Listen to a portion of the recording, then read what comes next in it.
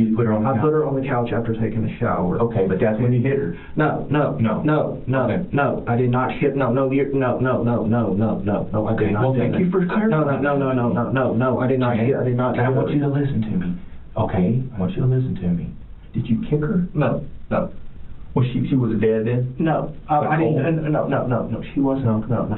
Did you delete anything? No. Including, well, for instance, at the house, did you clean up? No. Before the house got there? No. You didn't try to hide anything? No. Okay, you didn't clean up blood or No. something? Pistol or something? No guns. No guns or anything? No guns. Good. No guns. Yeah. How many times did you push her though? No. I didn't. No. I didn't. Maybe help her down the stairs or something? No. She never went upstairs. Do you think that's from hitting her in the head? No, I never hit her in the head. You did. Well, I mean, no. You said that you hit her in the head and you backhanded her while she was laying on the couch? No, I didn't. No, I did not hit her in the head. I hit her on the shoulder. You said you hit her in the head. You told me you hit her on the head. I know you did. Was that from maybe backhanding her? No, I did not backhand her. No. I did not backhand her. No. When did you backhand her? I did not backhand her. But you said you did. Earlier we talked. You ever think about it? No. Or think about maybe, man, I could probably push her down the stairs. No. Or never do it. strangle her in the bathtub and look like she fell or anything? No. Do you ever think about it? No. Planning it? No. Or talk to a buddy about it? No. Okay. No, Roger. What about when you're picking her up? Like, for instance, you're picking her up like this, like out of the bathtub, and you're kind of, just get a little frustrated and, No. just kind of bang her head into the wall. Well, you're doing great. You're doing all the right things. Cooperating with these guys. What about the ribs?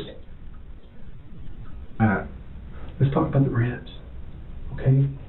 That's from squeezing. Well, maybe you ever, take an electrical cord? No. Or hamstrings? No. You never think about that? No. All right. Now, I want to get this thing resolved in here so we can control the flow of information. All right? I want to talk about times we all had sex. No. God, no. Her playing with you. No, God, no. No. Even when she was asleep? No, I have no. Well, sometimes people do it because they're angry, not because they're... No.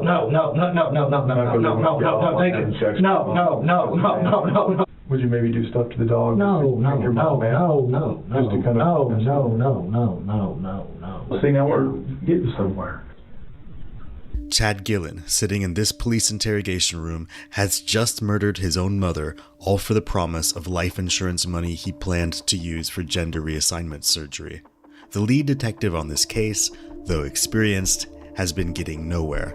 Chad has been a tough nut to crack, deflecting questions with rehearsed answers, his mask of calm unshaken. And so, the department decided it was time to call in their closer, a man known for breaking down walls no one else can. Enter the interrogation specialist. I'm trying to figure out what happened, and with the fact that they're saying there was some other... with those things, that just worries me now. Yeah. Why does it worry? Oh, hold on 1 second, okay? Hey, how's it going? Mr. Gillen? Yes. Hi, Marty Buford. Nice to meet you. This is Marty Buford, and I want you to notice a few things about him. First is how Marty enters the room. He isn't flashy or intimidating, rather he moves in directly toward Chad, greeting him with a friendly demeanor and a soft tone. He then immediately hands over a gift, a bottle of water. This water was not requested, and Marty didn't ask Chad whether he wanted it, he simply handed it over, building rapport, trust, goodwill, and, perhaps most important, the seed for reciprocation. Marty then pulls his chair closer to Chad so that the two are sitting side by side, a stark contrast from the seating position that the other detective was employing. Marty then invites Chad to remove his mask so that the two are talking side by side, naked-faced, as if they are two friends chatting over coffee. I should note that this interrogation took place during COVID. Moreover, Marty doesn't ever flaunt his badge. In fact, he never tells Chad that he's a detective, just that he works with these people. His way of speaking is almost hypnotic. He offers Chad understanding, a soft place to land. It's all intentional, a process meant to peel back the layers of a certain type of suspect. And then, Well, you'll see. Hi. Hello. Sorry, I guess we went in the wrong room. Oh, well, they just told me to come here, so. Yeah, no. I don't know exactly. He told me, I went to the restroom, and then he told me to come in too, so that's just the one I went. No, That's where I was told to go, so. You're good. Okay. Are you okay? Do you need anything right now? You need to go to the bathroom? I just went to the. You're good. I just went to the bathroom. Okay, so, I'd like to take the condolences, it's a little bit easier to do it here and all of that, so, just to kind of go back over everything, you're saying you went to the mall today around, All right, I want to say I got there around 2. I just want to say 2 because I left at 1, but 287 was one lane, so it took me an hour to get there today. Gotcha. And you said you got back around 4, is that I want correct? to say 4, yes. Okay. I want to say 4. I'm not 100% sure, but I want to say 4. And then you went to church? Went to church around 6, about 5, between 5:45 and 6 o'clock, because we had to be there at 6:30. Okay. So, and it's in Glen Heights, so it's about a 10-15 minute drive. Okay, so between 5:45 and 6, you left the house? Yes, Correct? yes, Okay. yes. And your mom was She was fine. She was fine. Okay. I gave her some water. She asked for a drink of water before I left. Mhm. I gave her water. She drank it, and then I left the TV on, and she said she was just going to lay down on the couch. So Okay. she was laying down on the couch, and then she was laying down on the couch when I got back. Okay. And you said you got back. What time was it you said you got back home? I want to say 8. I want to say, I'm not 100% sure. It was around 8 o'clock, though. Okay. It may have been a little bit before 8, but it was around 8 o'clock. Okay. Now, when you were at church, how long do the services typically last? It's been kind of different with this COVID thing. Uh-huh. It's usually an hour. Okay. And that's about what it was. We finished around 7:30. I talked to the pastor for about 10-15 minutes, just talking about everything, and then I told him that I was headed home. Okay. And then did you stop anywhere on your way home or anything? You didn't? Okay, just went straight home. Just went straight home. Gotcha. Okay. And so you get home, and what happened then? She was laying down on the couch. Okay. And Was she awake or was she asleep?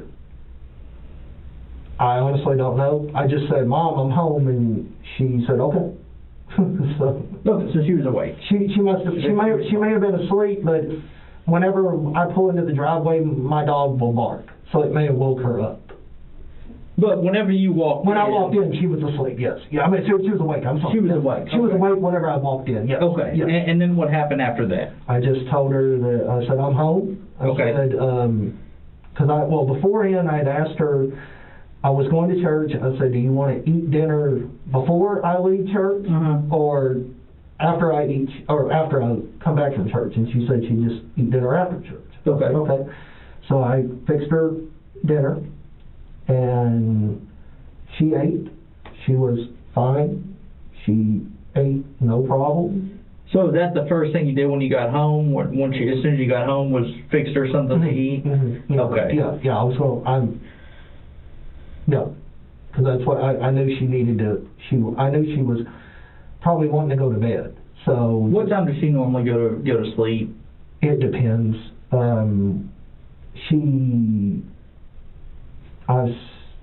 About 8 o'clock, 8:30, 9. It just depends on. She'll tell me I want to go to sleep, and she'll lay down. Okay. So she's not. She normally doesn't stay up late into the night or anything. No. What time do you normally go to bed? 10 Okay. 11-ish, between that. So she normally asleep by the time you go to bed? Sometimes she's not. Okay. It just depends. Okay. It just depends. I always check on her before I go to bed. And if she's awake, I'll ask her if she needs anything before I go to bed, and then I go to bed. Okay. Where does she generally sleep? On the couch. On the couch? Yeah, Okay. she wants to sleep on the couch. She likes to sleep on the couch. Okay. Do y'all just have one couch, or is there more? There's a love seat and a couch. Okay. And the love seat, I guess, is what she sleeps on. The smaller one? The smaller one, yes. Okay. Yeah, I guess that's what I'm calling a couch, and you're thinking. No.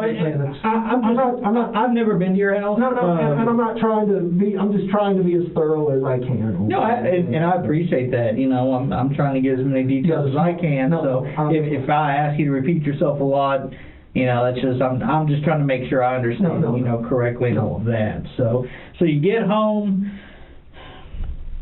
tell her, hey, I'm home. You go, you start fixing her something to eat.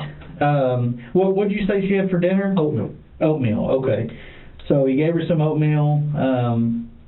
She eat it all, or okay? She ate all of it, and I asked her if she wanted fruit snack. I call them fruit snacks. Those little individual fruit snack things. Like the gummies kind of? Gummy kind, yeah. Okay. It's like, I don't know, I call them like gushers, but I don't think they make gushers anymore, but it's just like a little gummy. Yeah, fruit snack. Fruit snack thing, Yeah. stuff like that. Okay. It's a little individual.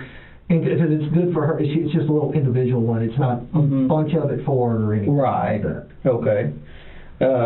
Did she eat those? Yes. Okay. I think she may have ate all but like two. Okay. And she dropped them too, trying to open the package because they're a pain to open. I gotcha. Yeah, they can be kind of. Two of them fell. I think two of them fell on the ground, and I threw them away. Gotcha. Okay. And then, so after she ate, then what happened? I told her. I said, okay. I said, do you want to? I said, let's take a bath. You need to take a bath. Okay. Because it just needing to. Oh, sorry.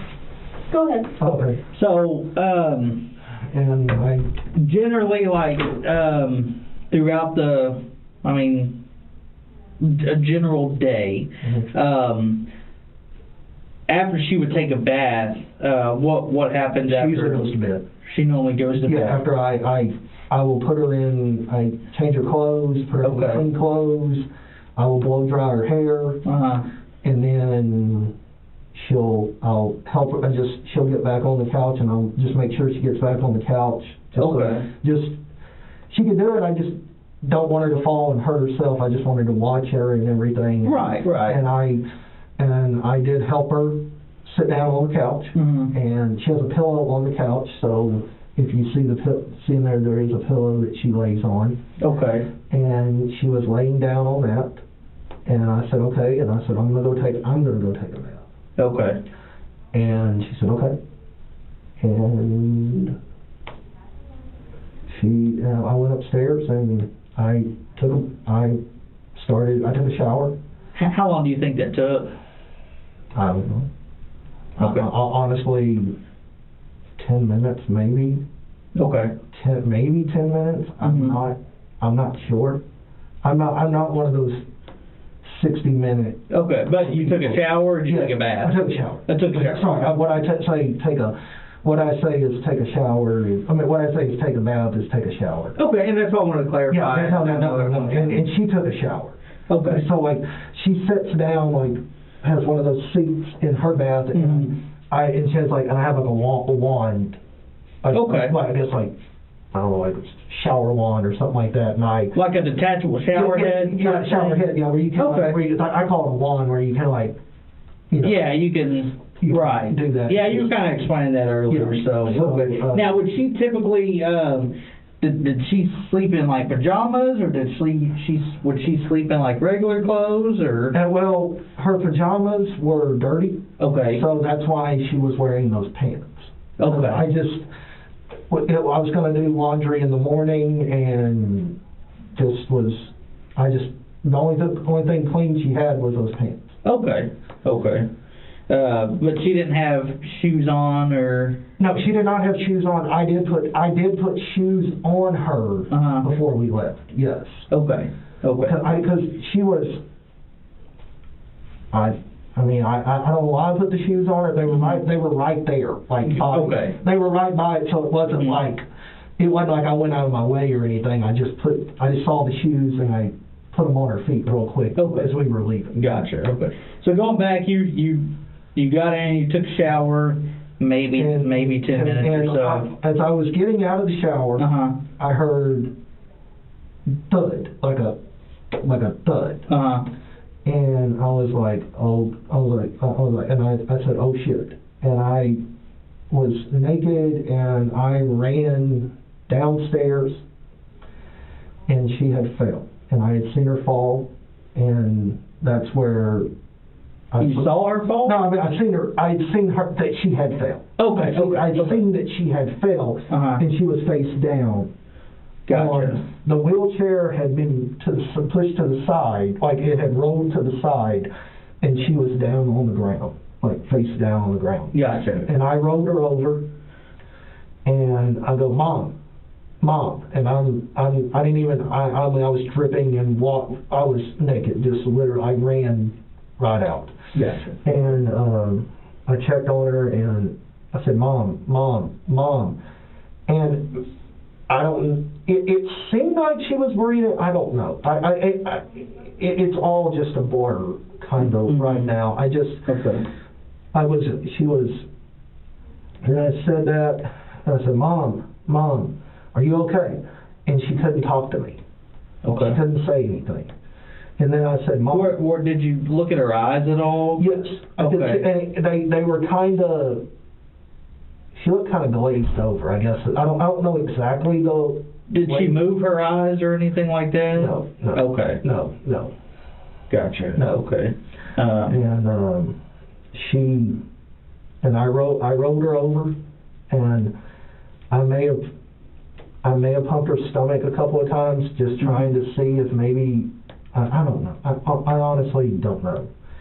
And I said, Mom, and I said, squeeze my hand. I distinctly remember saying, squeeze my hand. And she cannot squeeze my hand. And I'm like, okay, Mom. Okay, so I went upstairs and I toweled off as quickly as I could. I grabbed clothes and I went up and I went downstairs and I got the wheelchair and I picked her up. I picked her up under the arms like this, picked her up and I put her in the wheelchair, and she was really hunched over. Okay. And I was like, and I'm just panicking. Then I took her out, I went outside, put her in the car, buckled her in the seatbelt, I put the seatbelt on her, brought the wheelchair back inside, turned off the lights I thought were there, and I grabbed my stuff and I went to the hospital. Then you drove to the hospital. Okay. Yeah, and because I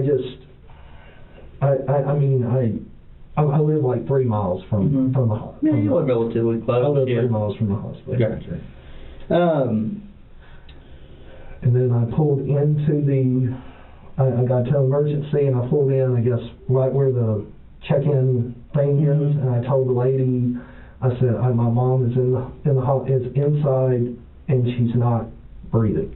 Okay. Or not breathing, she's not responsive, I'm sorry, not responsive. Because whenever I did back out, and I'm not skipping, whenever I backed out of the car and I went forward as I was backing out of the driveway and I went forward, whenever I turned, and I hit the gas, is when she moved, like the passenger seat, she moved over, like. Toward you or toward me? Toward me. Toward you, Toward me. Okay. Yeah, toward me. Yeah, which would have been her left. Her left, and it was on my right arm. Okay. It hit my like right in here. Okay. And that's whenever I went to the hospital. Now, whenever you had originally picked her up to put her in the wheelchair, take her out to the car, was she like stiff, or was she? Do you remember if she was? I honestly, she may have been stiff. I don't know. Okay. I don't know. All I know is she was harder to pick up because it felt like just a lot of weight. Gotcha. A lot of weight because she was laying down, and I had to literally pick her up.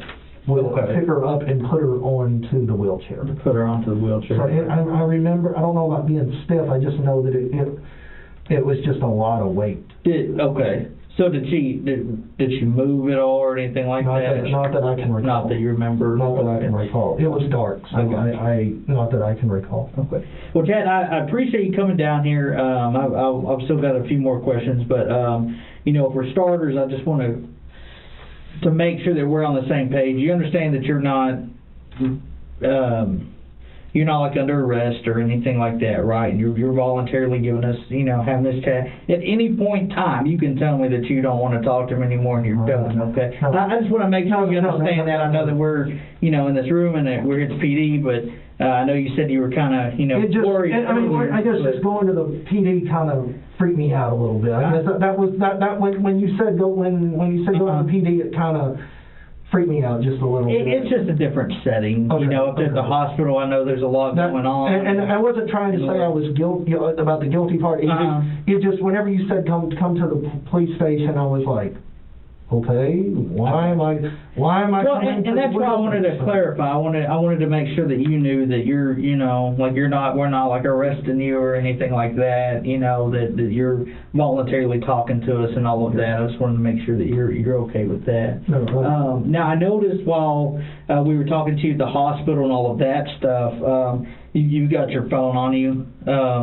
Would you mind if one of our detectives just looked through it just to make sure there's nothing, you know, suspicious or anything like that? Would that be an issue? What? Do you care? So you know, like, we have to make sure that nothing illegal happened to your mom, right? So you're saying, you know, that you found her. A lot of times we go through people's phones just to verify their stories and stuff like that, and you know, we just want to make sure we do our job in finding out what exactly happened, okay, Chad? Okay. That's what he's asking. No, there's nothing on my phone. Now there is a couple of there's some things, but there's nothing illegal on my phone. Right. Yeah. That's what I'm trying. That's what I was saying. There's nothing illegal on my phone. Right, and we're only looking for things to maybe verify what you're saying you did today, or look at, you know, who you've talked to. So that's all we're doing. She hooks it up to a machine, and it tells us, you know, what kind of stuff you've, you know, looked at in the last few hours. Okay? That's just so we can make sure. Okay. No, there's nothing. Okay, you okay with that? I mean, I'm cool. if there's nothing, I mean. No. So, is it an iPhone? Yes, it's an iPhone 11. I think that's. It's not the souped-up 11. It's just the iPhone 11. Well, don't download the new. I've already done it. Are you talking about the 14? Yes. Yes, I think that's. Did it ruin your phone? What color is it? Black? Red. Oh, it's a red one. Okay. I want to explain a couple of things. So, okay. Just on my phone, so you don't. Cause, do you have a pin on it? Yes. What is it? 1, 2, 3, 4, 5, 6. All right, it's 3, 5, 3, 5, 3, 5. Yes. Yeah, that's what I was doing in my head. Okay. That's what I was doing in my head. head. It says, I understand that I have the right to refuse to give consent to search the areas described above, which is your phone, and the right to refuse to sign this form. I further state that no promises, threats, force, physical coercion, or mental coercion have been used in an attempt to force me to sign this form. This just says that you, Chad, your date of birth, do hereby consent Detective Glidewell, who is the other detective, a peace officer commissioned and employed with the city of Waxahachie, to complete a thorough search of the following. Okay? So you'll just sign right there. So what were you going to explain? Okay, so let's see, it's 9/24. Just want to be sure when you go into the photos, there's going to be some photos. Okay. That's the whole thing. And Chad, we're not looking into the things that you do in your personal life. That's what I was getting to. I mean, we are only looking. You know, we see a lot of things in this job. So nothing in that. That's all. You don't have any child pornography. No. Okay. There may be. I'm trying to think. There is some pictures of my friend who did send me pictures of her being naked, but she's well over the age. And that's, Okay, that's She's well over the age of, she's older than me, and I'm 34, so if you were to go into that, I'm like... well, thank you Yeah, for they're pointing not that adults. out. That's the only, All right, that's the only... I'm gonna take that to her, and then he's gonna continue talking to you, okay? Okay.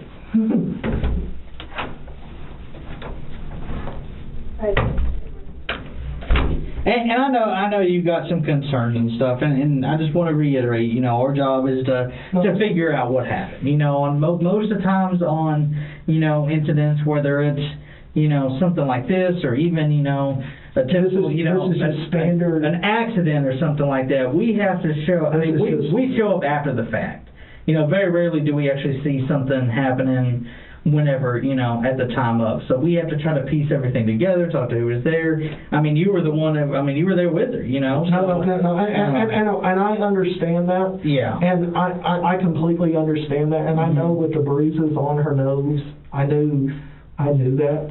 It just, when I heard the come here, I was like, that's where I guess kind of the red flag just came. That's the only thing, because I was like, what? Well, and, you know, a lot of times this situation's a little bit different, okay? And the reason for that is because everything took place at your home.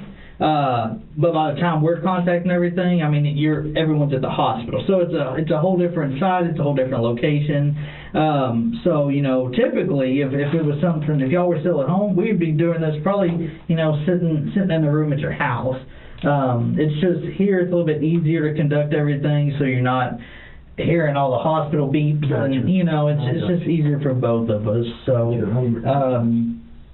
let me see.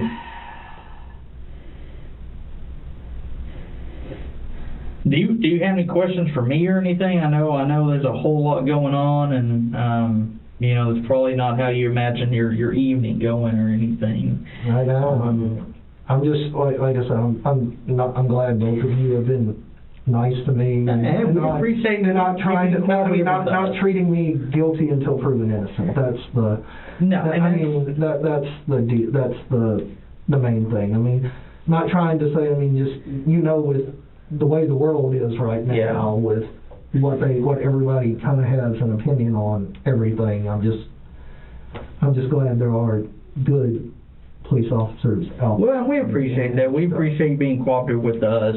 Now, I know you were expressing to me that you're nervous. You've got a lot of concerns and stuff. I know you even mentioned, earlier that you feel like you're guilty of something because of all of this. I mean, is there anything you want to tell us that we haven't covered? No, or anything? I mean, I did tell you I have. I mean, you will run if you run my record. Mm-hmm. I do have an assault charge back in 2012. Okay. On Mom. I did hit Mom, and she went to the next door neighbor, and the next door neighbor did call the police, and I did get arrested for assault, and I did do 1 year probation. Okay. So I'm done with that. How has y'all's relationship been over the the past couple of years? It's been great. I mean, it's been great. I know Mom, her dog died in June, so that was she had the dog 15 years. Oh wow! What kind of dog was it? Pomeranian. Okay. That had been, my dad died in cancer of 2009, and that's just been kind of the one thing that me and the dog were kind of the two things that held on, of that. Because, and then when Lizzie died, it just... Is that the dog? That was the dog, yes. Okay. Lizzie was the dog. And when Lizzie died, it took her heart. Mm-hmm. So... How long were your mom and dad married for? 83 to 09, 25. They had not made it to 26. Okay. Wow, that's a long time. You don't see that very often these days. Yeah, 83 to 09, and it was, Dad died in March of 09, and their anniversary was in May. Okay. So have y'all always lived there on Avila? We lived in Glen Heights first 8 years of my life. Okay. The house burnt to the ground. Oh wow. Sure. In '94, and we moved from Glen Heights to Waxahachie in 95. Always there, Always the there, yes. Always. Okay. We lived, it's been 25 years? Yeah, we've been there. February was 25 years. Okay. And you've always lived there as well? Yes. Okay. Yes. And so it's living at the house, just, since your dad passed, it was just you and your mom? Just me and my mom. Okay. Yeah. I do have a half sister, but we haven't, that was on my dad's side. Mm-hmm. And we have not talked since. We tried to have a relationship after Dad died, but it just it didn't work out. And we haven't talked probably in 10 years. Okay. Since Dad died. I mean, it's 10, because he died in 2009, and it's 2020 now, so I'd probably say 10 years. Gotcha. Okay. So going back today, you said you went up to the mall for a couple hours. Is that typical? Do you go to the mall a lot, or? Okay. Yeah, I just go looking around and all kinds of stuff like that. Okay. Yeah, I noticed actually in your car there was a receipt or something from the Parks Mall from months ago. I didn't know if that was just something. Yeah, I go. I'm a dead mall, dying retail enthusiast. I go to all the malls and stuff like that. Like abandoned buildings just kind of amaze me. Like if you look at an abandoned building and it may have like a label scar of like Blockbuster. Like since Blockbuster isn't around anymore, right? You can look in you look into it and you see like it still looks like a Blockbuster inside. They haven't done anything to it for X amount of years and stuff like that. Right. So you kind of a history buff on stuff like that. Yes, okay. Yes. You a Rangers fan? I noticed you got a lot of Rangers stuff. How they doing this season? Not good. Team tank. Yeah. That's what I mean. Right now, I think we're second worst in the division, or second worst in the league. So. They were doing so good there for a little bit. That new stadium's nice, though. I haven't been to that new stadium. I haven't either. I've seen pictures, but it's man. If you talk about buildings, I know you like the old abandoned buildings, but that's they say that's a killer stadium and stuff. So they're gonna start hosting some good events and everything. But so. Here's, and I'm gonna be honest with you, Chad. I'm running into a little bit of an issue with the story and everything. Okay, when we got to the hospital, they're saying your mom's temperature was at like a 92, and they said that rigor mortis had already kind of set in. Okay. Really? Yeah. Typically, rigor mortis sets in at around 3 hours after death. And you're saying it from the time you found her and took her, it was only like 10 minutes or so. Why would that time frame be different? She was talking to me when and she ate. So I mean, I'm just saying. I know she ate. So, I mean that's crazy. Okay. I mean, I'm just saying. No, I'm not. Sir, I'm not lying to you. That's news to me. I mean, to see that, because she ate dinner at around 8 o'clock. She did around 8, because I remember I got home and I cooked her something to eat. Okay. And that was around 8 o'clock? That was around 8 o'clock. I got home. And she ate. And she ate. She ate every bit of it. Okay. And then you went, you said after that you went and bathed her. Yes. And she was able, she held, and everything. I mean, so nothing out of the ordinary? No, nothing out of the ordinary. Just a typical night, yeah. Okay. That's really crazy that they're saying that, 3 hours. That's really... Yeah, I think that's generally about the time. No, I know what you're saying. I'm just like, really? Because she was fine even when I left for church. I remember leaving for church, and I said, okay, like I said, I gave her some water before I left, and she said, I'm heading to church. She said, okay. Okay. But she didn't complain of like No, feeling bad no, or anything like that. She said she had and I told you she had. Yeah, the headache. She said she had a headache this morning, and I gave her some Tylenol, and she laid down on the couch, and and by lunch, she said she was fine. Because I asked her, I said, how's your headache? And she said, it's better. I said, okay. But y'all were getting along all day? Y'all didn't get in any arguments or anything like that? Okay.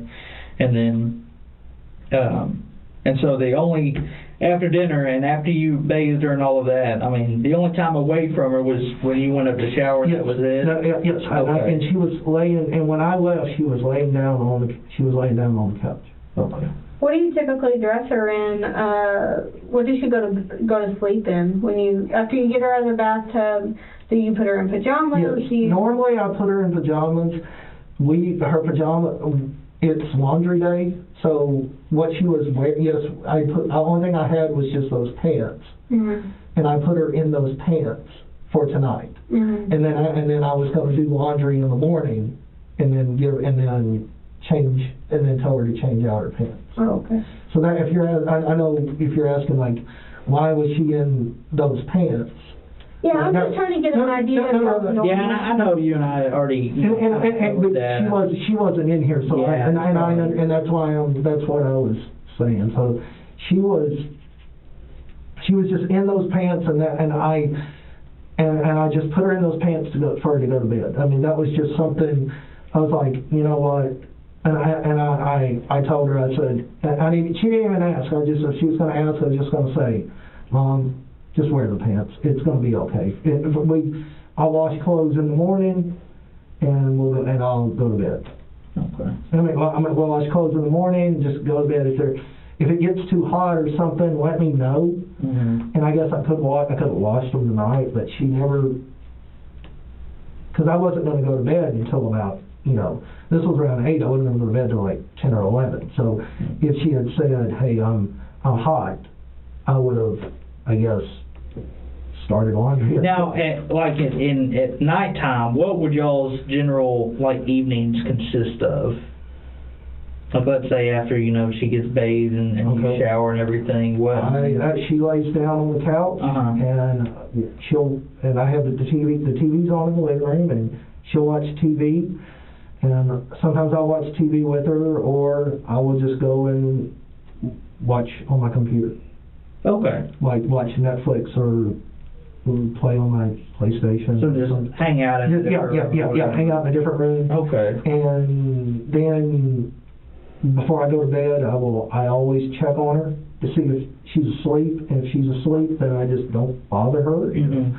If she's awake, I go, well, do you need anything? Do you want to drink a water? Do you sometimes up? Do you want to drink a water? Do you whatever it needs or anything? And then I'll be like, all right, I'm gonna turn on. If I'm not, I'm usually I'll turn off the TV if she's asleep, or I'll just say, okay, I'm turning off the TV, and I'm gonna say, all right, good night, and go upstairs. Okay.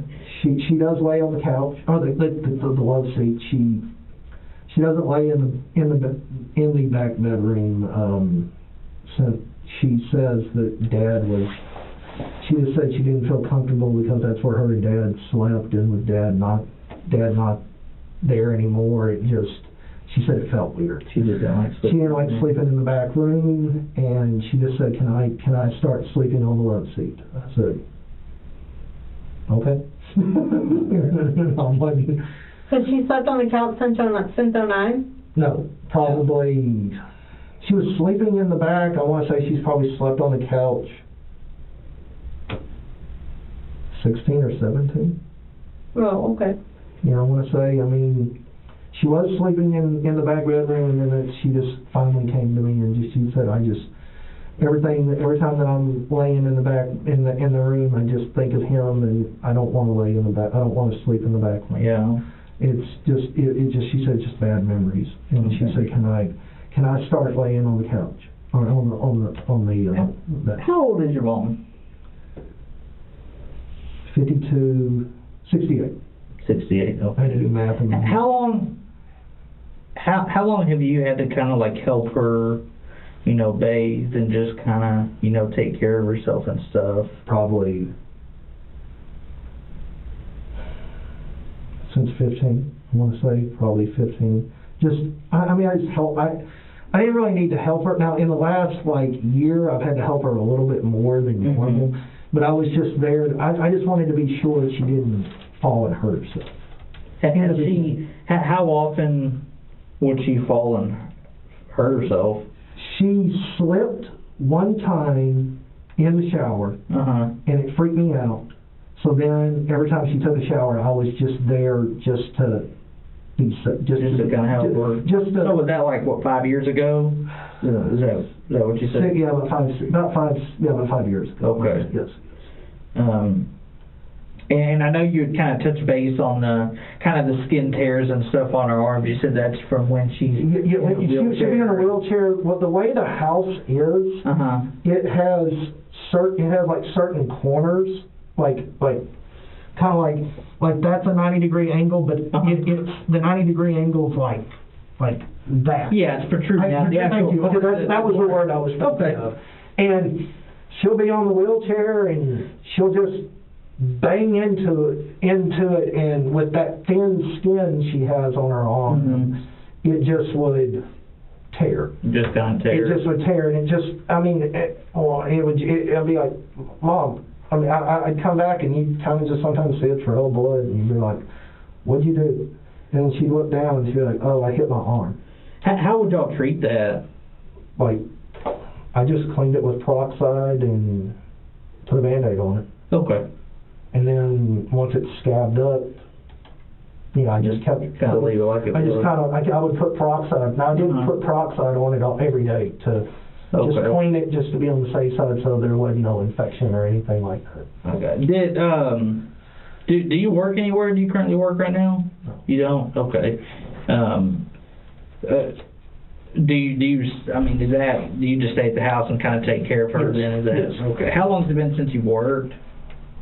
2018. Okay. And if you don't mind me asking just about some of y'all's financial situation, was your mom, was she retired, or was she on any type of? Well, she was on disability. She was on disability. She was on disability, and we did have some money. Dad had a truck accident and got a settlement out of that. Okay. And just with her being on this... How much was that, if you don't mind me asking? I have no idea. I was never told that, so I can't tell you how much. Okay. How much it is. I don't know. And when was the truck accident? 2000. In 2000. Okay.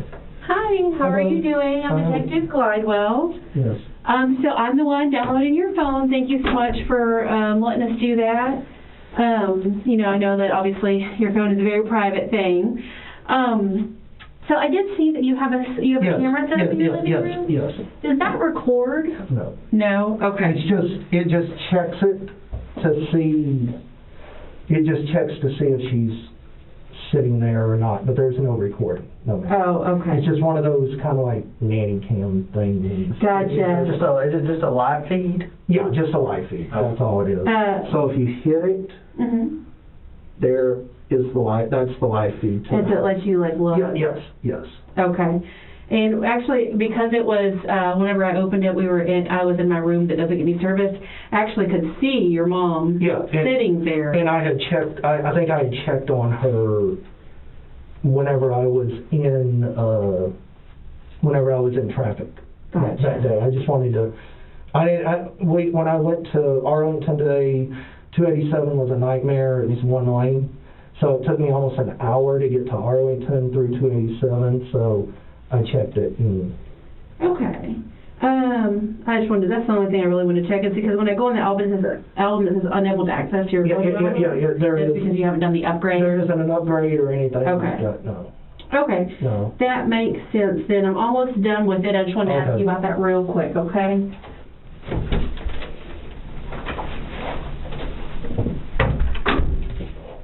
So in that picture, she was sitting up on the couch. So does she sit up a lot, or does she sit up by herself? Oh, okay. She can get up and sit down. Sometimes she would get up. Sometimes she would lay down. Okay. Was she able to get up and get into her wheelchair? Okay. Yeah, so yes. But she never used, I know you said she had like a walker, and so she would never use that though? Okay. I can't remember the last time she used the walker. Okay. Do you think if, so she's able to care for herself, like you said, you went up to the mall and stuff like that, you were gone for an extended period of time, she was able to care for herself and everything? Mm-hmm. Okay.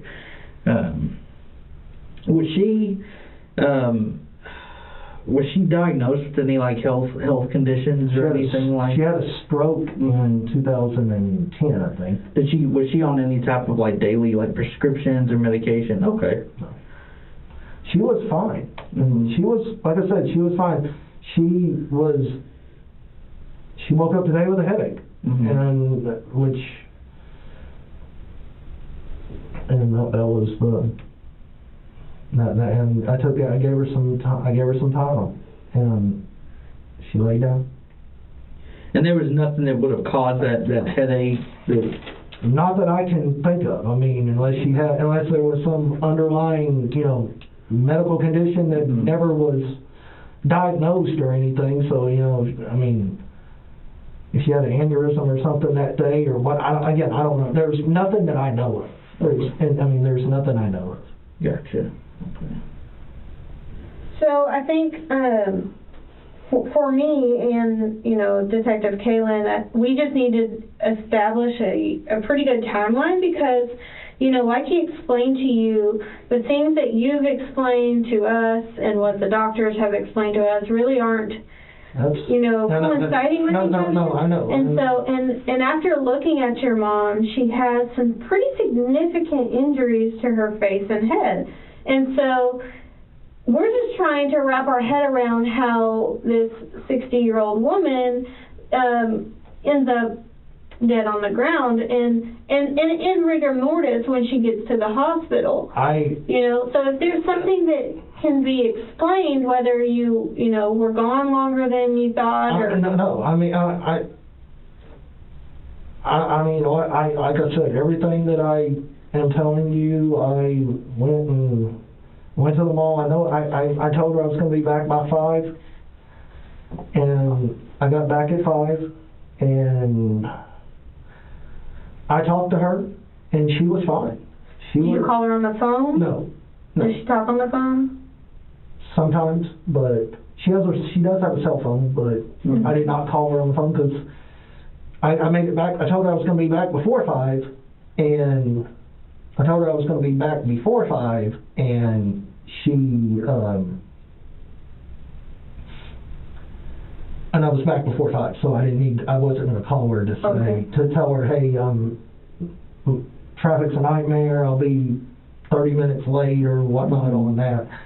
All I did, I was actually surprised when I got back at 5, because there was not as bad a traffic on the going toward Waxahachie compared to going toward Midlothian.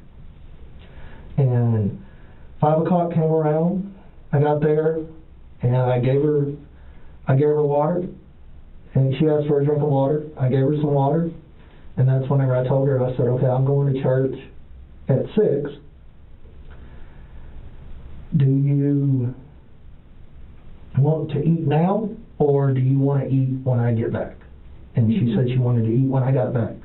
And I said, okay. So at 6 o'clock, or about 5:45-ish, I said, all right, I'm going to church. I'll see you probably around 8.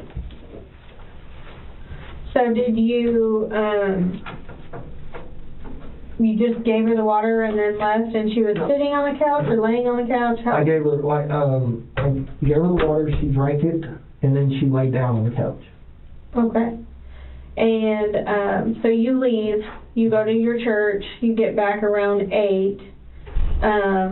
Do you check on her while you're at church? Mm-hmm. No? Okay.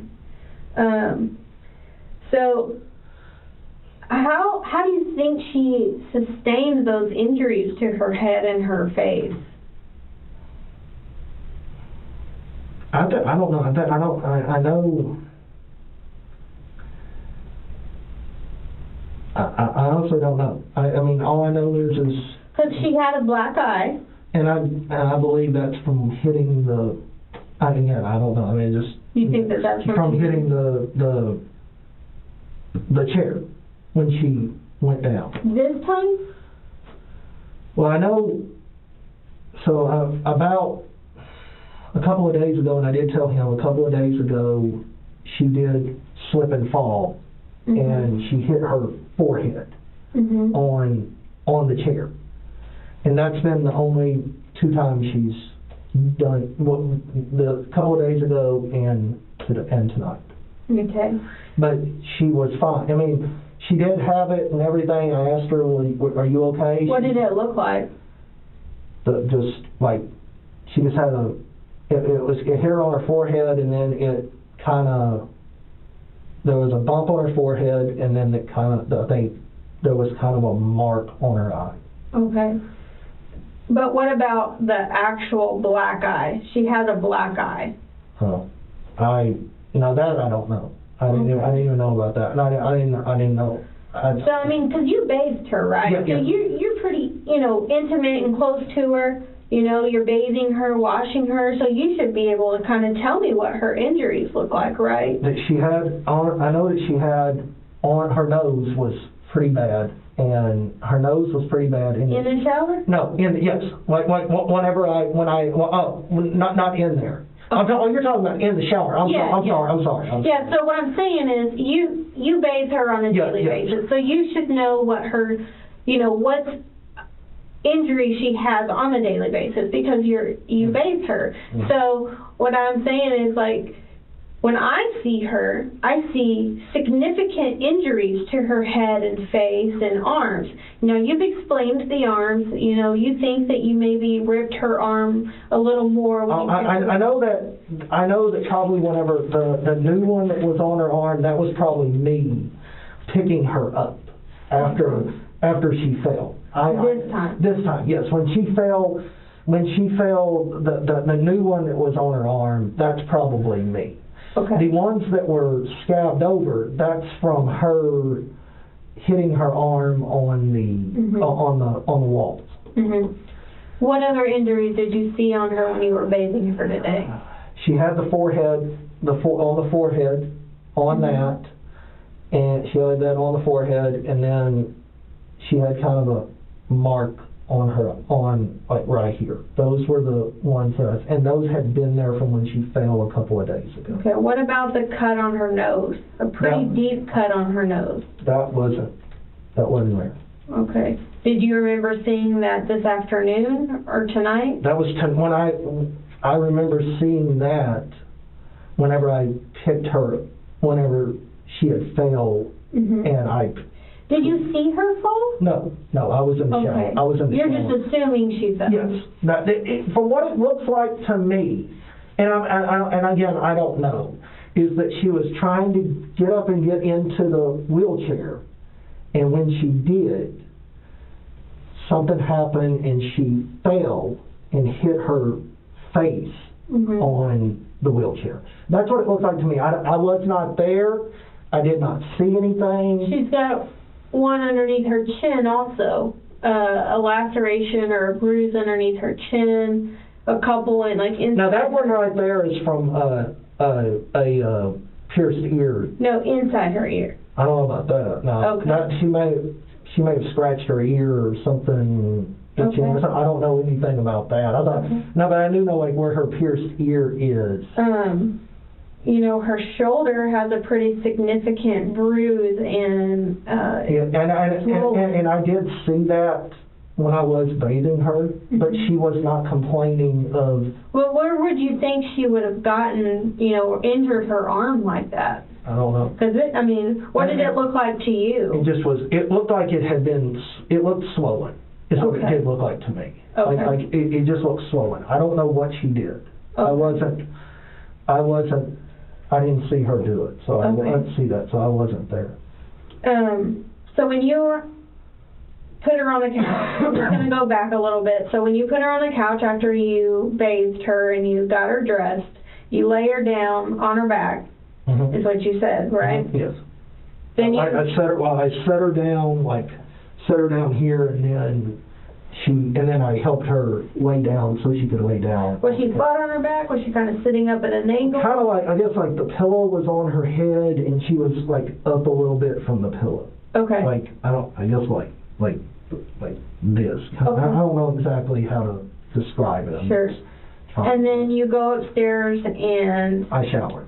Okay. How long do you think you were in the shower or upstairs? He asked me that. 10 minutes, maybe 10, 15 minutes. I don't take long showers. So you hear the... I hear a thud, yes. She doesn't weigh very much, though, so, you know... Maybe it was, I heard I heard the wheelchair, and I heard the wheelchair move. Now, I did hear the wheelchair move, and maybe what I'm thinking a thud is the wheelchair. What do you think the wheelchair hit to make that noise? Her? Her? Yeah. Okay. That's what I think. That's what I think when she, again, I wasn't there, so I don't know. I think when she did that, she hit down, and when she hit... Does it have feet on it? No. It doesn't? No. So the little legs are just... There's no legs. Okay. There's no legs. It's just wheels. Just wheels and the arm and then the feet, right? Okay. Yeah. There's just, and there's... So if she would have gone down, what would she have hit on the wheelchair? There is a little... I don't know. I mean, there's like a thing that sticks out kind of on the sides of the wheelchair, and I think that... Out to the side like this? No, like in the in the front. Where maybe a foot would go, like a foot? No, it's not a foot, not where a footstool goes. It's like where the arms, it's like the armrest, and then it kind of like curves down. Okay. I mean, like, I don't know exactly, it's hard to describe, like what it... Like metal? Yes, it's metal, yes. Okay. Yes. So you think that that's what she hit? Yes. Okay. Because it has a couple of like sharp things on it. Okay. So that's where I think the cuts came from. Okay.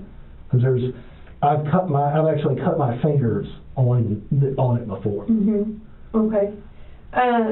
And so you hear the wheelchair or the thud make the noise, and you run downstairs Naked. naked? Yes. No towel, nothing? Okay. And what do you see when you run downstairs? Her face down on the ground. Okay. And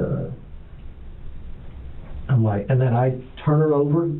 I'm like, Mom. When I turn her over, and I look at her, and I'm like, Mom. And sorry.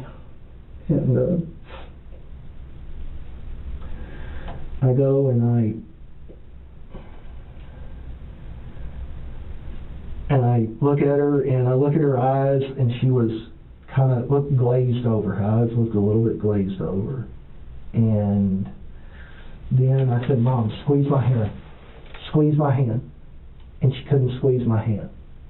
So is she responding to you at this point? No. Or, okay, so when you grab her hand, what does it feel like when you grab her hand?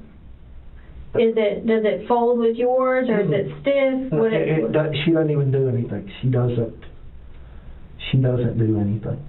Okay. So you roll her over, you're asking her to squeeze your hand, and then what? And she was unresponsive. So that's whenever I go up. So then I go upstairs. Oh my God, I'm going to the emergency room. I go upstairs, and I get the towel off real quick, put on clothes, and then I get her in the wheelchair, and I pick her up and I grab her like underneath the arms and set her down in the wheelchair. Open the door, take her to the car, and put her in the car, and put the seatbelt on her. And Any point in this time is she interacting with you? Anything? No. What does she look like when you put her in that wheelchair? I heard you tell Detective Kalen that when you picked her up, it felt heavy. Yeah, she was heavy. Okay, she don't weigh that much, yeah, right? but it felt, there was like, I guess if I was to try to pick, like, if you were trying to pick me up, I would try to help you, I guess, take take a lot of the weight off. It just felt, there was just it felt just like a ton of weight trying to pick her up. I guess there was no help in picking. Does she normally help, Yes, like I will. So did you check for, I did. if she was breathing? I checked. I took her, when I got into the car, I backed up, and I backed up, and I drove, and as I put it in gear, she then moved over to the left. And that's whenever I checked her pulse. Toward you or toward me? the window? Toward me. Okay. And I did check her pulse, and I had no pulse. Okay. And I was like, okay. So then I went to the ER, got to the ER, and pulled into the car. Pulled into the thing, told the people there that my mom's unresponsive in the car, in there, I need help. Mm-hmm. And then I parked my car and came back. Did you ever try and do CPR after you rolled her over and you see that? I think maybe I did kind of like maybe pump her chest a couple of times, just to see if maybe there was anything, but there was nothing. So you don't think do you think she was alive when you put her in the car, or? Again, I don't know if, I don't know. Did she feel stiff to you at all? Picking her up, maybe. I don't know. I just know it felt, the one thing it felt like a bunch of dead weight. And I guess that's the easiest way to say it. It just was literally just weight.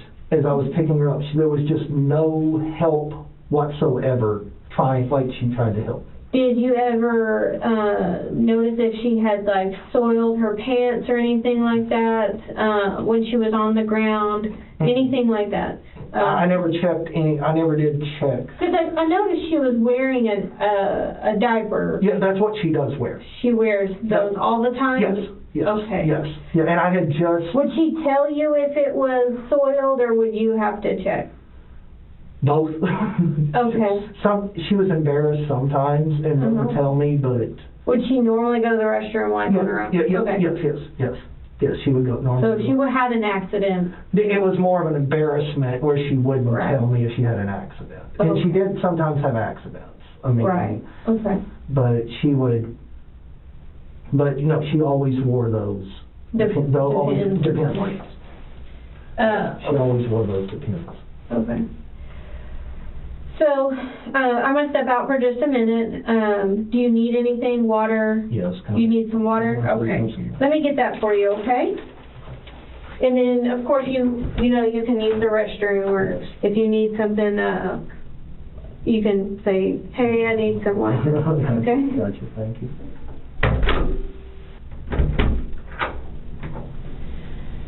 She's almost done. I know it's just, taking a while, but we're just kind of waiting on that a little bit. So while you were at church, did you check on your mom at all? No. Not at all. No. Did you open up the app at all? Not that I can recall. Okay. So when she went through the phone, I know she came back and showed you the picture that was on there. It shows that you had accessed it for about 12 seconds between 7 and 8. Maybe. What would it show that? Maybe I did. Okay. Maybe I did check on her, and I don't. You don't remember if you did or not? Honestly, no. I hit all kinds of buttons on my phone and stuff like that, so I may have checked on it. I may have checked on her. Okay. Yeah, because it says the last time it was accessed was between 7 and 8, and then obviously that picture. So maybe I did. I'm trying to recall.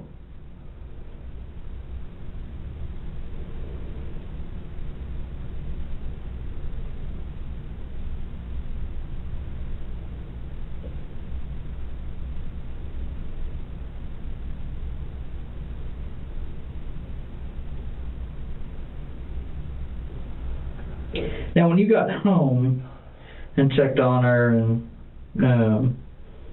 you know, fed her and all of that stuff,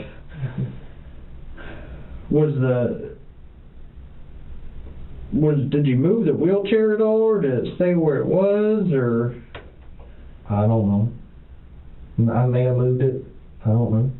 Okay. When I know I used. Could you use it to take her up to? I used it to take her to the bathroom. Uh-huh. I mean, to the bathroom, and then I used it to put her in the car. Gotcha. That's what I was trying to say. I was Okay. trying to say the car. Okay.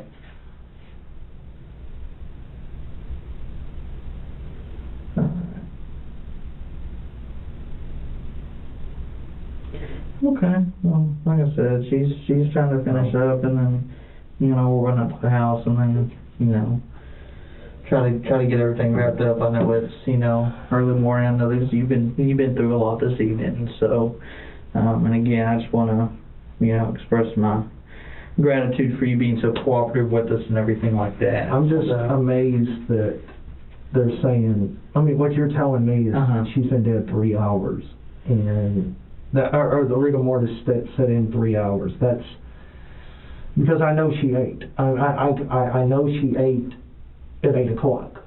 Okay. I mean that's she was alive at 8 when I got home. Okay. So that's the part that just when you said that's more of what just has surprised me more than anything is just saying that.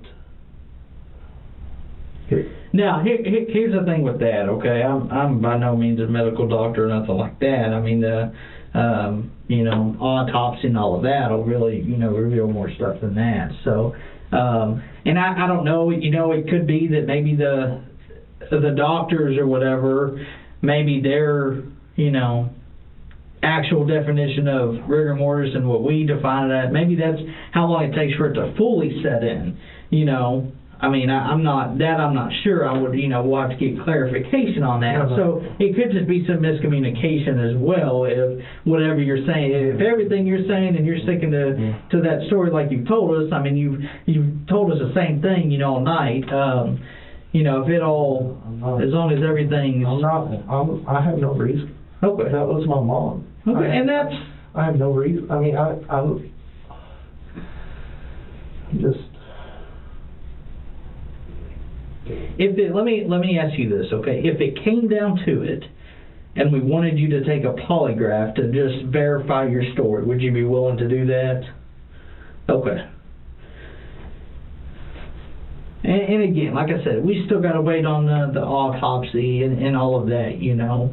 And like Detective Gonzalez said, I mean, she's got a lot of bruises, she's got a lot of marks on her. I mean, you even confirmed that with us. You know, our job is just to investigate. Like I said, I mean, it's. I just when you said the 3 hour thing, I'm just like, I guess I'm more just. And like I said, that could be the time it takes for it to fully set in. You know, I mean, it could be. You know, it could be because 30 minutes. I don't know. Like I said, I'm not a doctor. No, sir. No, sir. I completely understand. I completely understand. I'm just that when you said that, because I know at 8 o'clock she was alive. She was alive. She wasn't talking much, but she was alive. Well, was there anything at that? I mean, was there anything concerning at that point? No. She was tired. It's just, I mean, just for what she ate, and was tired. Okay. I was just tired. I mean, she even told me. She said, I asked her, I said, are you tired? And she said, and she shook her head, and she said, I'm tired. And I said, okay. and that's whenever I changed, and whenever I said, okay, you need to take a bath. I need you to take a bath. And she was like, okay. She didn't want to, but she did. Was that typical for her? What, to not want to take a bath? Uh-huh. It all depends. Okay. It all depends. She could be, she's like, sometimes like a little kid, just wanting, I don't want to take a bath. Yeah. I don't want to.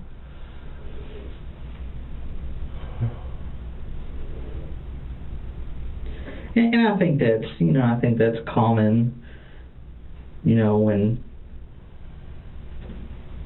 with some adults when they. And I know there's times where I'm tired. I'm like, man, I need a shower, but I just don't want to. It's. Yeah.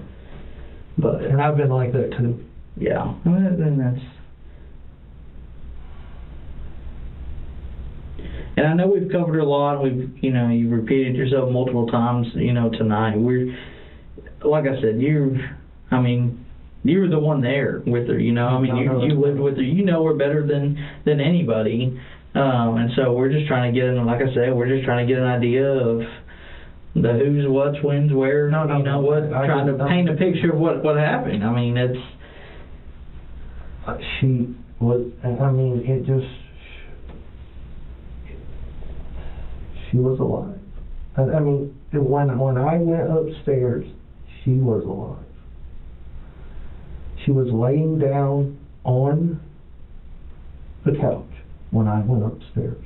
Okay.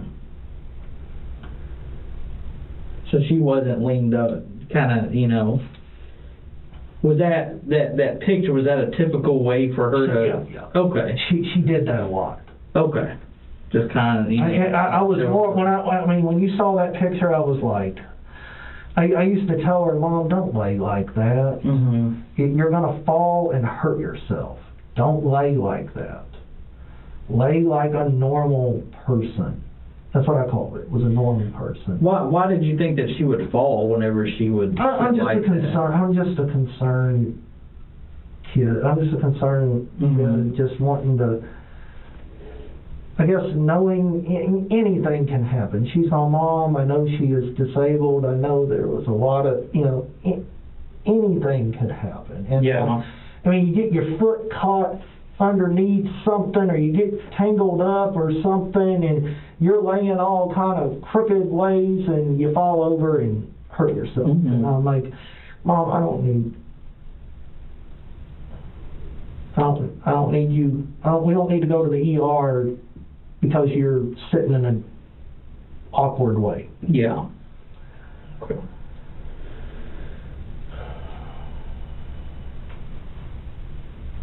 Do you need anything from me right now while we're waiting? Do you need to go to the bathroom? You thirsty? Anything She said, like that? the other lady said she was going to bring you some water. I thought she was. I actually thought when you walked in here. I got you. Let me go check on that real quick. Give me 1 second. I'll go find you some. Are you hungry or anything? You want any snacks or anything? Good? I don't think I could eat if I wanted to. Okay. All right.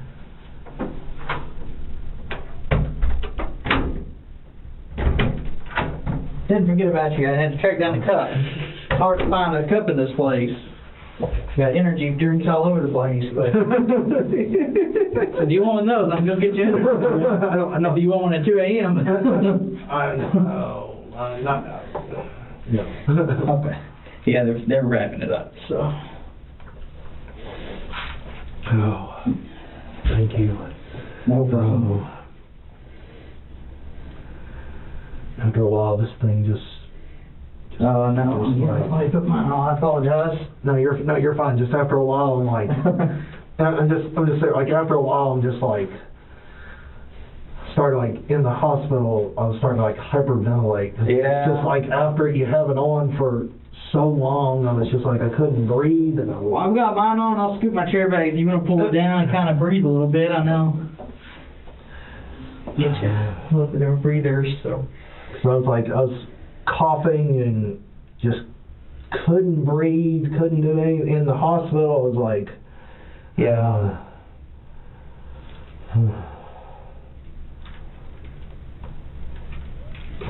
Oh. So I know we mentioned it before, they're gonna take your mom to the Dallas Medical Examiner's office where they'll do an autopsy, okay? And they Which- said that was standard. It is, yeah, Since she didn't die in a hospital, that's standard. yeah, pretty much. Unless someone is like on hospice or, you know, if it's, you I've been know, in the hospital for like a week or something like that. Yeah. My dad was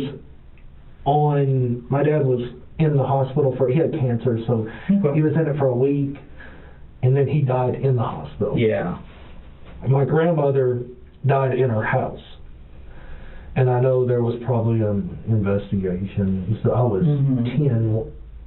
10 or 11 when that happened. So I was 11 when that happened. So yeah. yeah, that's what they told me. Yeah, so they'll get that done, and then you know, they'll release the body back to the funeral home. So did she have any? I told the people that she had Rainbow's Funeral Home was going to do her thing, Okay. and yeah. Did she have a will or anything like that? Okay, so all that's kind of been playing a little bit then. Yes. Okay. Did she want to be cremated, or did she want to be buried? Buried next to my dad. Okay. What cemetery? Rose Hill Cemetery in Blooming Grove. What's in Blooming Grove? My dad was from Blooming Grove. Oh, okay. He was from there, and a bunch of our families from Blooming Grove. It's right outside Corsicana, like Frost. It's on 22 between Corsicana and Frost. Okay. And that's where he was buried. His parents are buried there, and stuff. So that's where they're wanting to bury him. Well.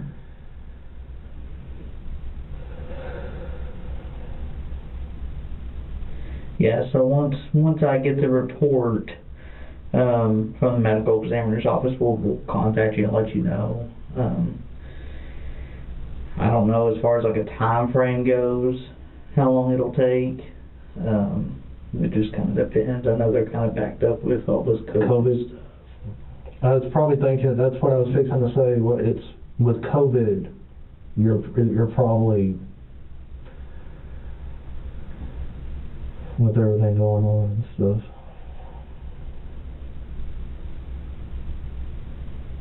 She didn't.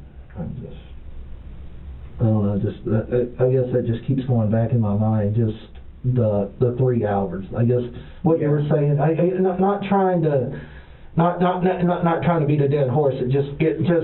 In what you're saying and what they're saying can be two different things. Well, and it literally just, when you say that, and I know for a fact at 8 o'clock when I got home, she was alive because she ate dinner. She ate all her meat. She ate all her oatmeal and those fruit snacks. So for someone to say, no, and then, like I said, no. And just for someone to say that she was dead. I've never seen a dead person eat. So I'm just not trying to say anything. That's just that's just like my deal on that. And I'm like, I know for a fact she was alive. Yeah, I mean, then you like I said, you were the one there. I mean, you know what happened. So that and I may have accessed.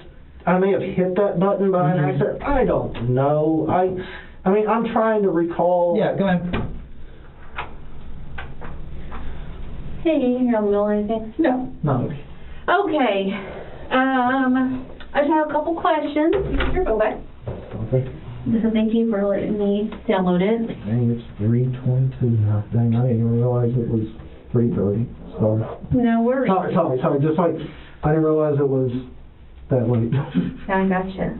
So, I know I haven't talked to you yet, and you've been conversing with the detectives, but I think I have a good idea of kind of what's happened and what you're seeing with the timeline, and I think they've kind of told you that their concern is really that the doctors are thinking that your mom had passed away a little bit sooner than you had said. And that was the one thing that, actually, that's what me and him were talking about right before you came in.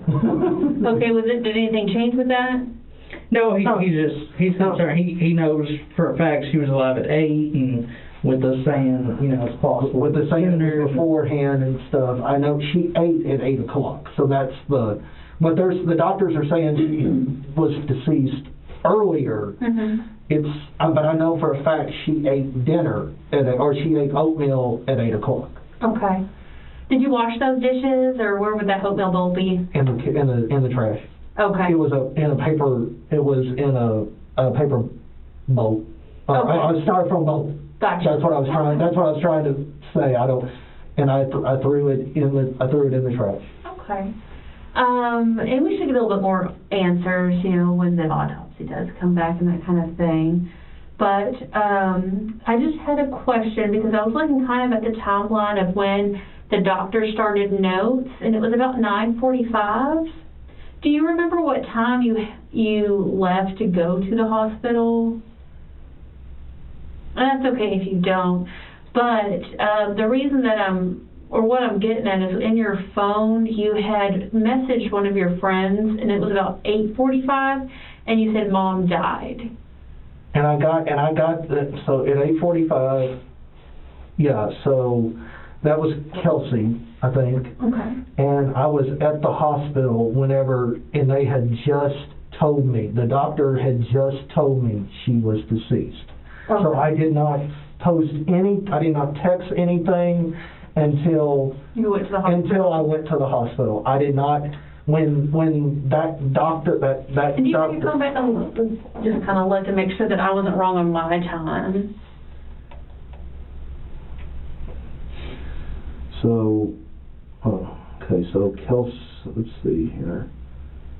Because Kelsey was at 8:48. At 9:48 is when I came. 9:48. Okay, 9:48. Okay. So I was off by an hour. Okay, that makes sense. 9:48. Now, I called her right after they said that, and then she said, "Can you text me?" And I said, "No, please." And that's when I said, "Mom died." Okay. And that's when she called me. Gotcha. Okay, that makes more sense then. And that's when she told me, and then that's when I called her. And then right after I got done talking to her is whenever I called the pastor, which y'all met. Mm-hmm. Cheryl Adams is his wife. Okay. So if you're at... So what time was that?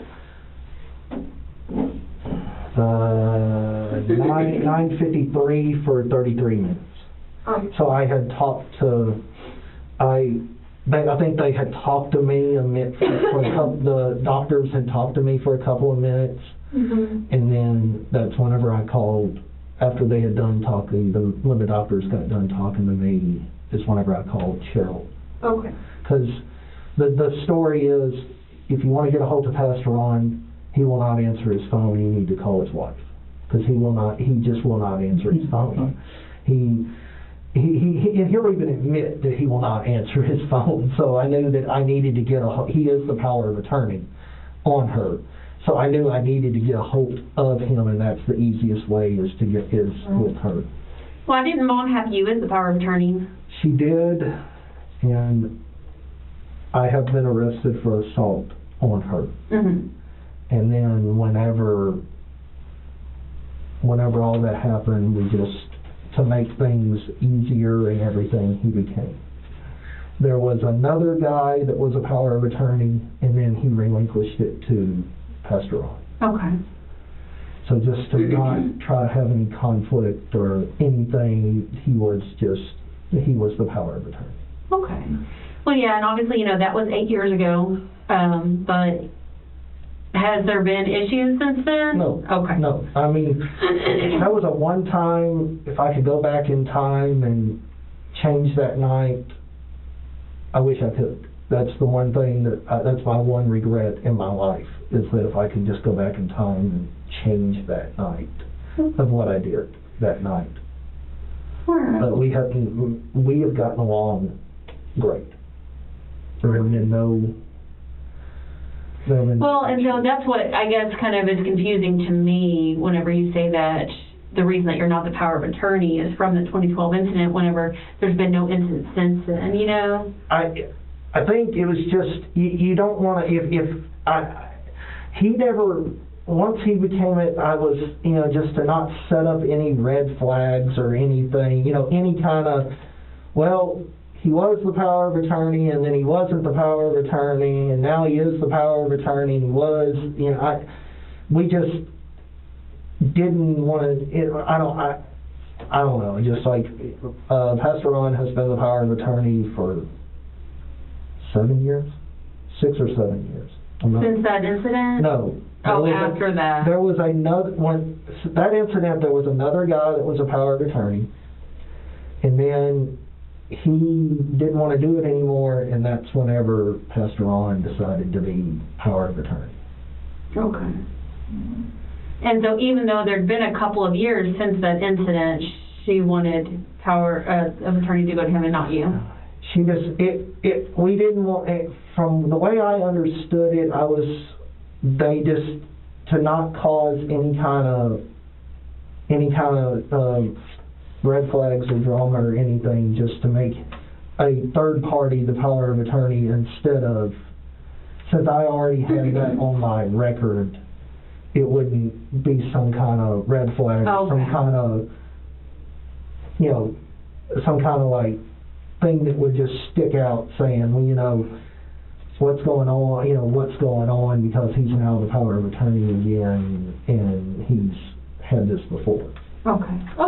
I guess that's the easiest way to say it. I think I understand. As far as like your neighbors, I know you had mentioned the detective that in 2012 that your mom had gone to a neighbor maybe in the she did go to the next door neighbor. Yes. So, if we were to contact your neighbors, are they going to say like, oh man, they're fighting all the time? No. We hear them. We think there's something going on. Are they going to say anything weird that they might misinterpret it or something? No. I mean, we don't hardly, with all this COVID thing and everything, we don't say anything. We don't talk to one another like we have in the past, just because of to your neighbors? To the neighbors, okay. just because of COVID. I have ran in and we're actually the one that called the police on me. We're on good terms. Okay. There have no. I mean, me and her had a talk about 5-6 years ago, just to kind of air things out in the open, and everything's cool with what's going on. When's the last time you actually spoke with either one of your neighbors? Let's see, the one, she went to, we were both mowing the yard probably in July or August, and we were both on the yard, and we kind of stopped and went, oh, look what we're doing, kind of deal. And she told me she's from Ohio, and she said she was trying to get everything done because she was going to Ohio. And that's the last time that we've talked. Yep. I do text, I don't talk like physical contact with the neighbor behind me, but I do text her and call her. She'll text and call me every now and then. But I haven't physically talked to her in a like one-on-one like we're doing for a good while. Yeah. Okay, well, are y'all ready to go back to your house? And you said it's okay if we just make sure everything's cool, there's no problem. There's no. And obviously take care of your mean-looking chihuahua that you got there, or whatever he is. He's a pug. Is he a pug? Okay. He's a pug. He looks pretty old with some gnarly teeth there. His teeth is starting to kind of fall out. He is an older dog, so he is starting to. His teeth have been starting to fall out. Yes. Okay. Well, where's your vehicle? At the hospital. Mm-hmm. Okay. Wilmot's going to drive them back. Okay. So I guess we'll drive you out to your house and then go get your car, or do you want to do the opposite? I don't care, man. How about I just have them drop you off at the car and then you just meet us at the house so that you don't have to go back. That saves you all. I was going to say, why don't you just give me, that way it saves a trip after. Now, first I'll tell Wilmot to come get him. Okay. Yeah, if you want to hang tight, we're going to have the officer come out and get you, and then I think they'll park out front, so. Actually, we can just walk out to the front lobby and hang out there. Oh. You remember back in that thing, you remember I was having trouble with my car? But like it wasn't, when you were searching the car and it was like... Oh, yeah? Well, I had a birthday party and I went to Coppice Cove, which is around Fort Hood. So as I was going down around there, it wouldn't start. As I'm leaving, the car wouldn't start. And I'm like, great. I'm like, well, this is just what I need. The battery in the key fob is dying, so I put a new battery in it. Luckily, thank God, there was a store at 11 o'clock that was open to have that. I put it in there, and I have to like circle in a block and clap my hands twice and everything, and hit the button and it fires, and I'm like, oh. Was it a remote start? Yes. So Okay. See, it's one of these remote starts, and there is a battery in there, and the batteries just go out after a while. Right. Yeah. And I put a battery in it, and I put a brand new battery in it, and when I did, it will, I'll hit it, and it will, it may unlock. It may take 6 times, and then to start it, I got to put it up against where the push button is, and when I push it up there, I push the button, and it'll fire. Okay. It's just, I'm just like, really? Yeah. And Oh, then, man. And no, it's just that, and then just like, and then I kind of found out who some of my friends are. Just, in this trying time, you kind of find out who your friends are. And then I found out I got some good friends. So I'm thankful that I had a birthday party, what I went to. And you said that was Saturday? Saturday, yes. Okay. Saturday, and I came back Sunday, and then I went to church, and we had kind of that and everything, and just trying to, I have some good friends, so it's, good. It's hard being in that house, just because I expect to see her. Yeah. So. And you said it was just y'all two that lived there, correct? Yes, sir. Okay. Yes, sir. No one else? No, sir. Did they have a key, or did anybody else come over or anything, or? No. Okay. No. I think maybe one has a key, but he doesn't come over. The one that owns at one time, I think the guy that owns the pickup in the front yard, he had a key, but he hasn't been over he hasn't been in the house by him. Who was that? Farrell Bullard, he's a good friend of mine. Okay. So it's just his truck. He asked could he put the truck in the driveway, and I said yes. Okay. So I didn't know if maybe that had been like your dad's or something. No, sir. It's just me and her. It was just me and her. She was my life for years. So were you the primary caretaker? Pretty much, yes. Okay. Yes, sir. She didn't have anybody come in. Y'all didn't have anybody come in. She did not.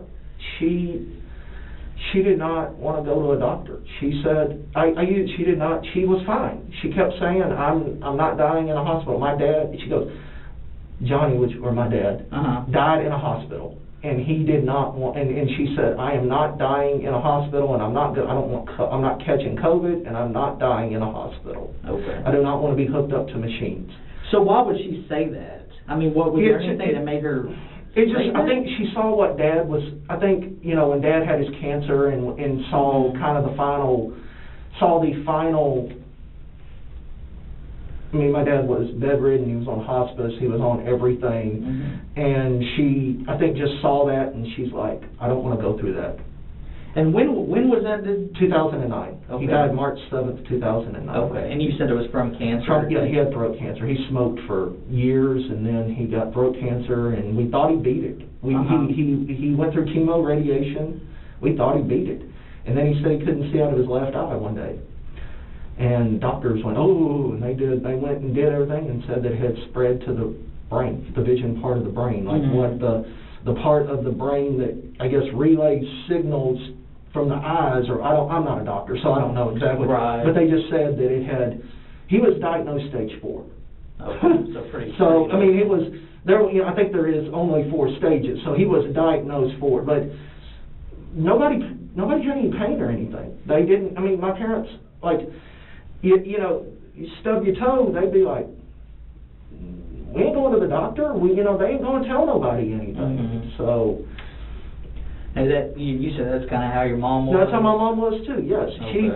She never complained, never did anything. She was, I mean, I don't know, she was just, you know, that's where I get it from. I don't like, you know, I don't. When's the last time that she actually went to a doctor? Probably a couple of years ago. Okay, who was her doctor? Dr. Joslin. Okay, is that, is that Baylor? Yes, sir, Okay. yes, sir, Okay. yes, sir, yes, sir. I gotcha. Do you remember what that was for? No, sir, it's been that long ago, probably just a checkup. Okay. Just probably a checkup. It wasn't nothing. She has had also emergency surgery on her colon. Okay. About 2005, 2006, 7-ish. We don't even know how that appeared, but she had to have emergency surgery on her colon. What, I mean, how'd y'all find out about that? She collapsed in the house. Uh-huh. And we rushed her to Baylor, and they did test on her and did some kind of test on her and said she had a hole in her colon. Oh, wow. And that, I guess not to be technical, I guess just like they said, the waste was seeping out of her colon. Ooh. So I guess, you know, and I guess, you know, waste is bad, so it gets into your system, it can kill you. Right. So they had to do emergency surgery on her and on that. So had she been feeling sick or anything at that point, or what? No, sir. She worked the day before. She worked the day before. It was on a Saturday. That Friday morning, Friday she worked, because I remember it being on a Saturday. Because it was a weekend, and I was going to go to my friend's house, and we woke up, and she was walking, and just, bam, just collapsed. I mean, oh, wow. You talk about just freaking out somebody. I mean, Dad freaked out, and Dad's like, and Dad calls me down, and like, she just like fainted. It was more like a faint, and we were like, and he rushed her to, we rushed her to the emergency room, and they did tests and said there was a hole in her colon. Oh, God. And don't know how it appeared. No one, I was never told, so maybe they told Dad, but I was personally never so told. nothing that you're aware of? Nothing that I'm aware of, yes, sir. Gotcha. Yes, sir, yes, Okay. sir. Now, she did have a stroke. Mm-hmm. And you said that was 2010. I want to say 2010. Oh, 10? Yeah, 2010. Yes. I'm trying to do math back in my head. Okay. Like October, November 2010. Okay. And I know she took it hard when my dad died. Mm-hmm. So I mean, she lost my dad. And he, you know, and I say this, and I used to not understand it, like how. I never could understand. I mean, he was my dad, so me and him didn't have a very good relationship. When we had a relationship, I didn't have a relationship like I had with Mom. And he, and when he died, I now understand she took care of him during his cancer. So with me taking care of her, I now seeing what it was like in her shoes. I understand now what she was going through, I guess is what I'm saying. What do you mean by that? I mean, I mourned Dad, but I didn't mourn Dad, I guess, like I'm mourning Mom, because I took care of Mom. Mm-hmm. She took care of Dad, so she, you know, I don't know, I'm trying to say it. Not that I don't mourn Dad, I understand how hard it is taking care of somebody, and then you don't take care of them anymore. Right. I mean, and then you don't have to take care of them anymore, and how hard it hits you because you take care of them every waking day. I mean, I've been with Mom whenever he'd have chemo, and they'd have to like pull over on the side of the road because he was sick from the chemo. Okay. Stuff like that. I mean, yeah. She, you know, everything. I mean, I can remember she had to take. I think she missed a lot of work because she was having to take him to his chemo appointments. She was having to, you know, do, you know, radiation appointments, medicine appointments, all that kind of stuff. So when you give up your life for that one person and you live for that one person, and then you don't have that person anymore, it's just like an empty void. It's kind of a void. It's just like an empty void. And with me like that, I took care of her. I made sure she was, I made sure she ate. I made sure that she had a bath. I made sure, you know, that everything was taken care of. And now she's not there. Now So she's was not it, I mean, there. was it pretty hard taking care of her? I mean, not really. It just, you know, she's my mom, so I just want, you know, she was hard-headed. So, you know, you'd tell her one thing and she would, no, I'm going to do it my way. I'm not going to do it, no, don't do it, I'm not doing it your way, I'm doing it my way. Gotcha. So would y'all argue quite a bit, or? not really. I mean, we, you know, we didn't have this like perfect relationship, because what you're saying. I mean, we did, but no, we didn't argue. We didn't argue like 24/7 or not. I mean, it was just dumb things we would argue about. What would she normally like get upset about, or? Just what sometimes was I was like babying her. Just she wanted to be independent. And sometimes I would baby her, and she'd be like, I can do it myself. I can do this. I can do that. I don't need you holding my hand, Chad. I said, Mom, I love you. If I didn't love you, I wouldn't be here right now. And she'd be like, okay. Gotcha, okay. So since she had the stroke, that's when she ended up in the wheelchair, right? Yes. And you told me the other night, and correct me if I'm wrong, there's a lot of stuff that's happened. No. Again, if I start covering more stuff, No, you're fine. You're fine. So she wasn't able to walk, is that correct?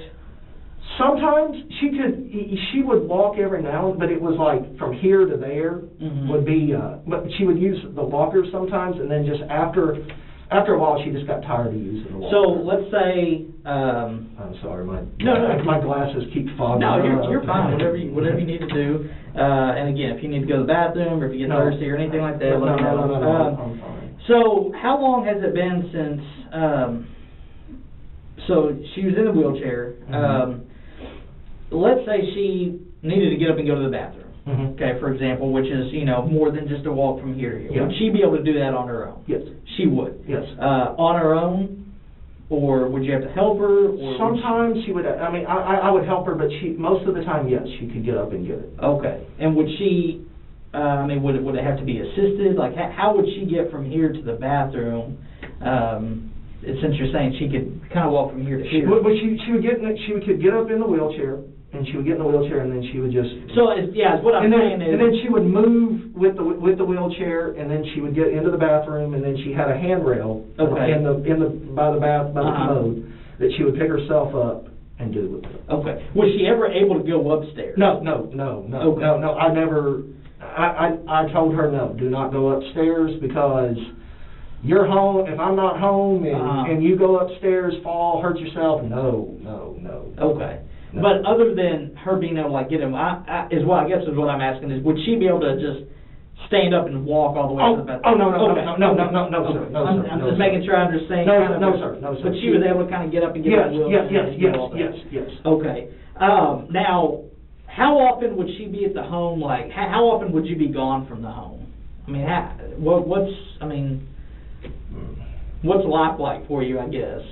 It just depends. I mean, some days I would go to Walmart, or go to town or something like that.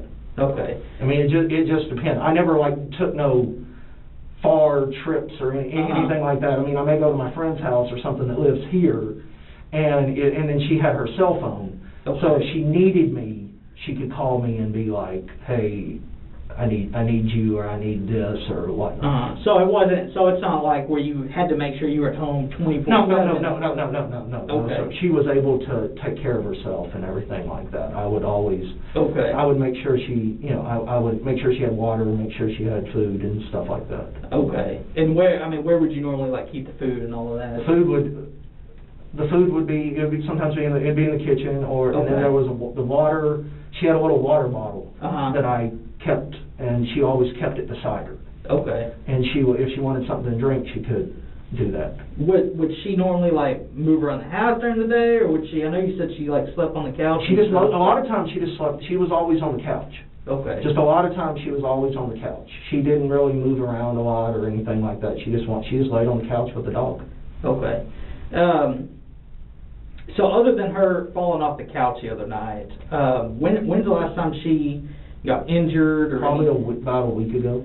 And what was that? I just know I was in the back on my computer, Okay. and I heard what I thought was the wheelchair moving, and I walked in there and she had fell, and that's where she had her face kind of, the black eye and stuff like that. Okay. What did y'all do for that? Nothing. I picked her up, I said, "Are you okay?" And she said, "Yes." I said, and I looked at it and I kind of said, "Can you see me?" She said, "Yeah." I asked her how many fingers I had. She was fine. She said she was fine. Okay. Now, she had some, skin tears on her arm. Yes. You explained it to me. Yes, that was, a lot of times, she would be in the wheelchair, and when she'd be in the wheelchair, she would up against she would get up against her, and she'd get up against the wall, and when she would do, she'd like hit it, and her skin was thin to begin with, and she would hit it, and then she would cut herself. Just kind of tear it open. Tear, yeah. I mean, it used to. It was just. I couldn't believe it. I mean, I'd look at it a lot of times and be like, "Dang, Mom." Yeah, and you had said that you would put like hydrogen peroxide. Yeah, I would clean it. I'd make sure I'd put peroxide and Neosporin and stuff like that on it and everything. Okay. Yes, sir. Yes. And you said you normally like bandage it or Yes, whatever? yes, sir. Okay. Yes, sir. Now, she had some that were pretty fresh the other night. That one is probably from me picking her up. Okay. Because my fingernails probably, when I picked her up, probably did it. Yeah, she had that fresh one. That was probably from me picking her up when she fell the other night. To put her in the wheelchair. To put her in the wheelchair and take her to the car. Okay. Yeah. Okay. Yes, sir. I'm not. That one is probably me. Okay, I got you. Yeah, because it was. I mean, there's no doubt. It was fresh, and that was probably from me picking her up. Okay. Putting her in the wheelchair. I was just in a panic trying to pick her up and put her in the wheelchair and get her in the car and go to the hospital. Now, speaking of picking her up, I know you said that you would like help her like bathe and stuff, and you help her bathe at night. Whenever you take her into the bathroom, can you kind of show me like how you would like kind of pick her up to set her in the bathtub? Yeah, she had kind of this. The wheelchair. I'd stand her up. Okay. Now, when you do that, where you would put her arm, like let's say. Okay. Here, it might be easier for me to kind of. Okay, so let's say this is her, like sitting down in a wheelchair. Okay, so visualize this is her. I would pick her up under her arms. Okay, so you'd go like right here. Yeah, like it's like under her arm. Okay. And then because I knew I could, if something happened, I could hold her from falling down. I didn't want her to. Okay. I didn't want her to. Because if I only had her to the side and say she slipped or something, and I'm to the side, I'm not over here. Okay. But if I'm like right here, I would get her, and then I just have my arms, and then she would walk, and then So she could kind of assist herself. Yeah, she could assist herself up above, and then she would pick herself up above the bathtub. Okay, so you're not like bear hugging her? No. I just want to make sure I understand that. Okay.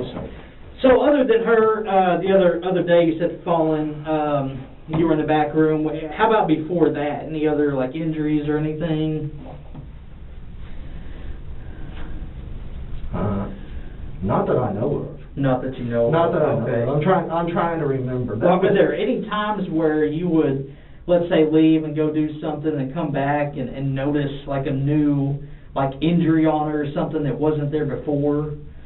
She had some bruises sometimes, but I just kind of thought, maybe she bumped into something or whatnot. I mean, so like no, but she never complained. She never said, she was never yelling or anything like that. Or anything like that. No. Do you think that if she was in pain, that she would tell you? Yes. I mean, if it was to the point that it was unbearable, I believe she would tell me. Okay. But she never complained. She never once complained. Never said anything. Never did anything. Okay. And y'all got along pretty well and everything like that. Mm-hmm. Okay. I know I kind of touched on it the last time. You don't work, is that correct? No. Okay. Was she on any type of like disability or anything? Yes. Okay. Was it like a retirement, or was it like I a think disability? It was, it was I know it was disability, and I think there was some retirement also. Okay. I'm not 100% sure. That's with the power of attorney. He would know more about what. He would kind of He would know. He would know more about what's going on. Okay. And it's kind of a touchy subject, but it's part of the investigation. Finances and stuff. How do things get paid for? I would take money out of her account. Okay. And then put it in my account. Okay. And then just pay the bills. Okay. I mean, generally right now, what kind of bills do y'all have? Just utilities, and then like some food bills, and so just roughly in a month, how much? I mean, it's just a total. I mean, I'm not saying like itemize it, but how much do you think you spend in a month, like for bills? $1,400-1,500.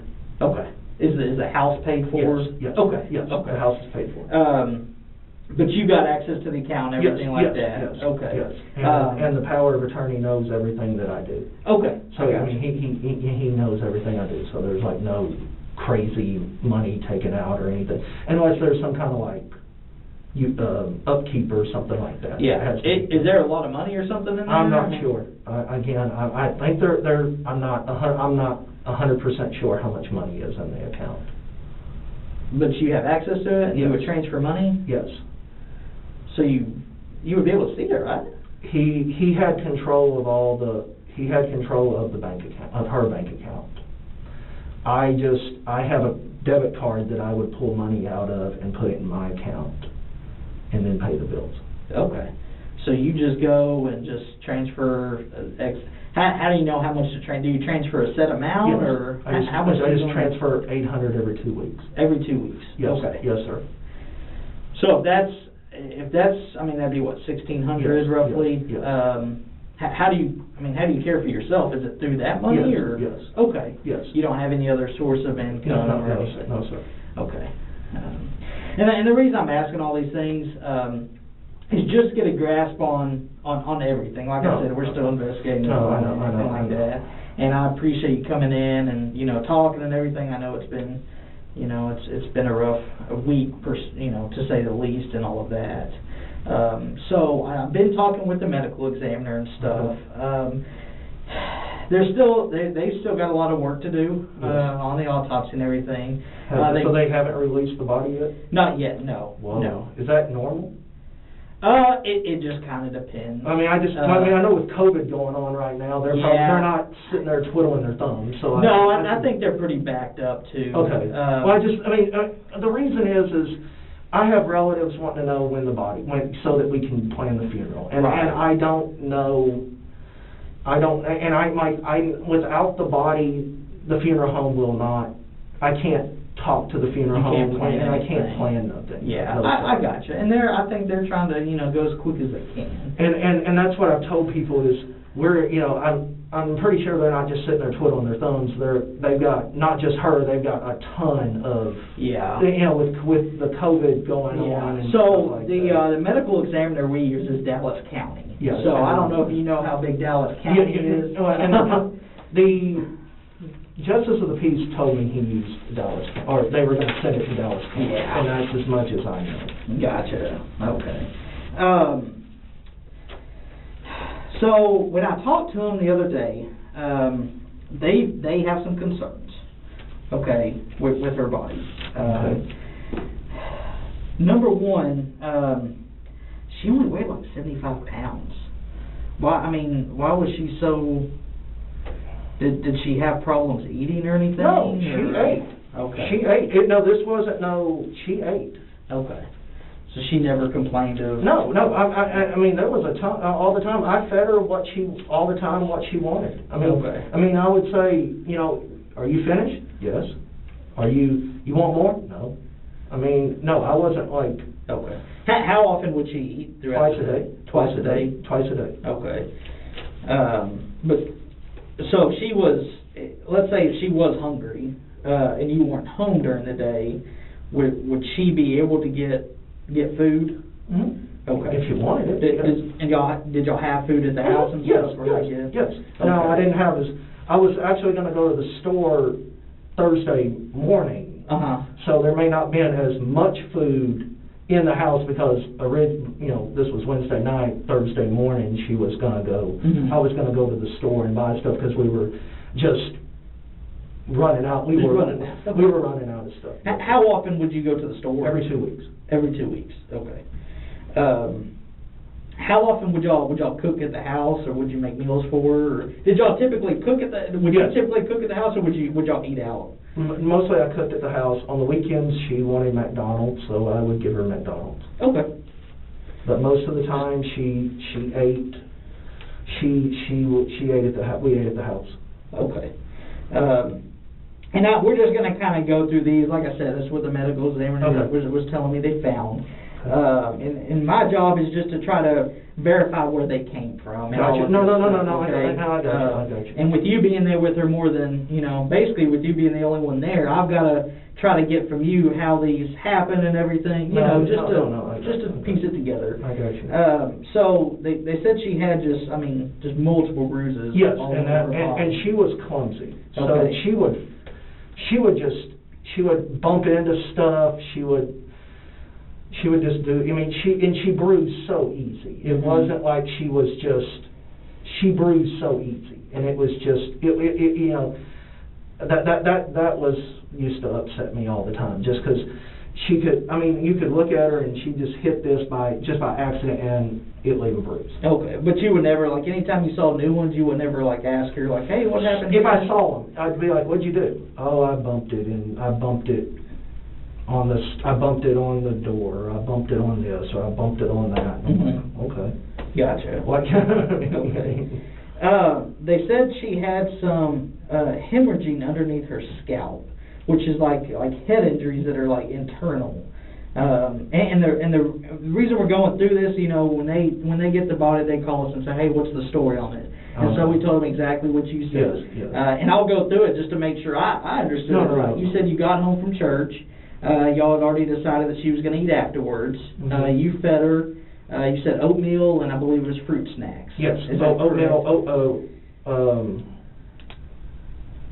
Yes, oatmeal and fruit snacks. Yes. Okay. And with peanut butter. I was trying to think yes. Okay. And you said she was hungry, or she? Yes, she was hungry. Because I asked her, she wasn't hungry when I left before church, but she was hungry whenever I got back. Okay. And you said that she ate. And she ate. Okay. Yes. So after that, you go. You said you took her into the bathroom. You helped bathe her. And I helped bathe her, and you dressed her. I dressed her and everything. Yes. And you said her pajamas were dirty. That's why I dressed her in the clothes. Yes. And then you go back. You put her on the couch because that's where she sleeps. Yes. And you laid her down. Is that correct? Yes. She laid down. She was laying down whenever I went upstairs. Okay. And then you go upstairs. You take your shower. Take my shower, and then whenever I heard her fall. Now, had you already got out of the shower whenever you heard her fall? I think I'm not. I was getting out. I think I was in the process of getting it. Well, do you remember, was the shower still on or was it off? It was off. Okay, so you turned it off. You were in the process. It was off.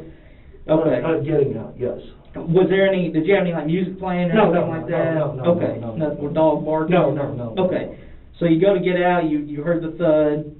You said you ran downstairs. I think you even said you didn't even have any clothes on. No. You ran downstairs. Well, I didn't have any clothes on. I just looked. I peeked out around there, and that's when I saw her on the ground. Okay, so you peeked out from the loft from area. the loft area, and that's when I saw her, and that's when I ran down. Okay. To there. Okay, and you said it looked like she had fallen off and hit her face on the wheelchair. Yes. Okay. So there was that. They said her right arm actually was dislocated. Really? Yeah. They said her right arm was dislocated and her left shoulder was dislocated. Do you know what would have? What could have caused that? No. Nothing. Okay. Not that off the top. She never complained about anything. She had fallen recently. Not that I know of. Again, I was not there or not. But she never fell I only know 2 times she fell whenever that. Okay. Do you think that picking her up to help her into the tub maybe it may have? Sir, I don't. Okay. She didn't. She never complained, so she never said anything. Okay. So I asked her a couple. I would. I'm pretty sure if I dislocated her shoulder or something, she would have been like, "Ow." Well, and that's what I'm or she something said that like she would that. tell you if, she got Correct. hurt, so I would think, someone dislocates. No, correct. Okay. They said that in her back, some of the muscles kind of had like some hemorrhaging and stuff. And then she had multiple rib fractures inside her body that they said are various like ages. So some of them may have been there a while, some of them may not have. She may have fell. I mean, again, she was clumsy. Okay. She was clumsy. Nothing ever happened between y'all though? No. They found quite a bit of blood in her stomach, and then there was a tear in her intestines, which they said that, falling off a couch probably isn't gonna, cause that stuff. So, it kind of causes concern for us. Where did all this stuff come from? No.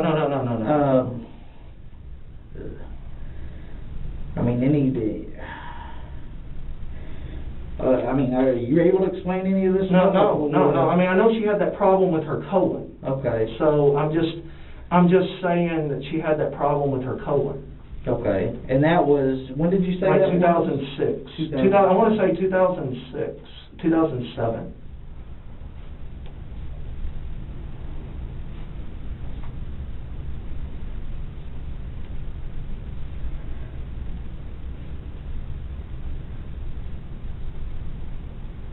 Did she have any type of complications from that or anything, or did the surgery seem to help? It did. I mean, I don't know. Okay. Did she ever have to go back for any follow-up appointments? Yes. Or anything? I know she went back a couple of times. Okay. Yes. Was that within how soon after the procedure was that? Do you remember? I'm not sure. You don't know? Okay. So they, like I said, they've still those are kind of some of the reportings, that they gave me, which could explain why maybe they still have the body. They said that they're going to bring in an anthropologist and a neuropathologist. The neuropathologist is going to look at like the hemorrhaging in the brain and stuff, and then the anthropologist is going to look at the bones and stuff, because they can look at stuff and see kind of how long it's been, like the rib fractures. They're going to look at them and say, it's been, those are a year old, those are 3 months, those are 6 months, stuff like that. And so that's probably why they still have it. And again, that's why I don't have a full report or anything like that. They're kind of updating me as we go. So we've got that. So we're, like I said, we're just, trying to kind of figure out, what's going on with it and stuff like that. So, but kind of going back, you said sometimes you'll leave and go to the store or whatever. I mean, have you ever gone for long periods of time? No, like maybe a couple hours. Okay. But just a couple hours. So she would have fallen and, like I said, the dislocated shoulders and stuff. Let's say she fell and dislocated her shoulder and was laying on the floor. You never come home and found her just laying around anywhere? No. Okay. No. Gotcha. Okay. Let me see.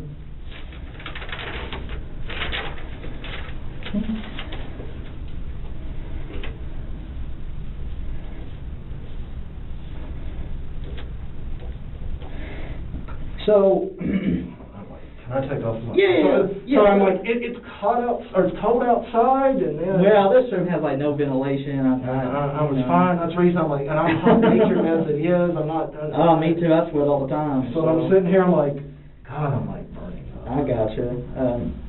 Okay, so, like I said, my job as an investigator is to figure out what happened, okay? Anytime we have a death, especially when it, doesn't occur in a hospital, stuff like that. Like I've explained, we have to do our due diligence and figure out what happened. Okay, our job is to prove as much as disprove anything that's gone on. So with them telling me that she had all these injuries, I'm not gonna lie, it's kind of suspicious. you know, and I think that you could understand, you know, No. especially when you're talking about cracked ribs and dislocation and stuff like that. Did y'all get into it or anything? I mean, okay. I mean, we didn't fight or anything, no, if that's what you're asking, no. I mean, Okay. we kind of have disagreements, but we don't, no, there wasn't a fight. Now, I know, and you had mentioned it, you know, the assault charge back in like Yes. 2012 or something. Yes. Nothing has happened since then? No, I Okay. haven't. Did you lose your temper or anything and just like... That day, yes. Back then, I'm talking about... No, back there, yes, but Okay. not since then. Okay, I gotcha. And I know the other night that you talked, you mentioned that you would take a polygraph course. Is that right? You'd be willing to do that? Because here's the thing: if you want to take a polygraph, then if everything shows clear, perfect, then I can rule you out as anything suspicious happening. I mean, your story has been the same this whole time, and I would prefer it. I think that it would answer a lot of questions for me. Would that be something you're willing to do? Mm-hmm. Okay. So I've actually, I've got a guy here that he's finishing up another one, and he said he could stick around and go on and give you one while you're here. Would that be okay? Yes. Okay. I'm sorry, You're fine, and I know this is kind of a shock and stuff. I'm more in a shock now. I'm more in a shock now over just that. I mean. Yeah, and it's nothing. He'll come in and talk to you for a little while, and they'll kind of go from there, and then he'll administer that, and then we'll be done. Like I said, I'm trying to figure out what happened, and with the fact that they're saying there was some other. I mean, with those things, that just worries me now. Yeah. Why does it worry you? Oh, hold on 1 second, okay? Hey, Chad. Hey, how's it going? Mr. Gillen? yes. Hi, Marty Buford. Nice to meet you. How's everything? Yeah. Well, here, Chad, you can sit in here. Okay. Yeah. I just, I work a little bit with these guys. Hey, Chad, and, one thing they gotta know, right, is let's paint the whole picture of maybe what was going on in your house when that stuff happened. Is it anything maybe that I know that, for instance, your mom was your whole life.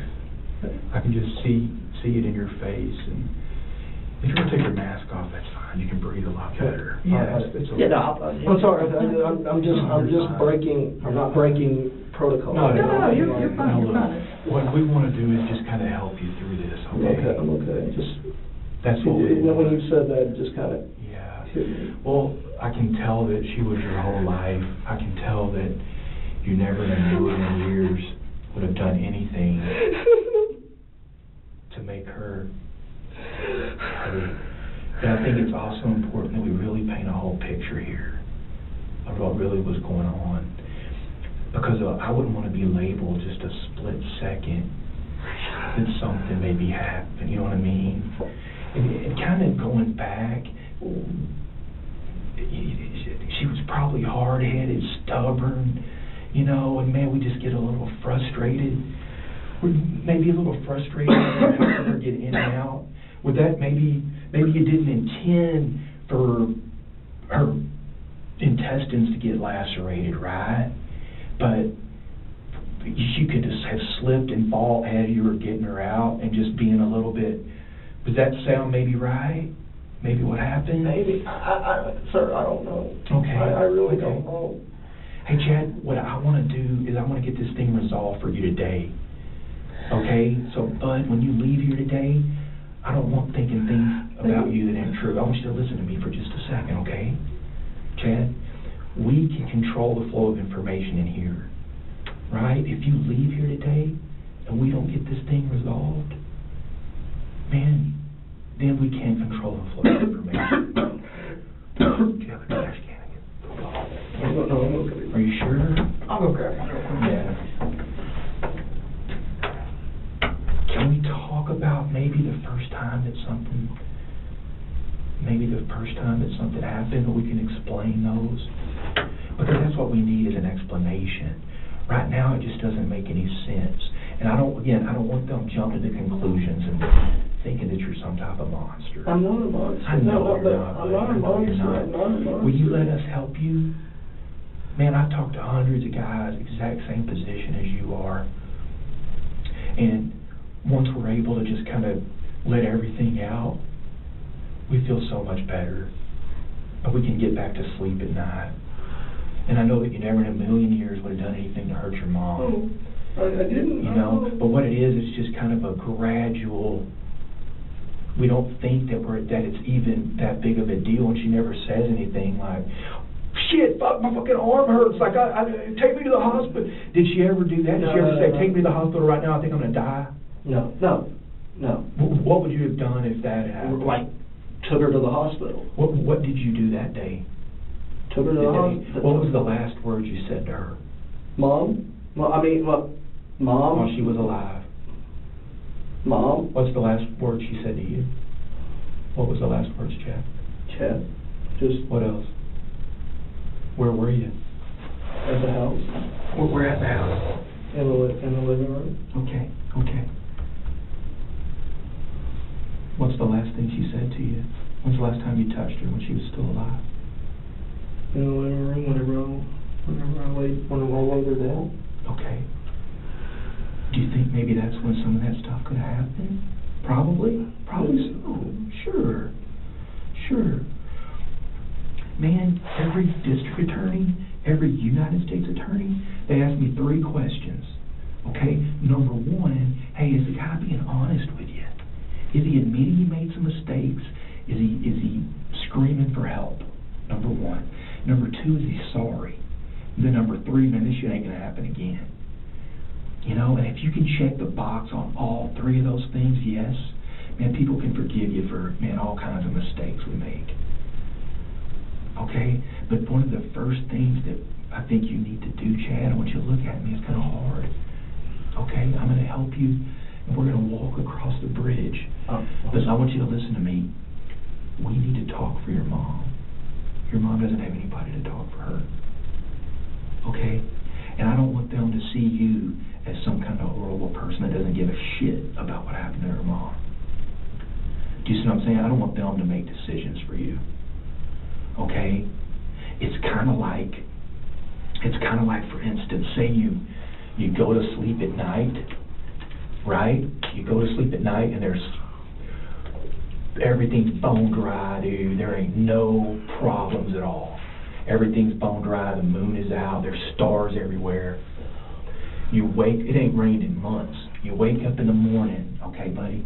You wake up in the morning and there's water everywhere.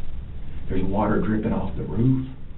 The sun is out, blue skies, birds are chirping, bus driving by, water splashes up. What happened while you were asleep?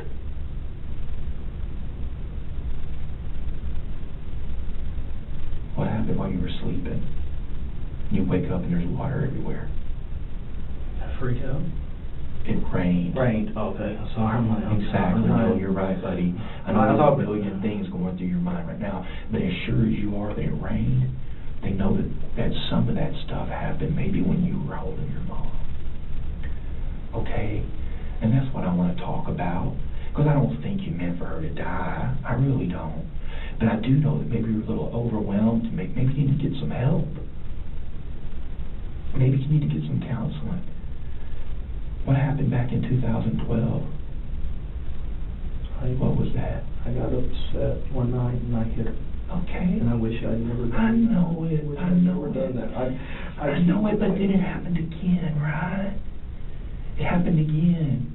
You know? So that's why you need to get some help for your healing. For you. All right? Let you help you. That's why you're here, is for help. Okay? You don't have anybody left, Chad. Okay? When's the last time you got frustrated and hit her? Whoa, stop. I know it happened at least once. Okay? I just want to talk about the last time. All right? When was that? A while back. Okay. Was it last week? Maybe? Okay. maybe ballpark figure, maybe a couple of weeks ago, I guess. Probably, yeah. Where were y'all when it happened? At the house. You were at the house? Where at in the house? In the living room. Thank you so much for that. I know it's hard. I know it's hard.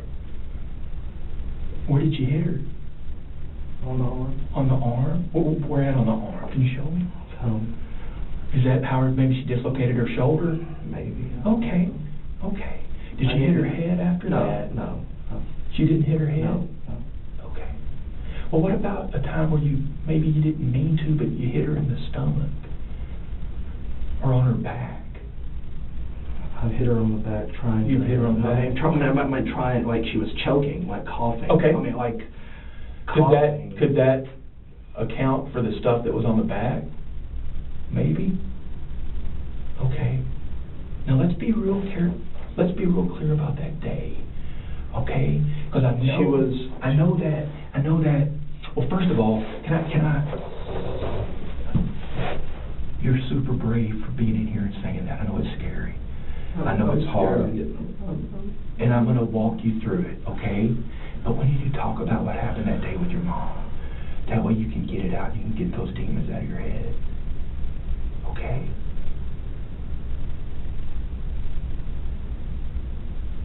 Okay. Are you ready? Please? Okay. What was it that made you kind of frustrated that day? Whenever I... She wouldn't... What wouldn't she do? I know she was kind of hard-headed. You had said that earlier. She wouldn't eat. She wouldn't eat? Okay. What happened right before that happened? What were you thinking? Were you just kind of frustrated? Yeah. Okay. Was she laying on the couch? Okay. What'd you hit her with? Just the back of my hand. The back of your hand. Where at? On her shoulder. On her shoulder. What about on her head? Because there was some bruising on her eye and stuff.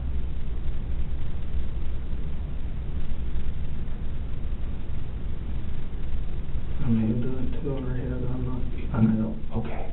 I just know she wouldn't eat and she was hiding food from me. Okay. When did you realize that maybe she wasn't breathing anymore? When she wasn't breathing? Yeah.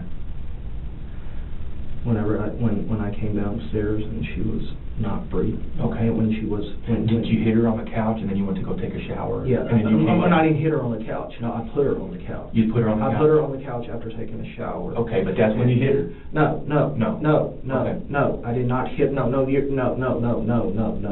not. Well, thank you for clarifying. No. I did not hit. I did not. And I want you to listen to me. Okay? I want you to listen to me. Nobody's perfect. All right? I did not hit. Then let's talk about how she ended up not breathing. What do you think? Let's explain that. I don't know. I don't know how she didn't end up breathing because when I left to take a shower, she was laying down. Okay. When did you hit her that day? I didn't hit her that day. She wasn't eating. No. You're telling me that when she wasn't eating was a while back. Okay. No, I did not. No. Are you being truthful about all this? Yes. 100%? But I did not hit her. Okay, so when did you notice you weren't breathing? Whenever I came downstairs. Where was she? On the floor. Okay. On the floor. What was she saying? Nothing. She wasn't saying nothing. Okay. Because the bodies, they how long was it before you took her to the hospital? 15, 20 minutes. Maybe a little longer than that. Chad? Yeah. We gotta be honest. No, I'm trying. But no, no. She was. They are telling me. I know. It was. Let's explain. Okay, Chad, listen to me. Clean slate. Don't worry. Okay, what did I tell my family? What did I tell the cops? All right. Because what I don't want, here's Karen, here's your mom, all right? And you're going to meet her again someday. What do you think she'd say to you? Do you think She said she did. When did she tell you that? A while back. Okay. Probably whenever when I did that. When you hit her? Back in 2010, 12. I'm talking about this time. Oh. She ever say she forgave you? No, she never said that. Okay. I thought you were talking about. No, 2012. we ain't worried about 2012. Okay. We're talking about now. Okay. Okay?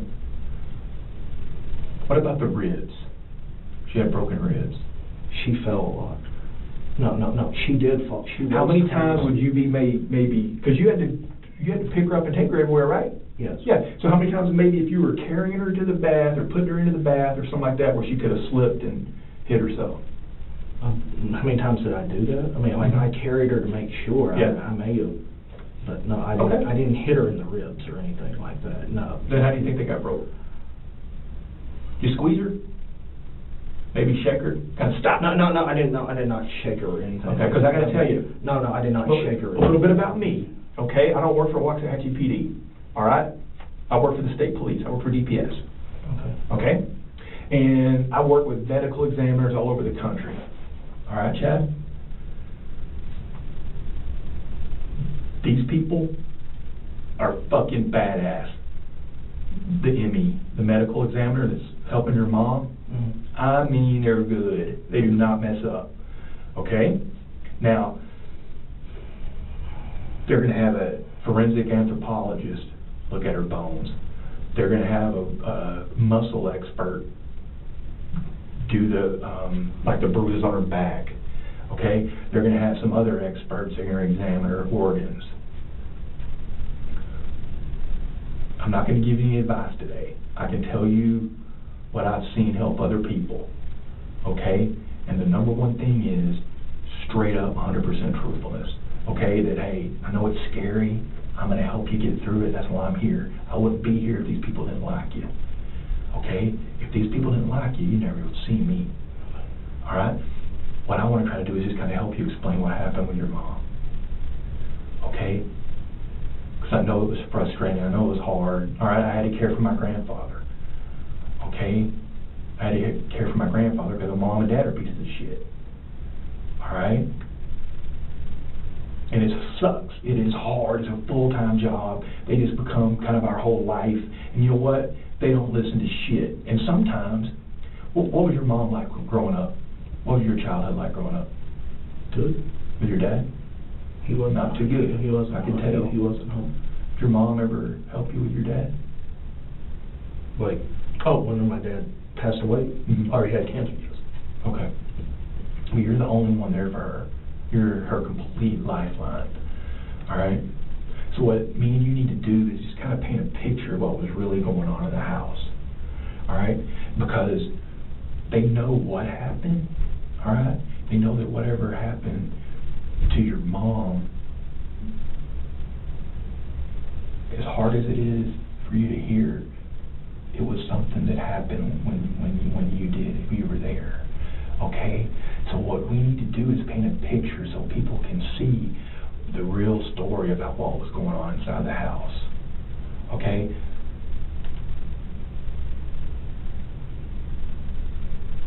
So when's the last time you remember hitting her? That day? Maybe the morning or even the afternoon? Afternoon. Afternoon? Okay. Where'd you hit her?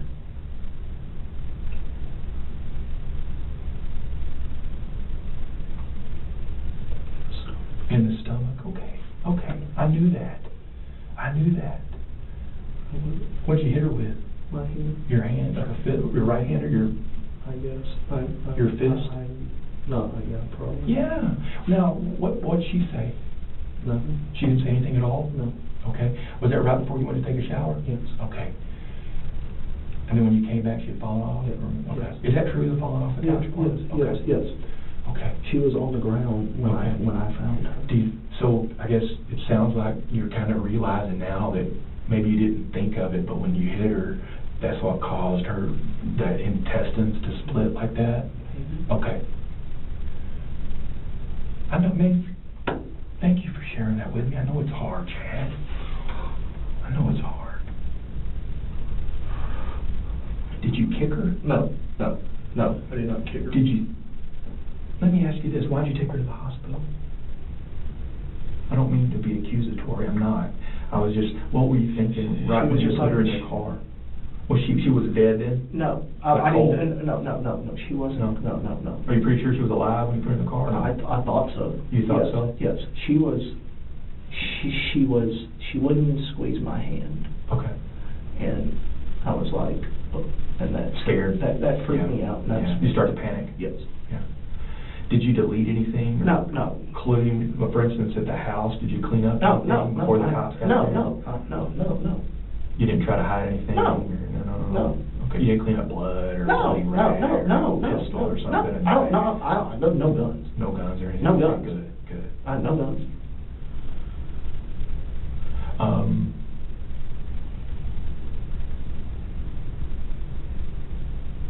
What would you say to your mom if you was sitting here? I love her. You love her? I miss her. You love her and you miss her. You're all by yourself now in that house. And you see her and smell her everywhere you go. Have you picked out the clothes for the funeral? What she's going to wear? What are you going to put on her? Jeans and a t-shirt. Jeans and a t-shirt? Okay. Yeah. Where are they going to have the funeral? Where are y'all going to do it? Wayne Bowes. Is she going to be beside your dad? Okay. Well, at least they're together. I know. Are you sorry about what happened to her? Not really? No, A little bit? No, I'm. Yeah. And this might be kind of hard to talk about too, but I want to talk about who she really was.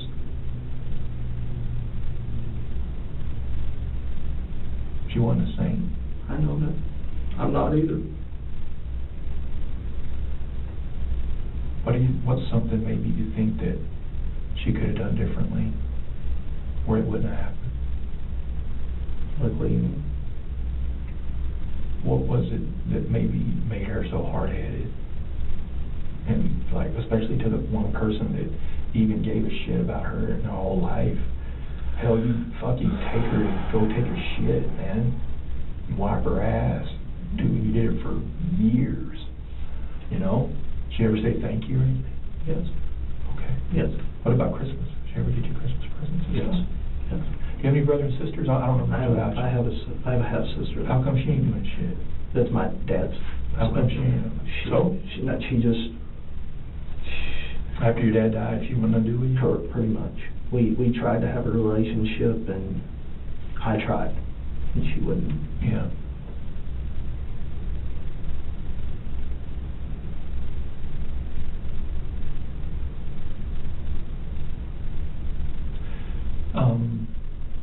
When she had some dislocated shoulder, do you remember maybe pulling her?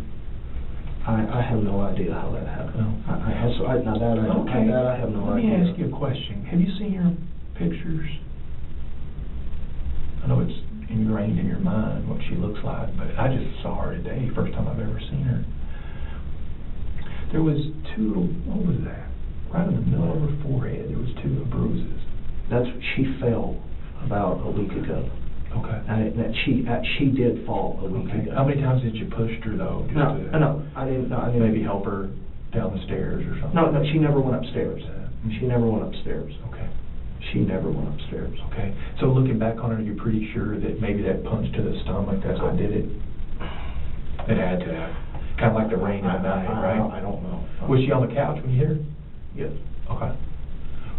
What were you thinking right before that happened? What were you feeling?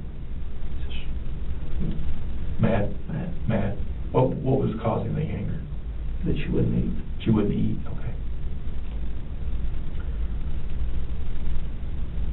I know that you'd hit her in the stomach before.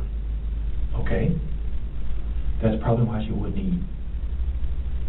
Because did she throw up a lot? No. When she tried to eat? No. She just wouldn't eat? She just wouldn't eat. Okay. She never tried to throw up. Okay. But I know you punched her before, right? In the stomach. For sure. Yeah. That's probably why she wouldn't eat. Because her stomach was full of blood. She didn't know it. No. And that was kind of the last deal. Does that make sense to you now, maybe? I worked a case one time, 1-year-old baby, 8-year-old big brother. He would put on boxing gloves and punch her. He'd be playing, being a little 8-year-old boy.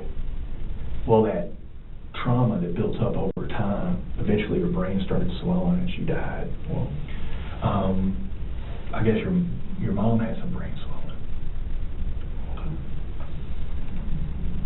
Do you think that's from hitting her in the head? No, I never hit her in the head. I just told me you did. Well, I mean, no. Chad?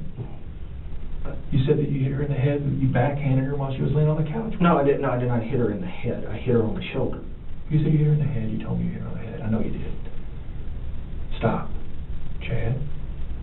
You're gonna piss these people off. No, This guy's just trying to cover his fucking tracks. And I'm not trying to cover my tracks. Okay. I'm not trying to cover my tracks. I'm. Do you feel better about sharing that stuff with me? I know it's scary. I want you to sit in here by yourself for a little bit, okay? I'm just going to be right outside the door. I'm not going to leave you alone, okay? I'm not going to leave you alone. I'm going to stay here with you, okay? But I'm going to get some pictures, and we're going to come back, and I want to talk about what happened to your mom. We need to paint the whole picture, all righty? I'll be right back. We're going to come back. Can I go to the restroom, please? Yeah, come on. Absolutely, come on.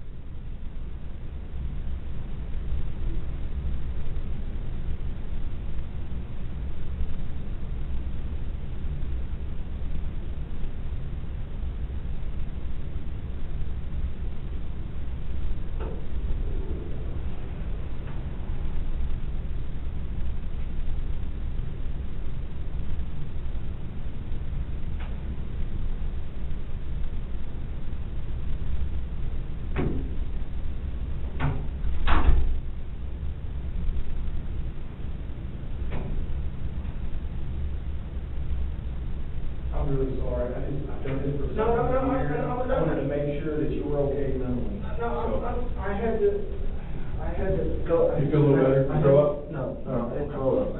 I had to pee, and I was like. I see you too. And I was like, and the minute I shut the door opened, and it just scared me. I know it. I would be scared too. Anybody would in your spot. Okay, I'm gonna go to the bathroom, so I gotta pee. Okay, and I'll come back, and when I come back, I wanna start at the beginning, and let's paint a picture, okay? I'll be right back.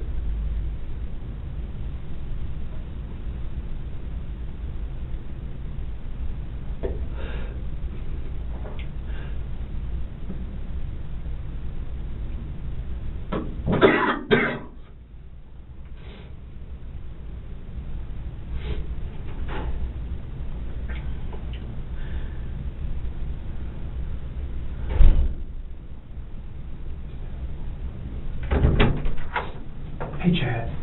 Here's Corey. I know y'all met already. I kind of caught him up, okay, about just kind of what, here, this year ago.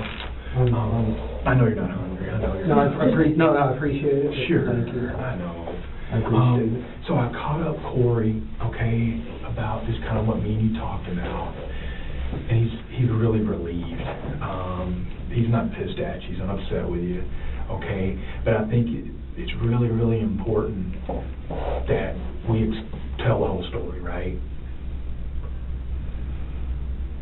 Is that okay? Yeah. Okay. Sorry.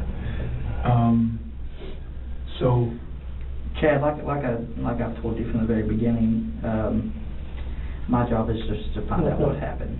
Okay. I know y'all briefly talked a little bit, but you know, I told you there were some things that we were trying to clear up.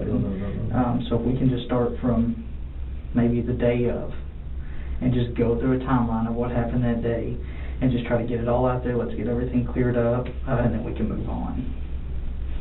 Okay? when did you wake up? It was Wednesday, right? The 23rd? Wednesday. Okay. What time? About 7 o'clock. Okay. 7 in the morning. Okay. And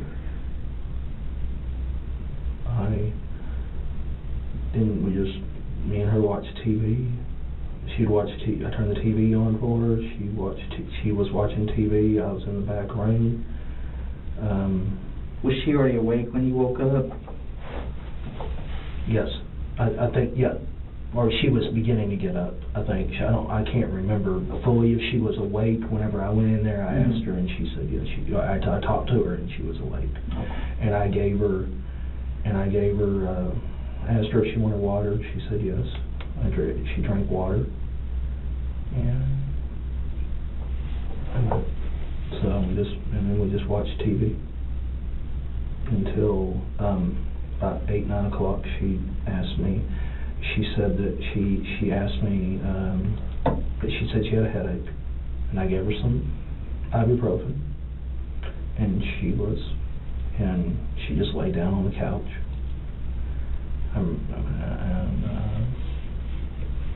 Then about 12 o'clock, I asked her if she was hungry. She said yes. And I gave her something to eat for lunch. But she wouldn't eat? She did eat. She did eat. Yes. What did she eat? Peanut butter and crackers. And fruit snacks. She liked those fruit snacks. Okay. So that's the reason that I keep going back to the fruit snacks. So she really did like the She would fruit eat snacks. those. Yes. She ate. About 1 o'clock, I told her, I said, and I asked her after she ate, I said, how are you feeling? She said, I feel good. I said, I'm feeling better, because I knew she had a headache. And I fed her something, and then I told her, I said, well, do you feel, is it okay if I go, I want to just go to the mall? Is it okay if I can go, is it okay to go to the mall? She said, yeah. So she went to the mall. Or I went to the mall, that's what I meant to say. And that was a nightmare on 287. I remember that was when it was one lane on 287. Was the mall here? No, it's like Arlington. Arlington? When did you go? Parts Mall. Okay. And 287 was a nightmare. What did you do at the mall? Just walked around and just looked around. Did you meet somebody there? No, no. Just walked around. Did you buy anything? No. I wish I had them now, but no, I didn't buy anything. And got home about 5 o'clock. And I asked her if and I got home and I said, well, you know. Okay. Go ahead, Jack. Keep going. I asked her if she wanted to eat before, or I'm sorry. I asked her if she wanted to eat before or after I went to church. And she said after. I said, okay. And I then went to church and got home at 8 o'clock, around 8 o'clock. And asked her if she wanted to eat. And I fixed her oatmeal and fruit snacks. At first she didn't want to eat. And I did hit her. And then she did eat. She did eat. You hit her then? Well, no, not when she didn't eat, I did hit her. Yeah. And then, What did she say to you? none. Can we go back to when you hit her? Let's talk about how it happened. Let's talk about right before it. She was eating, or she would look at it and then she was just staring at it Okay. and wouldn't eat it, Okay. How was she laying? just on the couch. She was laying on the couch? She was sitting on the couch. Sitting on- She was sitting on, I'm sorry, sitting on. Was she sitting up? Yes, Was she like yes, slouched no, she was over? sitting up, Okay, okay. Okay. Where were you? standing. Can you, so I've never been inside her house. Would you mind drawing me? I can't see, I'm sorry, I'm just trying to, Would you kind of draw where the couch is, where you were, kind of where she was? so like what, like, I'm trying to like, just by the way. Yeah, say this is The way you did it, I'm trying to figure out kind of. Here, I'll make it a little bit easier. Sure, you do it. I'm kind of- Draw it. Here you go, just let him draw. Draw that in that living room. Okay, so this is like the couch, and then we have kind of the chairs, so the couch, and then there's chairs, and then she was laying right here, because this is where the front door is. That's the front door. So the couch is right here, and then this goes into the back bedroom. So she was laying like right here, and then I was like she was sitting up in the center of the couch, and I was standing right here. Okay. Can you show me how you hit her? So if I'm sitting here, Just probably like that. Okay. so What'd right she do? hand closed, Probably close. Yeah. Okay. Yes, close. What'd she do? Didn't say anything. No? What'd you say to her? What'd you call her? Just said, "Damn it," and did that. And she never said anything. And then she picked up the food and she ate. And she was eating. Okay. Then what'd you do? Then I fed her the fruit snack. She ate the fruit snack. I gave her the fruit snack after she ate the oatmeal. I gave her the oatmeal, and then I said, "Okay, we need to get a shower." And I picked her up and put her in the wheelchair and took her into the bathroom, and I gave her a shower, and then the only clean clothes I had were she had pants on, and only because everything was on her day. okay, and then what did you do? Then after I blow dried her hair, cleaned her off, put on her clothes, and then laid her down, and then laid her down in the chair. And then I went upstairs to take a shower. And that's whenever I heard her. And then that's when I heard her fall over. Or when you came down, where was she? Kind of where the X is. Like, she had a wheelchair, like, her wheelchair was right here. Okay. And she was kind of like right in, the wheelchair had moved. Okay. I guess is the best way to say it. Do you think she fell out of the chair, or what do you think? Honestly, I don't know. Okay. I honestly don't know. So was "damn it" the last thing you think you said to her? Probably. Okay. Do you think, based off when you came out and saw her, do you think she had fallen off the couch and hit the wheelchair? That's what I believe. But Okay. but I'm not, I didn't see it, but that's what I believe. Is that Okay. where you think these came from? No, not those. What was that from? She had fell about a week ago. The first time she had fell about a week ago, and she had just bruising all over her, like right around here. So maybe the cut. You want to show him a picture of it? You're talking about the cut on her Her nose? nose. Was that from the chair, maybe? That's what I believe. Think Yes. that's from the chair? Yes, that's what I believe. So this cut right here, Yes. you think that came Yes. from the wheelchair? Yes. What did she fall Okay. into? I don't know. And you're saying all this happened? All that happened the other day, like about maybe a week ago. Okay. Were you home when she fell? The first time? When this happened? Yes, Okay. yes. And was that from maybe backhanding her? No, I did not backhand her. No. I did not backhand her. No. No, When did you backhand her? I did not backhand her. Well, you said you did. Earlier we talked about it. Was that 2012? Yes. I know, I punched her, but the black eye part, that was... Because you said she was laying on the couch one time and backhanded her. Yes. Yeah. When was that? We gotta get it all out. No, I did not backhand her. Not that day, I'm not talking about that day, but before but you had before. Right? Yeah. Chad, I know this situation's difficult, okay? You lost your mom. I know there's a lot going on, and you're, trying to get arrangements and all of that stuff. When you first got here today, you would ask me about, when your mom's body's going to be released and all of that, okay? I'm interrupting on that. Dude, you're gonna leave today. Yeah. You're leaving. I don't want you to be scared. Okay, that you can leave right now. You're walking out of this. Leaving. Yeah. Okay. No. You're leaving. Okay. No matter what you say today, you're going home. Okay. Yeah. I don't want you to. I'm sorry. I know you've been kind of. No, you're fine. I know that you've been kind of, worried throughout the process and everything.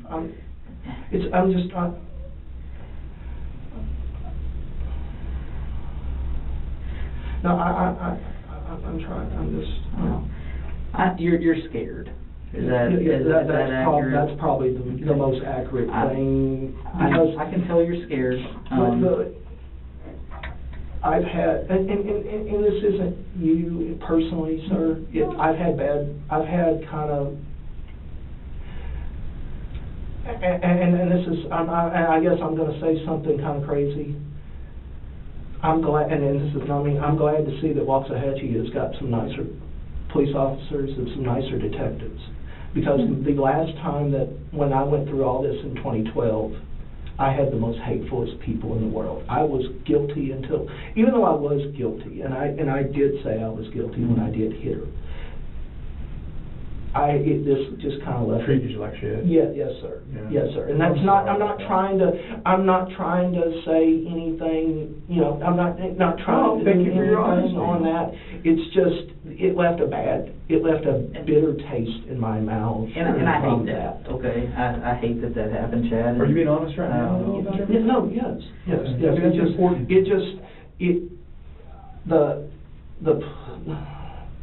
Everybody here is just, everybody here has been so super nice to me, and I'm not used to that through here. I guess that's the way to say it. I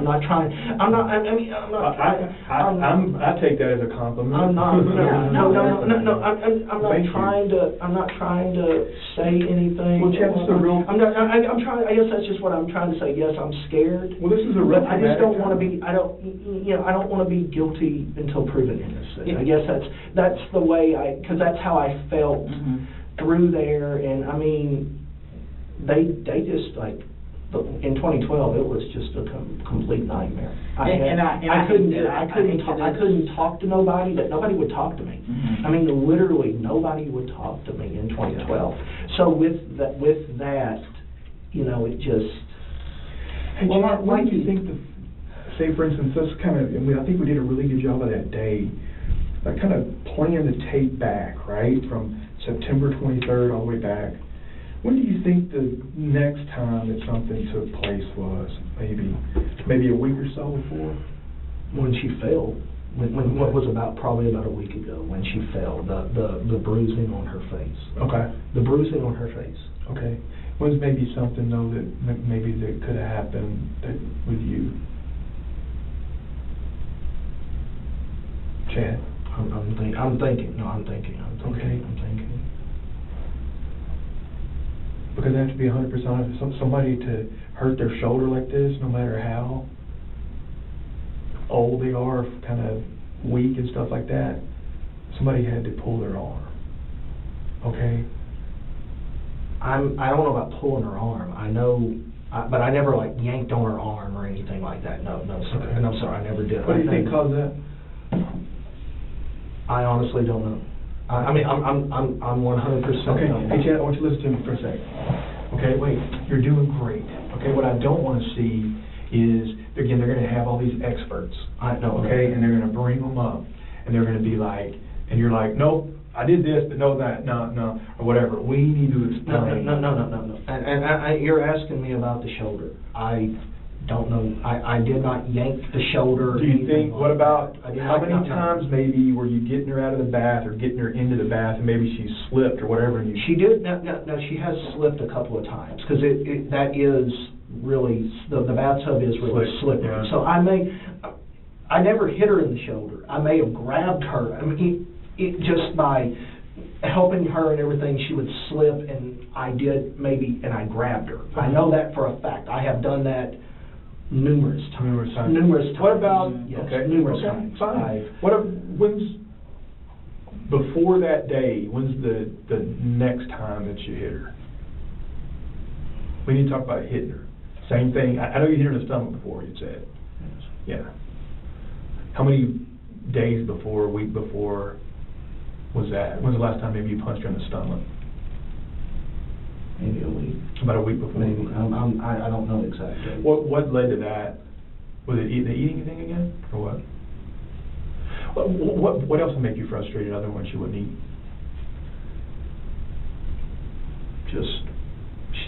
That was the main thing, is she would not eat. She would not eat, and it just, or she would hide food. Like, I can't tell you, like, I used to tell her, we're not,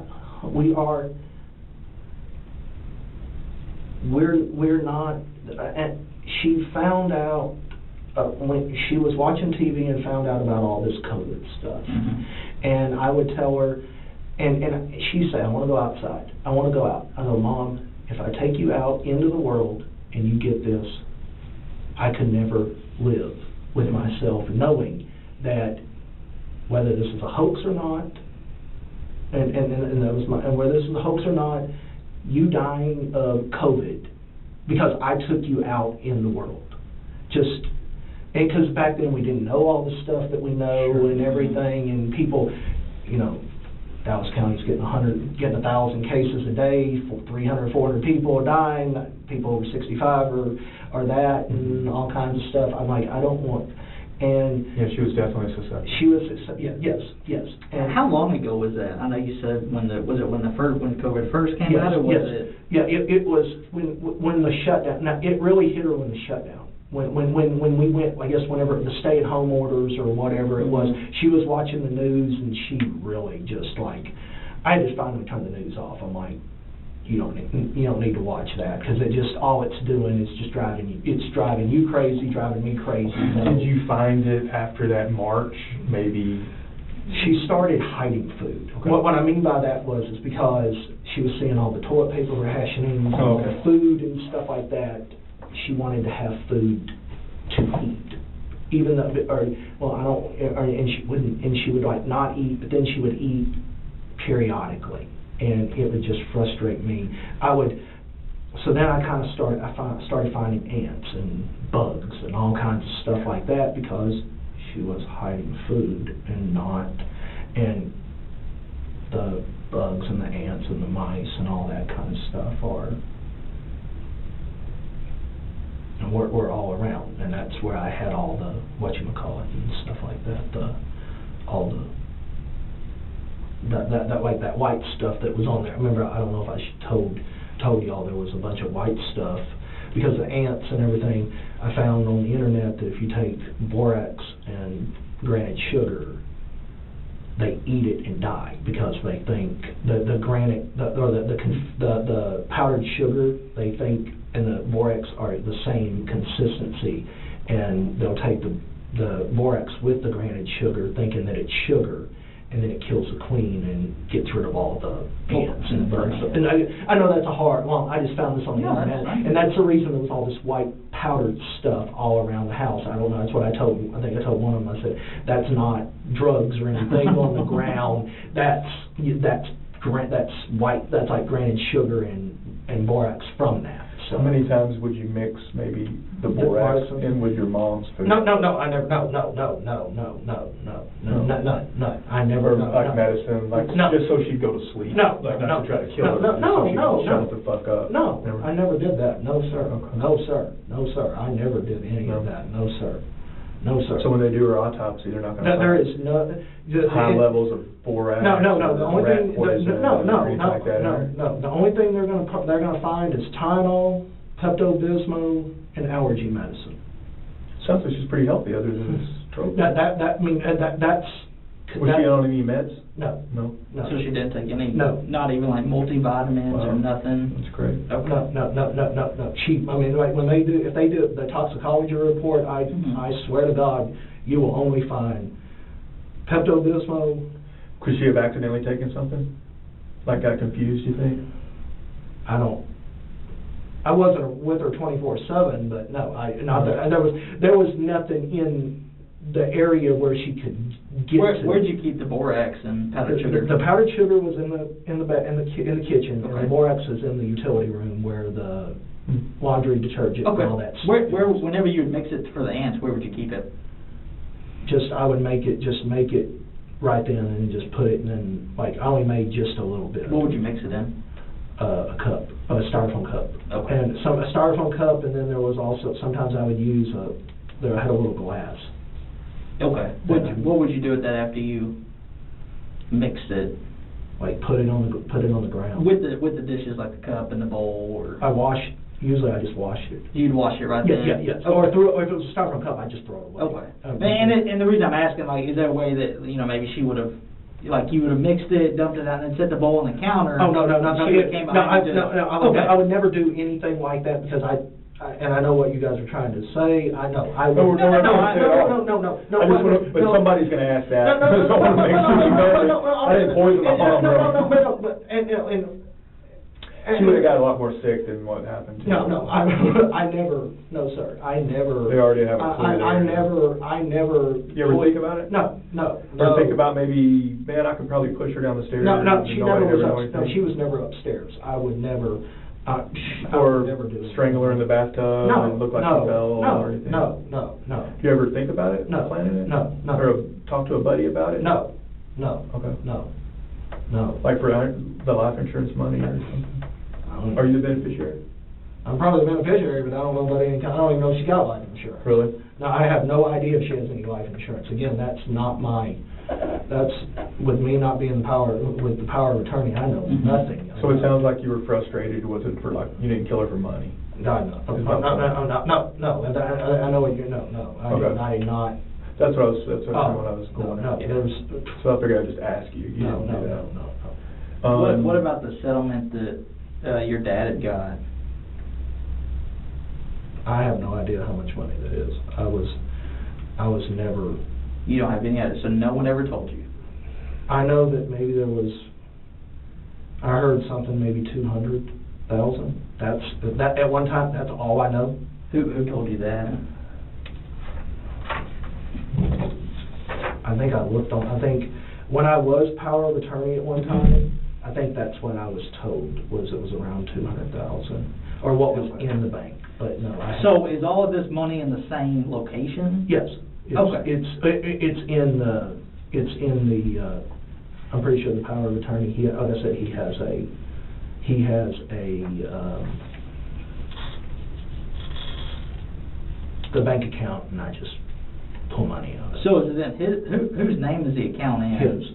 His name? Okay. His name, yes. So it might be in her name with him, like, her name and then his name being power of attorney next to it or something. But you have access to it? Yes, I have access to it, yes. But no, I didn't, I did not, there's not a lot of money, no, there isn't a lot. Sure. What about, seems like we explained the stomach pretty good. What about the back? She had some bleeding in the muscles in her back. Bleeding in the muscles. Is that right? Yeah. How many times? She had a lot of. How many times did you hit her with imaging something? and stuff. How many times did you hit her with something? What else would you hit her with? I didn't hit her, nothing. Just your hands? Maybe, yeah. But I never hit her. I never hit her with no objects or anything like that. Let me see the back. No, I never hit her. I know she fell a lot. I mean, again, I know she fell a lot, but I did not hit her with no objects or anything Okay. like that. I swear I did not hit her with no objects. What about when you're picking her up, like for instance, you're picking her up like this, like out of the bathtub, and you're kind of, just get a little frustrated, and, No, just kind of bang her head into the wall, even though you didn't punch her, just kind of knock her into the wall? no, No. I did not. No, I'm not. No. I did not do that. I did not do that. What kind of names would she call you? None. No, just call me Chad. Just call you Chad? Yeah. So she never got upset with you or anything like that? I know you said y'all kind of We bickered a lot. We bickered, but no, she never like called me any kind of names or anything like that. Okay. No. So after kind of that 2012 deal, she went to the neighbor, she had a bruise on her nose and her eye. Is that from hitting her? Yes. Okay. And then she said that she hurt her arm. Like the next day, she went back over there and she had hurt her arm. In And that's when the neighbor 2012. called In police. 2012. Okay. How do you think she could have hurt her arm? In 2012. Yeah. I'm not sure. I'm not sure. I know I did hit her that night.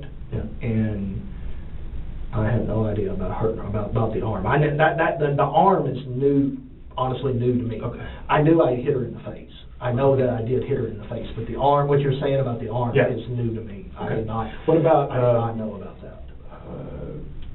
Like burning her? No. You ever put her in scalding water or something? No. Okay. No. I know you mentioned that she was hiding food and stuff, and there were ants and everything. Did y'all have rats in the house? Did you? Yes. Okay. I mean, there was traps set all around. I know I've got about three. I've found 3 or 4. Also with them, they're building they're tearing up all that Mhm. that field over there, and every time that they do that, that's a habitat for where mice and all kinds of stuff go. And then when you start tearing up where they They gotta go somewhere. They gotta go somewhere. Migrate into your house. Migrate, and they start migrating. I remember when they. Have you ever seen a rat, biting your mom? Not that I can. Not When was the last time you bit her? Like, I just kind of mad, bitter?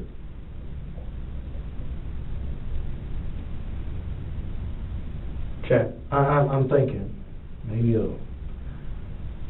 week ago. About a week ago? Maybe a week ago. Well, what were you thinking right before you did that? I was just mad. Okay. I was mad because she wasn't eating. Okay. Where'd you bite her? I think I got her on the head. Is that right here? Probably. Yeah. That's exactly what it looks like. Can you see that? How often would she not eat? Just depend. It just depends. It just depends. So do you think? No, I did not do that. No. No. Where'd you bite her? Probably on the top of the head. Okay, that could have been, would you do that a lot? No. No? That was the first time. What about yanking her hair? Like grabbing her hair, just pulling it? That's what caused some of that bruising in there. I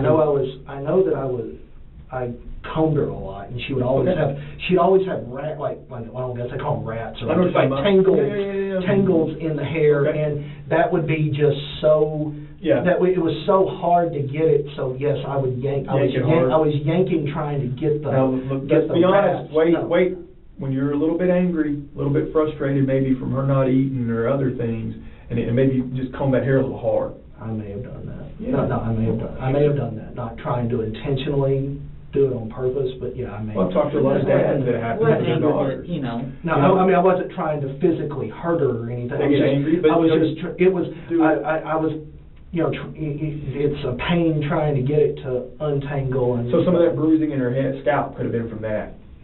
That's explainable. See, now we're getting somewhere.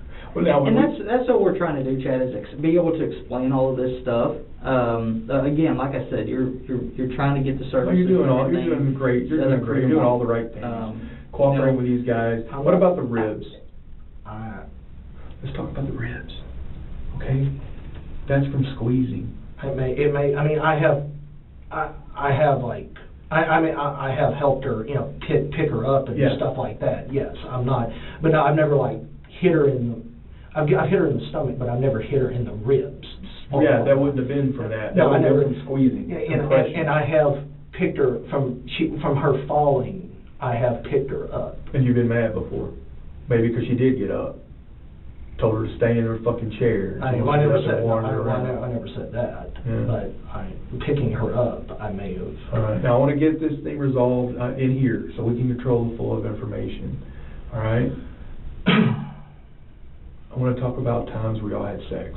No, God no. God no, I never had sex with her. That God, Like, or what about even when you were younger? God no, no. I've had sex with one woman in my entire, in my life. Well, I mean, even if I'm talking about it, maybe it's her playing with you. Or No, God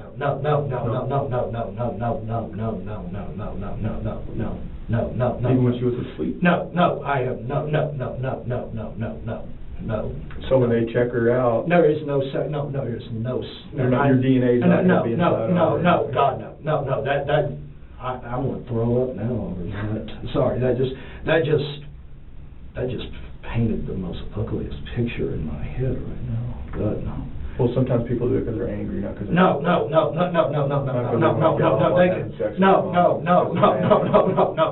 I've never once in my life, never even entered my mind or anything like that. No. Again, I've had sex with one girl in my entire life. I know you have to ask that question. When's the first time When's the first time maybe that with your mom, was it after your dad died? What? Like where maybe you got a little frustrated with her? Yeah. After Dad died. After Dad died? Yeah. Was your dad ever abusive to your mom? What kind of relationship did they have? They had me. What would he do to her? Just call her names. Okay. And Would he hit you? he never hit me. No? What would he do to you? Well, he spanked me with a belt. I do know that. Yeah. Whenever I was in trouble, but he, Would he call you names though? no. No? I'm trying to, no. What kind of things would he say to your mom? She was a dummy and an idiot and stuff like that. Now, once he had his truck accident, he changed. He was a over-the-road truck driver, and when he had another 18-wheeler come across the median head-on and broke his neck and his back. And after that, he was changed. How long was that? How long did that truck accident happen before he passed away? 9 years. 9 years. Okay. So why? I know you said that your relationship with him was kind of rocky. Y'all didn't have the best. What caused y'all to not really get along? Mom said we were too much alike. What would you argue about? You name it. Just any and everything. I couldn't get good enough grades in school. I made a B. You can't make A's. So I make A's. Well, this one's a 90 or a 91. You could do 95. You know, as long as it was like 95 and above, I was okay. And that was coming from your dad? Yes. Okay. That was from my dad. How far did you get in school? I graduated high school and did some college. Where'd you go to college at? Cedar Valley. Okay. What was your major, or what were you? I know you're... Air conditioning, heating and air conditioning. All right. Do you do that now? No. I did it and then I didn't like it.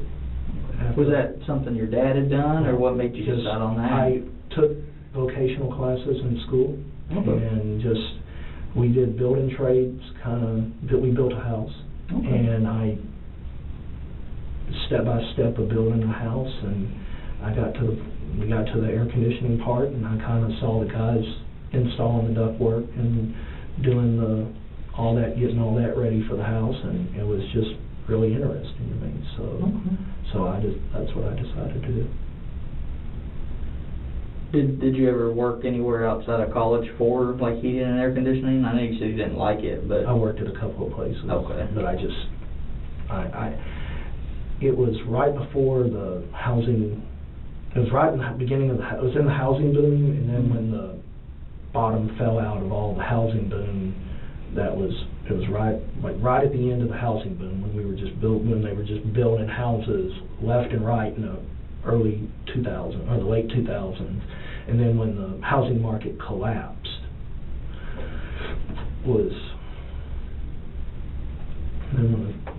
the housing market collapsed, I was laid off, and I just didn't work. I didn't go back after that. Okay. What'd you do for work after that? I worked at Dark Container.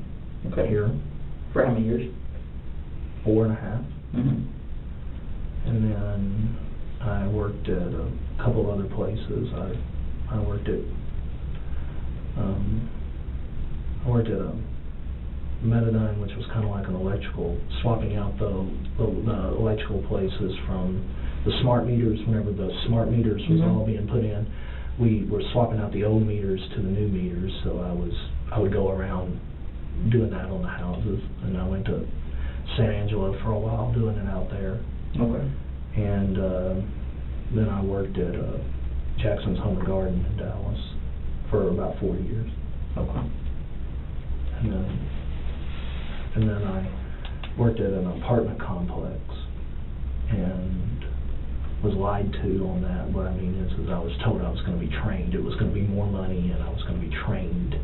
And then it turned out they were not going to train me, and they said they never said that they were going to train me. And I said, well, I wouldn't have took the job if I knew I wasn't going to be trained. Because I knew, y'all knew going when I interviewed for the job that I did not know what I was doing, and I was needing to be trained. We didn't know, well, I don't know who told you that, and that's when they fired me. So they fired you for that? Yeah, because I didn't know what I was doing. Gotcha. So, okay. How'd that make you feel? I mean, did you get upset about it? Well, or? yeah, it made me mad because I didn't, if you put a job you're at 4.5 years to go to another job thinking that you're going to make more money and be trained and do this and everything, and then come to find out I wasn't. Yeah, I got you. It did make, yes. I mean, I remember when walking into, whenever I got called into the office saying that they fired me, I was like, and I told them that, I said, well, I would have done it, I would have never quit my job, I would have never quit my job at my other job if I had known y'all were not going to train me. But I sat in the interview, in the interview saying I did not know what I was doing. I was going to be trained, and I was told when I applied for the job that I was going to be trained. Have you ever been told or anything like that you have like anger issues, or do you not by any professional or anything like that? Do you feel like you have anger issues? I mean, probably. You think so? Probably. Okay. Did your dad have anger issues? Okay. So you think it might just be, Probably. Gotcha. Did you go to anger management when you were in? Yeah, when probation. Probation. Yes. Did how that work?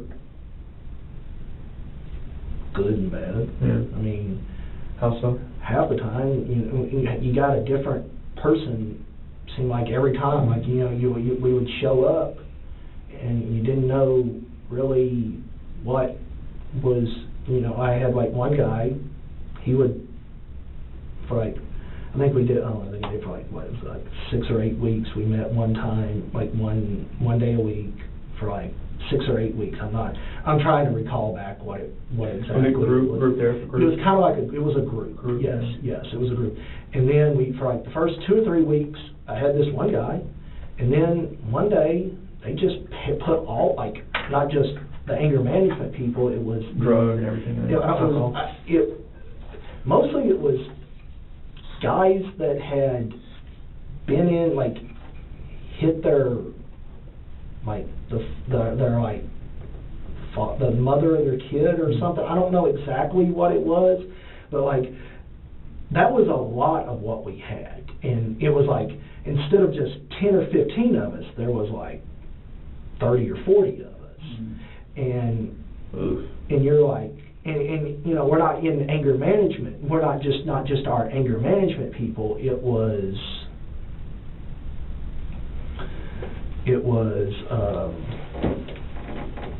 like everybody. So we all had to sit there and listen to everybody.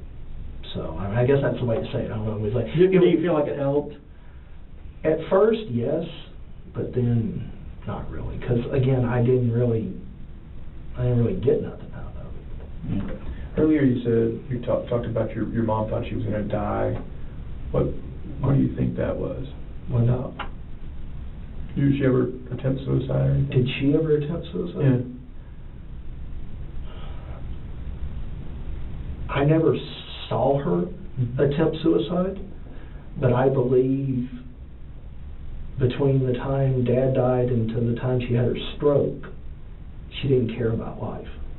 She, you know, if it happened, if she walked outside and got hit by a car, or, you know, not just, you know, just walk outside and not care about the world and got hit by a car, she wouldn't have cared. Well, I think it's what he's asking. Did she ever attempt to commit suicide? Did she ever come home and she was in the shower or No, bathtub? I've never seen her attempt suicide. No. No, I've never seen her attempt suicide that I know of. Have you ever attempted suicide? Yes. When was the last time? About 2012. Okay. Was that after your mom? Yeah. Well, I mean, I don't know if attempt or just talk about it. Okay. And then I didn't do anything. No overt kind of deal? No. Who did you talk to about it? A friend of mine, Okay. and he just taught me out of it. How were you thinking about doing that? I don't know. No, so you didn't have a plan? I didn't have a plan or anything. I was just Okay. thinking about it. Do y'all have any guns in the house? No, there's no guns.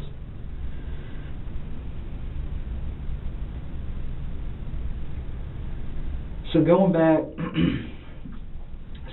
to her shoulders and stuff, you said that you helped bathe her and stuff. Was Yes. this an every single day Yes. deal? Well, every time that she bathed, I mean, like, yeah, I mean, Okay. every time I helped her bathe, every time I might Gotcha. and stuff.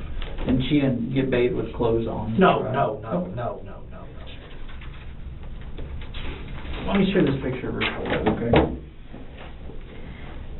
Look, I mean, Oh, that's your teeth. I was like, what? I was like, sorry, that scared me to death. Yeah, I'll do that, see that. So right here, you can see a very large, you know, bruise right there, and I mean, it's pretty obvious. Did you never notice that? While you were Earlier you talked bathing her? about it hitting her. I didn't hit her on the shoulder. I noticed the bruise, but she never complained. I just thought maybe she bumped into something. I mean, that's pretty significant. You didn't think that she needed to, like, get it checked out or anything? She was never in any pain. And I asked her, I would ask her, are you in pain? No. Okay. What made you ask her? Well, just, I did see the bruise. So you noticed it? I noticed it, but she was never. Did she ever give you an explanation for what happened? No. Did she ever, how many times did she say to you, please don't do that anymore? I don't like that. Like, no. She never said, Chad, I don't like it when you treat me like this. Don't do it anymore. Please. I'll do whatever, just please don't hit me anymore. No. She never said anything like that. No. Not that I can recall. When people say that, I can't recall. I'm trying. Listen to me for a second, Chad. That is a scream for help. Because we can't forget nothing. There had to have been a memory for me to forget. I can elect not to talk about it, but that's not remembering. When somebody says, I don't remember, I know it happened. I know she said that shit a lot to you, dude. She may have said it a couple times, but When was the last time maybe she said, hey, please don't do that anymore. I don't like it when you treat me like that. Please stop. maybe a week ago. Okay. What were you doing when that happened? What maybe caused her to say that, looking back? I may have said something mean to her. What'd you say? I may have called her a bitch. What made you, what Just- brought that on? Because I know when we get frustrated, especially when you're sole caregiver for her for all these many years, finally it's like, fuck, man, you know?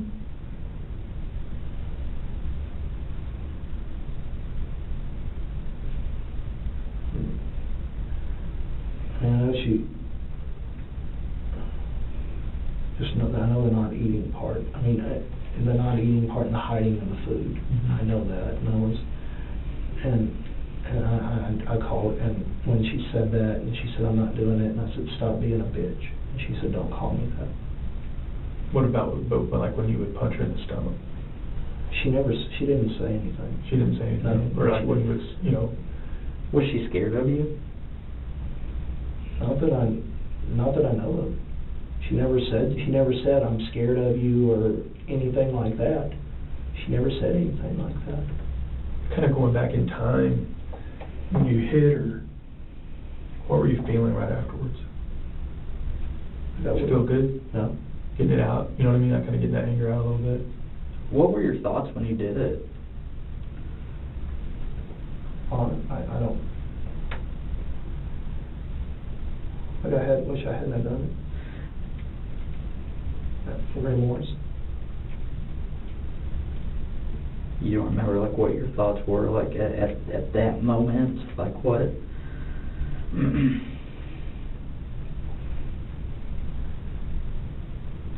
Chad, I feel like we're close to getting a lot of the answers from today. Okay. I'll call him.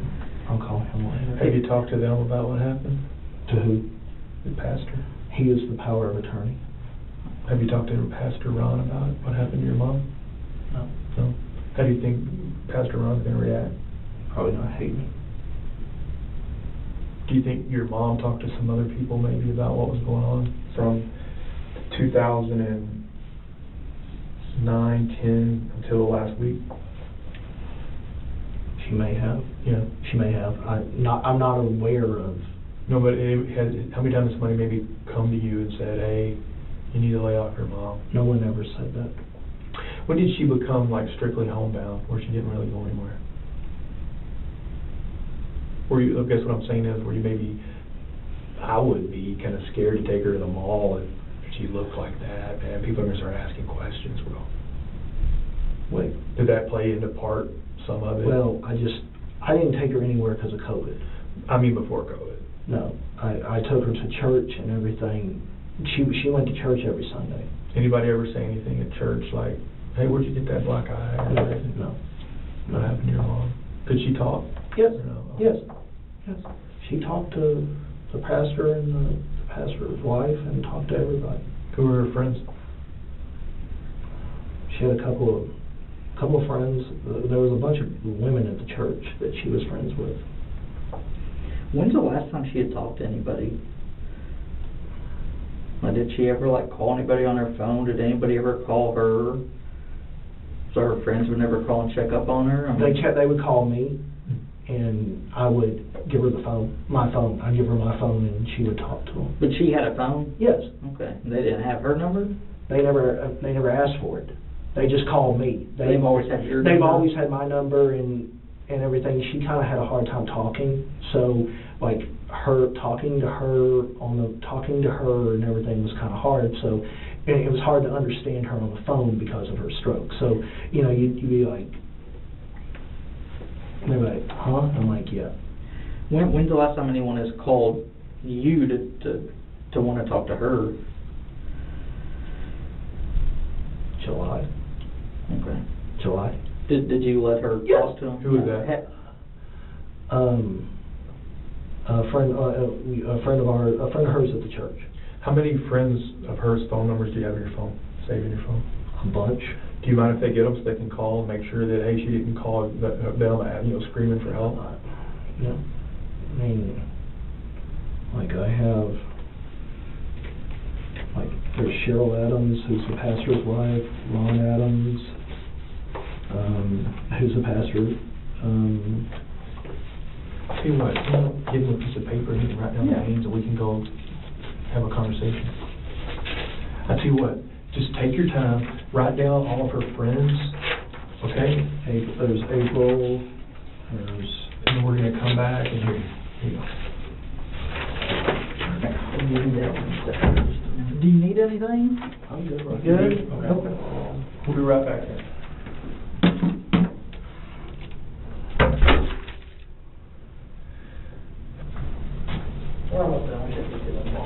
Oh, cool. Sorry, I drank a bunch of water before I came. Oh, good. And I just had to, I didn't know where y'all were, but I figured I'm on camera, so you saw where you're fine. you saw where I was going. I wasn't trying to, I No. just like I drank. Run out of here if you want. I know. Yeah. So who are these people? Chad, if you wanna walk out the front door right now, you can. No. Who's Cheryl at? The pastor's wife. Okay, April? Worked at the church. Natalie, Natalie. Natalie's church. Arlene? Church. Joe and Janice? Church. They're all church kind of? Yes. Okay. Yes. Janice actually called me yesterday. Oh, wow. So, and you wanted to know about wanted to just know about the funeral arrangements. There you go. Thank you. I was trying to. And who is Janice? It was a friend of mom's. Okay. Just her husband died a while back, and she just said she told me I'd been thinking about her. She'd been thinking about her and thinking about me, and just said if I had needed anything. How did she find out? I've told her. I've called probably through the church. Okay. Just probably through the church. Probably everybody talking through the church. Okay, so you told people that. And I told yes. And you mentioned, was it a half-sister or step-sister? I have a half sister. Okay. On my dad's side. Have you talked to her at all about it? The only thing we got was she texted me was, "I'm sorry about your mom. I'm sorry for the loss of your mom." And I said, "Thank you." That's the most we've talked. Okay, so she was on your dad's side then? Yes. Okay. Yes. So how did she find out? I posted on Facebook that, Okay. that mom had passed away. I So gotcha. Okay. probably I have one of her friends is friends with me, and she probably saw it on Facebook and just said, "Hey, you know." Gotcha. Okay. Chad, for one, I want to say that I appreciate you being up front with us today. The other night when you came in and talked to us, you let us go through your phone, right? You remember that? Okay. And, we kind of, went through some messages and stuff, just kind of, scanned through it and all. I mean, you're a very intelligent guy. You can tell by the way that you type and all of that stuff. I feel like there's still something that you want to tell us, though.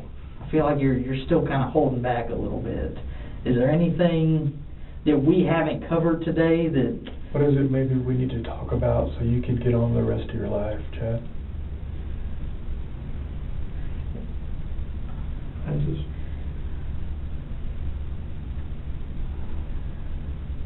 You're more, when you said I'm scared, yes. I'm just more scared. And that's understandable. I'm more scared. We worry about you. We always worry about the future. Okay, you're on L, man. We're on like step B. All right. The number one thing is, man, we need to be 100% honest about everything. Okay, because they pull surveillance video from different places where you said you were at different times. Well, and there's all kinds of different. They can. There wasn't. I mean, they go now, and I will say this, and it's not. You probably have looked through my phone, and you've seen the pictures that are on my phone. So I'm being 100. So when you said surveillance, if they did do that, I mean, there's pictures. That's me. Okay. So I'm not. That's who I was like that at Parks Mall. I was not like what you're seeing right now. Okay. So I'm just telling you. Were you meeting somebody there? No. Okay. I just.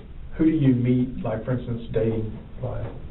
Like, what kind of dating apps do you use? Well, I just have one. I have this one dating app, but I don't. Which one do you use? This FIORRY. You're more than welcome to hit that. Fury? Yeah, Fury. I'm there. I'm sorry. No. Wait, and it just. Do you have any luck on there? I have more. No, I have more idiots wanting to send me naked pictures of them and stuff like that. Just idiots like that. I haven't never found anybody. I know it's hard to tell sometimes. What's the age of maybe the youngest person that's ever sent you some pictures? That has sent me pictures? Yeah. There's only been one person ever like send me any kind of Like nudes? yeah, and she's older than me. She's like 38, 39. Yeah, and it's on my phone. And that's what I told, and I was up front with you when I said that, what I said that on the beginning, and it was on there. But no, there are no child pornography or anything like that. No. I know it's hard to tell, too, a lot of times in our minds, especially when kind of an event happens. On a day like that day, back Wednesday on the 23rd,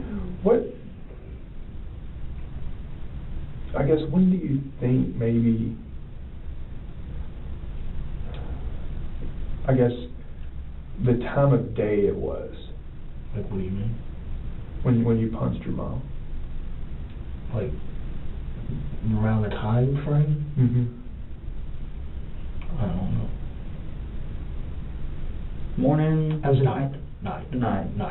So Early night, late night? Probably. The 22nd night or the 23rd night? The night. Tuesday night or Wednesday night? Wednesday night. Okay. Was it pretty immediate? She started getting sick right after you did it?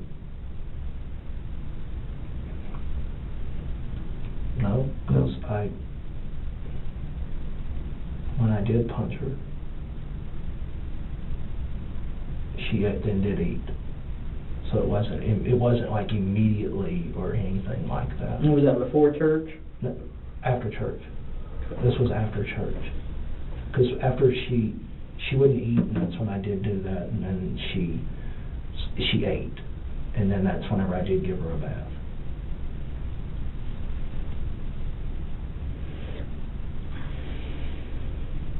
The time frame doesn't quite make sense, Chad.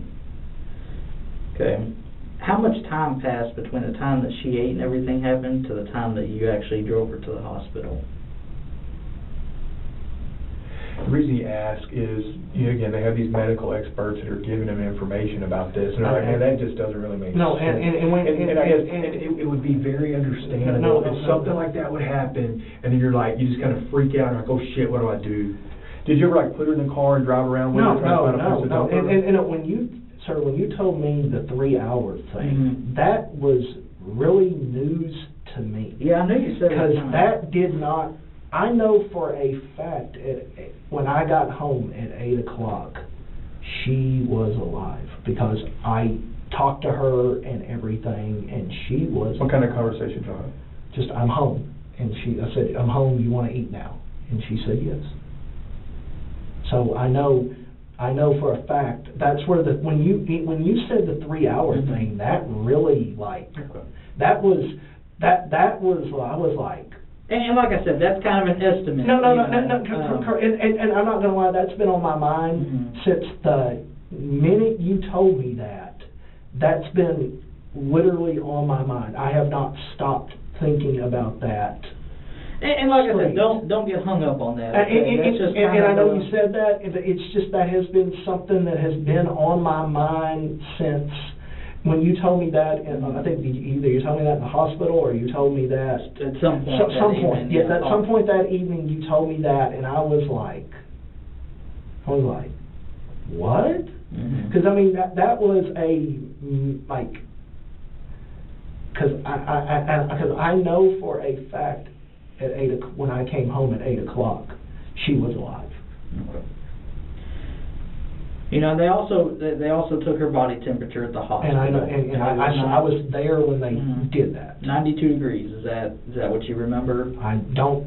She never said anything. Okay. You remember them taking it? I remember them taking it because they had asked me if I wanted to step out, and I said. I didn't want to leave her at the time. And was that right when you got there? Were officers there yet? No. Okay. No, nobody was there. I'm trying to no, there was no officers. I mean, there may have been officers in the building, but there was never anybody. There was nobody telling me you need to. No, nobody. You were still in the room with her? Yes, until I didn't, the first, I guess, officer I saw was the justice of the peace. I guess if you consider him an, I don't know. Yeah, and I didn't even know he was that, because they called the chaplain. Mm-hmm. And he didn't even say, hi, I'm whoever, whoever and everything. He just like walked in and just started doing stuff, and I was like, who are you? Because I had no idea who he was. How did you get her out of the house? I picked her up off the floor, put her in the wheelchair, took the wheelchair and pushed it, and then pushed it in, and then put her in the car. Picked her up, put her in the car, and then put the wheelchair back and walked. Front seat, back seat? Front seat, with the seatbelt. Okay. Was she sitting up, or was she slumped over? She was sitting up. When she fell over as I was going down the road. So she didn't say anything to you? No. When's the last time she talked to you? Before I went and, whenever I set her down, the last time she talked to me was before I went and took a shower.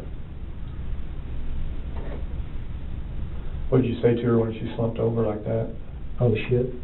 Okay.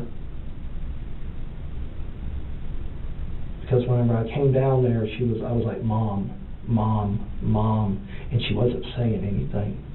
And I said, Mom, and I looked at her and she wasn't saying anything. I said, can you squeeze my hand? She wouldn't squeeze my hand.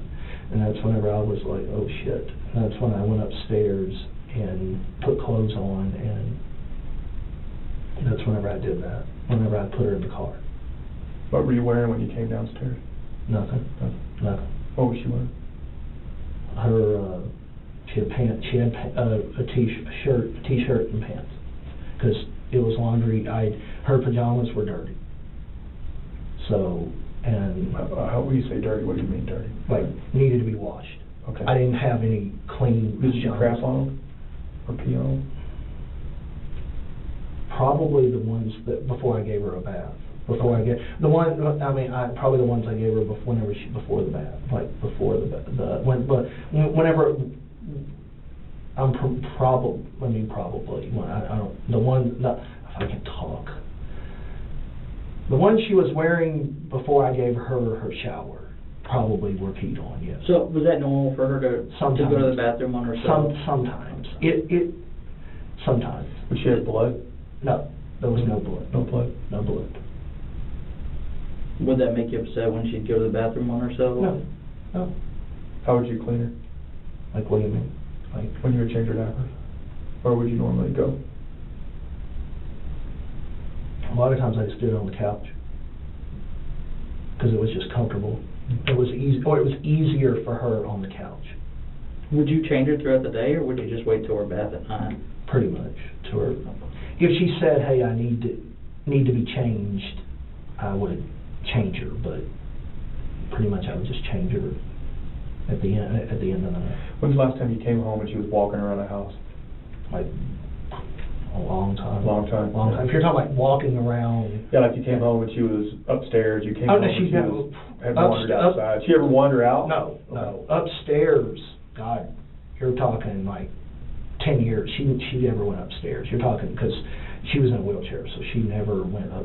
She never went. She sleeps on the couch in her bed? Yes, she slept on the couch. Okay. She didn't like the back bedroom. Did you ever, when's the last time you came home and she was like in a wheelchair, but in a different part of the house?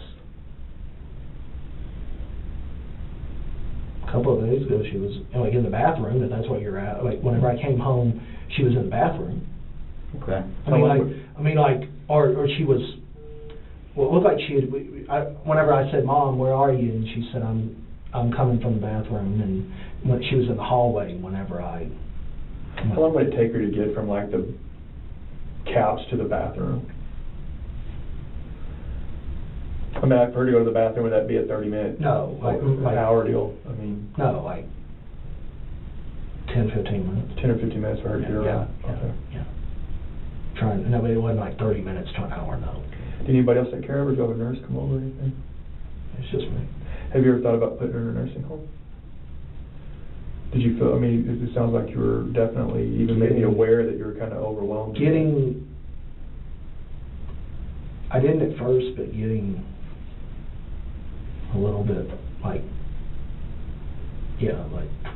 around now. I mean, I used to say, I mean, I was starting to think, can I continue to do this? Because I don't know if I can continue to do this. Were you starting to get stressed about it? You need to have your own life too, Chad, you know? I mean,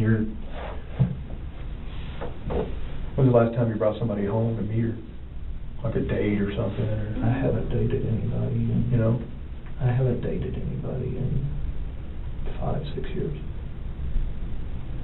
Did you find that maybe there was more incidences of hitting her in the stomach or pulling her hair, that kind of thing? Was it getting more frequent, or had it always been about the same kind of frequency? Probably the same. About the same? Probably the same. Do you feel like you were getting more stressed and more just overwhelmed with taking care of her? It was beginning to get that way. Okay. I mean, that I had never thought about. She never wanted to go into a nursing home. Mm-hmm. Okay. She never did. She made me swear to her never to put her in a nursing home. Have you thought about doing home health? She didn't want nobody in the house. Okay. She didn't want to die in a hospital bed, and she didn't want anybody in the house. You weren't helping her die, were you? No. The reason I ask is I worked a case where it was basically a suicide. And the older man was terminally ill. He told his son, he said, "Man, you're going to have to do it." He goes, "I hate to do this to you, but you're going to have to do it. I can't die in a hospital." And when I heard your mom say that, I was like, She didn't ask you to kill her? No.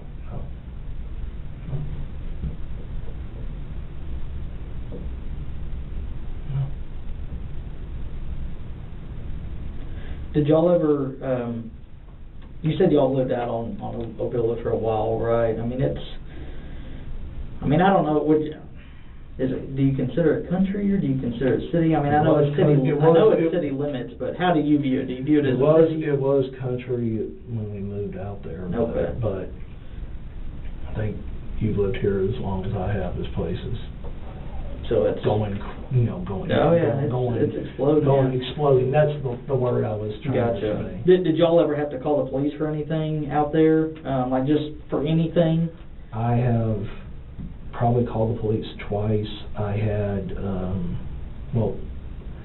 3 times. One time there was a wreck right outside of the house. Okay. I called 911 for ambulance just to make sure. I didn't know if anybody was dead or not. When was that? 2007 or 8. Nope. I mean, it was a long time ago. Okay. It was just I was upstairs in my room, and all of a sudden I hear. Okay.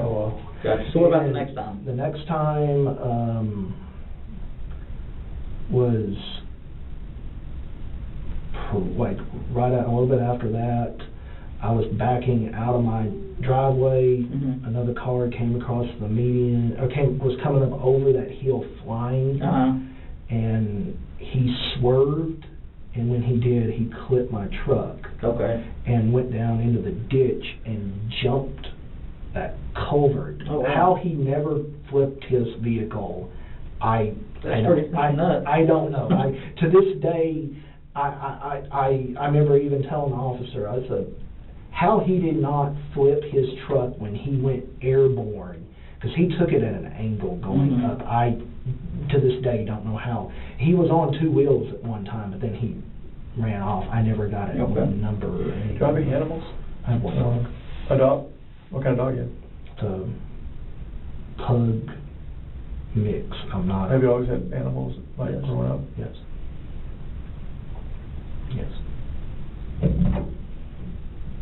Now, you said that your mom's dog had passed away. Yes. How long ago was that? June. Okay. And what kind of dog was that? Pomeranian. Okay. You said she was pretty upset with that. The dog was 15, 16 years old, and just. Would you maybe do stuff to the dog? No. Just to kind of No. Did you like the dog, or? Yes. I love that dog. I love both of those dogs. I loved both of those dogs. I took care of those dogs. I took care of her dog along with my dog. I did not kill that dog. That dog just was like, When's the last time maybe you did something to an animal? I haven't done nothing to an animal. I've done nothing to an animal. No. When Lizzie was laying down, and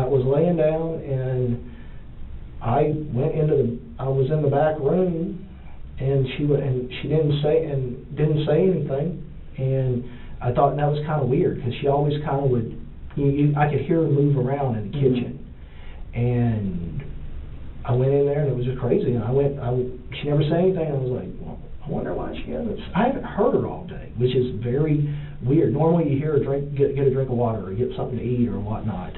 And whenever I went in there, she was just laid down on her side and had passed away. And that really, and I told Mom, and Mom was like, and she did kind of take that hard. I mean, I didn't even show her the body or anything. What'd you do with that? I buried it out. I buried Lizzie out back. Have you ever got mad at your dog and like kicked it on accident or? No. Okay. No. Some people treat their animals like, No. like family. No. Yeah, I treat him. Yes, I treat him like family. He is a mess. He is a mess.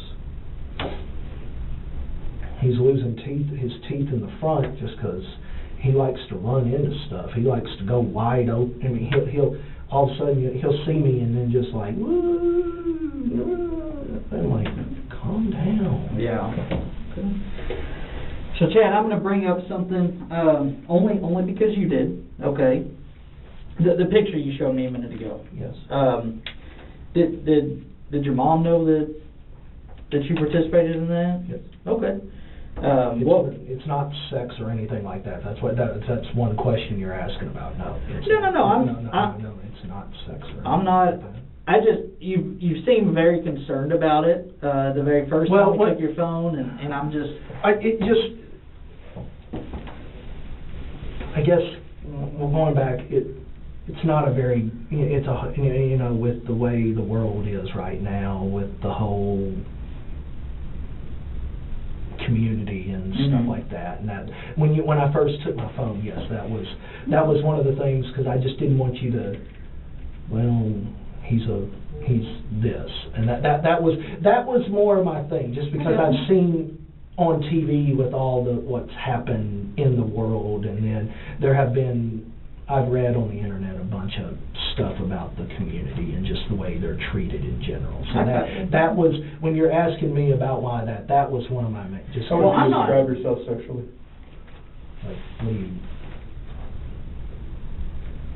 I've never been with a guy, but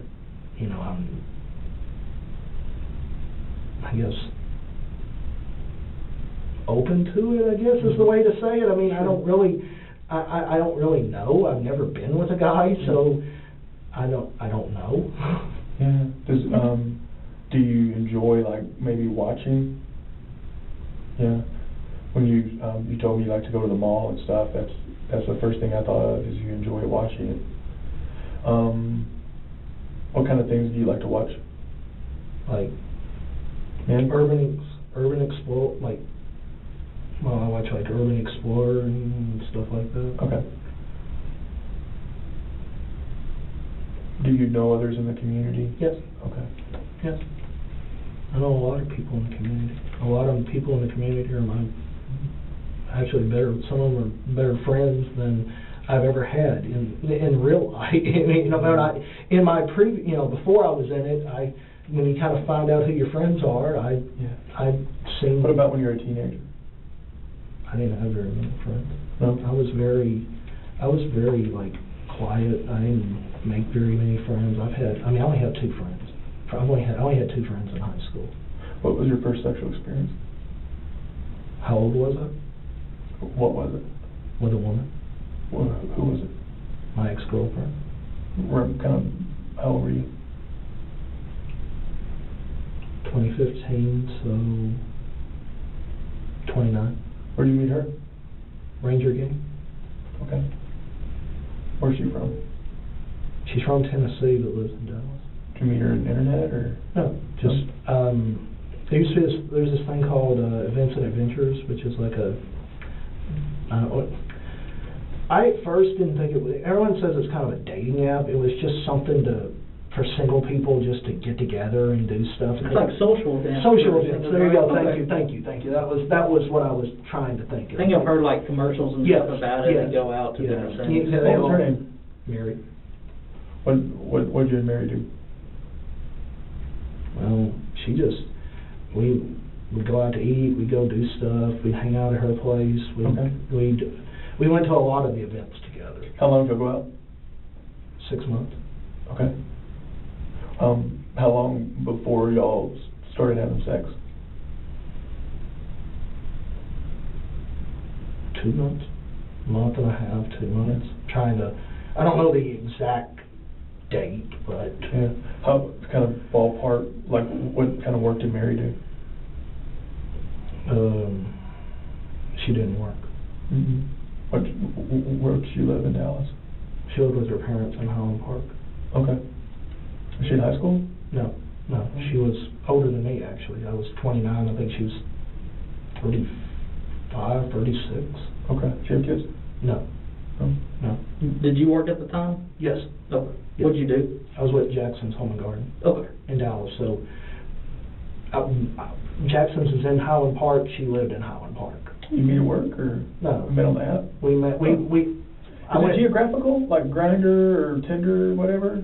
Is No. That's interesting. She worked there. Lives in Highland Park. And that was kind of, and I agree with you on that. That was kind of a weird coincidence because it was. They always had when the baseball season was in play, they always had a game every month that people would go to, and I was always hoping it's on weekend so I could go to the game. Have you been to the new ballpark yet? I wish. I haven't either. Not even. Are they doing tours or anything, or did they? Someone told me they were doing tours pre-COVID, and then they stopped. Then they're going to have a World Series there, right? Yes. The World Series is going to be at the ballpark. And they get the first pick in the draft? Oh, do they really? Second pick. Oh, because Pittsburgh goes the worst pick. Oh. So they had the second pick. Should let the Astros beat them. Well, the Astros are terrible right now. Yeah. When you don't cheat anymore, it's Wasn't that crazy? Yeah. Have you always liked baseball? Yes. Me too. Yes. Yeah. Now, what about the sabermetric stuff? I think it ruined baseball. Yeah. That's my opinion. I mean, I get why Billy Beane did it, but because it worked, everybody started doing it, and I think it's hurt baseball more than it. Because I agree. nobody in the 1900s and up until then, nobody sat down on a piece of paper and played and did. Did you ever play fantasy league? Yes. What's your favorite era of baseball? Probably the 90s. The 90s, No, like Canseco, McGuire. Yeah. Well, I mean, I don't like the Sammy steroid Sosa. era. I like the pitching era. Oh, so, okay. So I've always liked the pitching more than the hitting. Have you always liked the Rangers or other teams? Yes. Okay, so in the 90s, that's like Juan Gonzalez, and Pudge, and Kenny Rogers. yeah. And Wetland and Aaron Seeley. Rochelle. Is Rochelle back with them as a coach now? I thought he was, but He I don't was, know. right? He Like was. the man of the Yeah. Frisco or? He was with the Rangers. Yeah, He was a bench coach. Or no, he's first base coach, but I think when Woodward took over, I'm not sure exactly. I think he's special assistant to the GM. His son plays for SMU now, right? The quarterback? Texas. He was at Texas. I think Okay, and then he must have went to. I was watching a game the other day. His son was Rochelle quarterback at Texas. He may have transferred to SMU. Huh.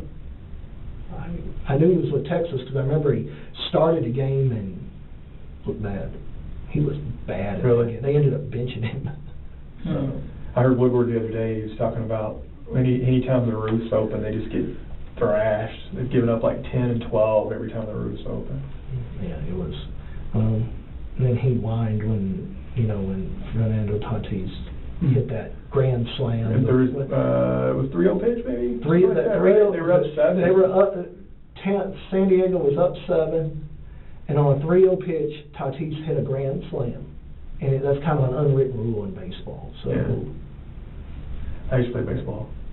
If that had happened, yeah, dude, the next guy could drill. I mean, it's an unwritten Probably rule. catchers. It's an unwritten rule. Yeah, the next guy could hear all, dude. But then, it seemed like you upset the baseball, stuff, because ever since then they were actually in the playoffs when that happened, and I think their record after that was like 9-30 or something. Oh, really? Like that. I mean, they didn't win. After that happened on that day, they went just down. I think Daniel started pulling up all young guys too, right? Or They started losing, and then they just kind of conceded and just said they're going to lose. They're going to lose game, or going to, I guess, just go for the first pick, or the second pick. So where else did y'all go on dates? Let's see, so we did a bunch of E&A stuff, so I know we've gone to dance clubs. Oh, cool. Whirly Ball, which was in Plano. I don't know if you've ever been. That's pretty fun. What is it? Really? Yeah. What is it? It's kind of a combination of basketball, bumper cars, and Highlight. You ever heard of Highlight? Yeah, We take the basket. Okay, I never heard of that. I signed up, and they kind of explain it to you. When you said that, I was like, okay, you know more about it than I do. Yeah, it's pretty fun. Let's see, nightclubs. What made y'all's relationship kind of end? So we were planning a trip together. Oh, cool. First, we thought about seeing a concert, and we couldn't get tickets to the concert because everybody in the grandma wanted to see Garth Brooks when he announced he was coming back. Mm-hmm. That was at Jerry World. Yeah, no, American Airlines. American Airlines. If it had been Jerry World, I wonder if I could have gotten tickets. Because American Airlines Center and Jerry World's about twice what American Airlines Center is. So then we decided we were going to plan a trip, and she told me how much it was going to be, and I paid it. Gave her my part. Well, then it just constantly kept going up. It kept it ended up more. Where was the trip to? Cancun. Okay. And Think she was stealing from you? Sounds like using you a little bit. I don't know. It just she told me it was going to be X amount of money, and then it turned out to be more money, and then I told her that, and she was just constantly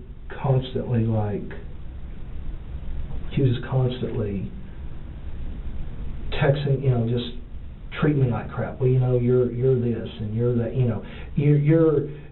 Remember, I'm paying your portion of this and stuff. And finally, I was just like, I just said, well, I can't do this anymore. And then she said, well, then pay me the money you owe me. And I go, I don't owe you any money. You kept adding all this money to me. And she was just like... Had she been married before? He keeps calling, the pastor keeps calling me. What do you think he wants? I don't know. I have no idea. He's called me about 4 or 5 times since I've been here. I haven't answered it. I have no idea. Yeah.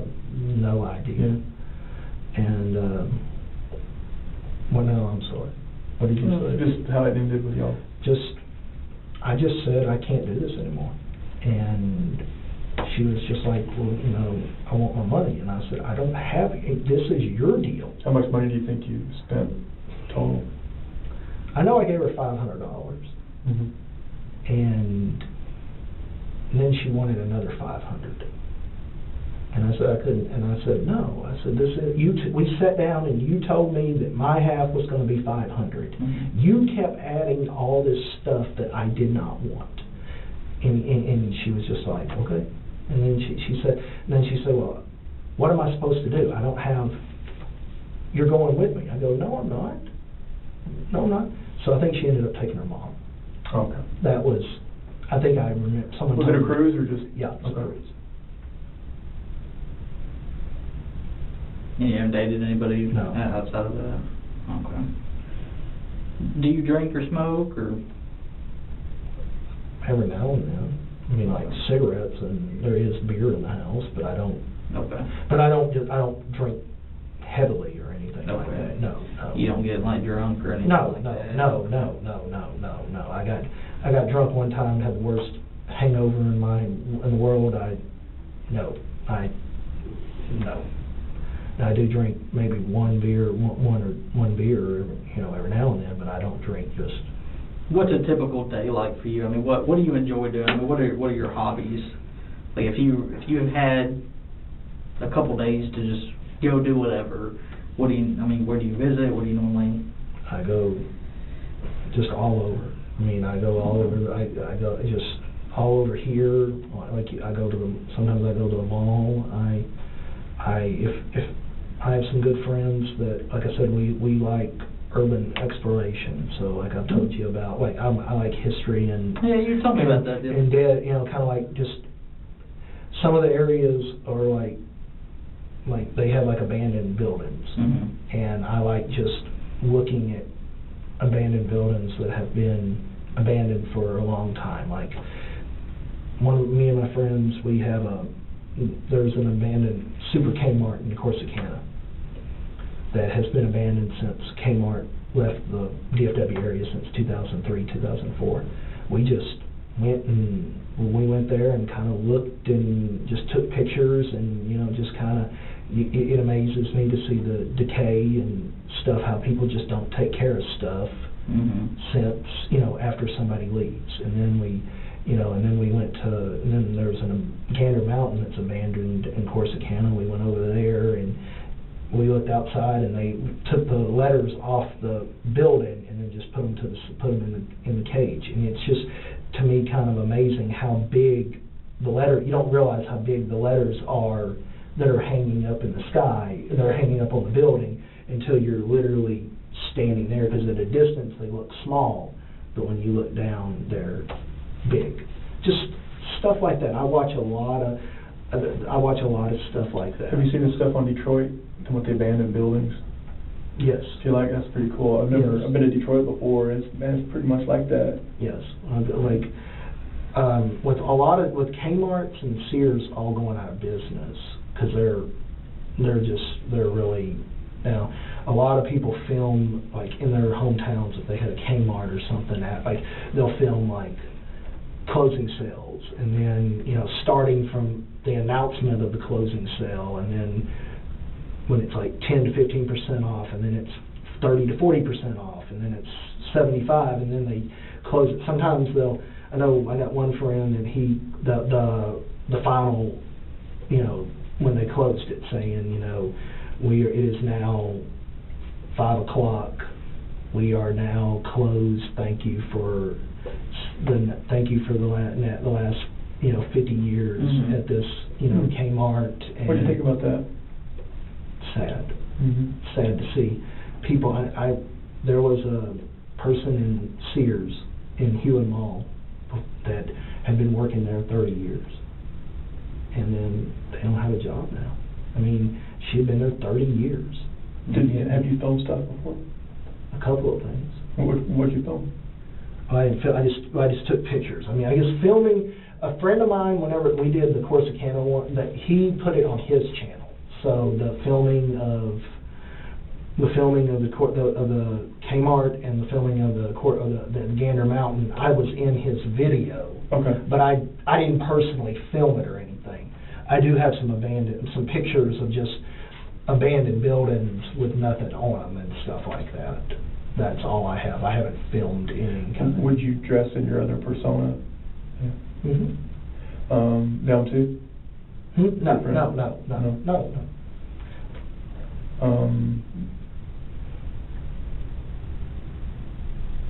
When you dress in your other persona, do you go by a different name? Yes. What name? Connie. Okay. Do you prefer to be called Connie? It doesn't. Okay. Just out of respect. No, and I appreciate that. Okay. A lot of people that know me as Connie, or that know me as both, will go, I don't know how to call you that. I said, I will answer to either one. You are. It's. When did that start, Connie? Kind of that 2018. Oh, okay. Pretty recent. 2018. Had you always been kind of interested? Yes. Or? Okay. Yes. Now, the other day when we called you, because we stopped by the house, Yes. You were at Buffalo Wild Wings Yes. with a friend. Okay. Do you go to Buffalo Wild Wings a lot? Yes. Okay. I know the bartender. I'm friends. I went to school with the bartender. Okay. Who was that? Alex Crowder. Alex. Okay. Where'd you go to high school? Waxahachie. Did what? Would you drink at Buffalo Wild Wings or? Sometimes. Okay. Sometimes. Not all the time. Not No. all. Okay. Just sometimes. Who? And you said that the guy that was with you that showed up, that you said is a friend of yours. Who was that? What was his name? Jeremy Gordon. Jeremy. Okay. How do you know Jeremy? I just he's going to hate me telling you this, but and I'm telling on him. Through the community? Through the community, yes. Gotcha. Okay. Yes, I'm not trying to I'm not purposely ratting him out, but yes. Not ratting anybody out. Would you find yourself, when you would, maybe things would happen with your mom, would you be drunk? No. Okay. No. Have you ever done any type of drugs or anything? No. Okay. No, nothing. And the only drug that's been prescribed to me, if there's been like medicine or whatnot, no illegal drugs or anything. Have you ever abused any type of prescription drugs or anything? Taken more than you should have, or No. Okay. No. What is your friend? You said his name is Gordon. Yes. You mentioned something about him owning his own business the other day. What does he do? He's a lawyer. Okay. No, I wasn't trying to consult him or anything. No. I'm not trying. That wasn't like he followed me, and he was just like whenever he was hanging out with me, and he just. Where's he practice? Mansfield. Okay. Was he a criminal defense attorney or what? Yes. Mm-hmm. He used to be Ellis County District Attorney, Assistant District Attorney. Is he married? Okay. Kids? No. No. Is that how he knows Havon? I noticed when he was leaving, he said, "Hey, tell Havon hi." Probably. I got you. Okay. I didn't even know that. I mean, it wouldn't surprise me that I didn't even hear him say that. Oh, okay. So, yeah. Okay. Well, Chaz, anything else that we haven't covered that you want to tell us, or anything that you need to change or clarify or anything? Okay. Do you feel a little better now after? You look a lot more relaxed, and earlier maybe you were sweating and you were. Well, I was hot too. I was hot also. I'm hot-natured anyway. I'm hot-natured anyway. But I mean, I sweat like crazy. It was a nightmare. I don't. Do you live in Waxahachie? No. Okay. I got woke up at midnight. We had no electricity. Oh wow. I don't know, from midnight to like 1:20. Oh wow. There was no electricity. Maybe all those high winds. That's the only thing I could think of about today? This morning. Yes. Oh wow. I have no idea what that was. The weirdest thing because I woke up thinking, I thought I saw or heard on the news that it was like that we might get rain. We might. The cold front came through. But I knew the cold front was coming through, so we might get rain, and then we might not get rain, and then we might get rain. And then I got up and got dressed. I mean, not dressed. I woke up, and my dog was on me, and he was panting because I don't know how long the electricity was out. I know I woke up at about 12:05, I think I looked at my phone, and it was 12:05 because I sent a thing to Encore at 12:03 saying out, because that's reporting an outage. So I'm just telling you what I did on that, and then and then at 1:22 the electricity came back on. Because it was like maybe because right after that it said had been done. I hate that when it happens. I don't know what happened. I have that's the only thing I could think of. I know about 12:05, 12:06 I saw Encore trucks going down the road. I'm glad they got it back on, got it fixed. I am sometimes too. it takes a long time. I am too. I mean, there was some other areas that were saying like 4 or 5 in the morning. I was like, whoa. I don't know if I could. It's already bad. The cold front had just come through, so it wasn't. But it was still. It gets hot in that house pretty quickly. How hot do you normally keep the house? What do you keep it set at? About 80. Oh. Okay. Mom was cold, so I would, and she like. I put on 80, and then she had a fan on her, and you noticed the fan that was on her. Mm-hmm. So So, but I kept it on, she kept it on because she was cold. But I'm still, I'm not trying to say, I'm just still mesmerized by what you said about the 3-hour thing. I know I'm not supposed to, I know you say don't worry about that. What's mystifying about it? Just saying that, because at first I thought it was like, you're saying that she'd been dead 3 hours before Was she dead for a while in the house, or you kind of figure out what to do, just kind of freaked out, and just kind of like, oh shit, what do I do now? No, that's what I can't figure, that's more of what I'm amazed by, is that when you said 3 hours, it was, because this was like, I think like 9, because I'm thinking 9:30, that's 3 hours, that's 6:30, and I'm like, no, because I know for a fact at 8 o'clock, when I got home, she talked to me. So that's more just like what I know that's been something, I know I keep going back to that, that's just something I've been worried about. So you didn't leave the house, or? No. Once I got home from church, the only other time I left was when we went to the hospital. Okay. But when you punched in the stomach, that was after church? Yes. It wasn't before? It wasn't before. Okay. But it was after you said, because she wouldn't eat. Okay, so what, 8 o'clock, 8:30, somewhere? You said you got home about 8? Probably 8:30, maybe 8:30. Okay. Ish. Well, keep in mind, I didn't get to the hospital till probably maybe 11:30 or so. Okay. So maybe it could have just been I don't someone even know, telling me again, 11:30 to 8:30. I mean, that's kind of 3 hours, right? Okay. So maybe that's how I misconstrued it. No, I'm not. I'm just amazed, just worried. That worried me. I mean, that literally worried me to death. It's like. Well, I think you shed a lot of light on everything. I mean, yeah. I mean, are you being honest? Yes. No. I'm not lying. That's just. Okay. I'm being honest with you. That's the reason that I'm like, when you said the 3-hour thing, that's just been something that I've been thinking about for the past 3 days. Sure. Just like, well. And then, you're replaying stuff in your head, and you're just, and I'm like, no, I know for a fact that 8 o'clock, when I came in, she was alive, she talked to me. Well, these guys are going to believe what you're saying until, the evidence proves them otherwise, So when they get her final autopsy and everything, it'll shed a lot of light on all that stuff. And there's signs behind. It's prove that you didn't poison her. No, I did not poison her. No, I did not poison. I did not poison her or anything like that. No. Had you planned maybe what to do? I was. Do you play video games? What kind of games? Sports. Okay. Like baseball and NASCAR and stuff like that. Do you play with online? Because people annoy me online. They get you pretty upset. Well, people will play tricks with it. I played a baseball game one time with somebody, and I played a baseball game with somebody, and they were, when they would throw the ball, I'd get ready to, whenever I'm ready to hit it, they'd pause real quick. Whenever I'm about to hit the ball, they would pause it, and then they'd unpause it, so it'd be a strike. And then they do it again, and I just was like... How many times have you thrown something in the house and broke stuff? Like throw stuff through the walls, break a lamp, maybe throw stuff at your mom. I haven't thrown nothing at my mom. You haven't thrown anything? I haven't thrown nothing at my mom. What have you broken?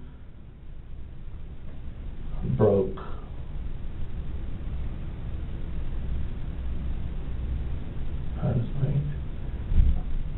I broke a fan one time.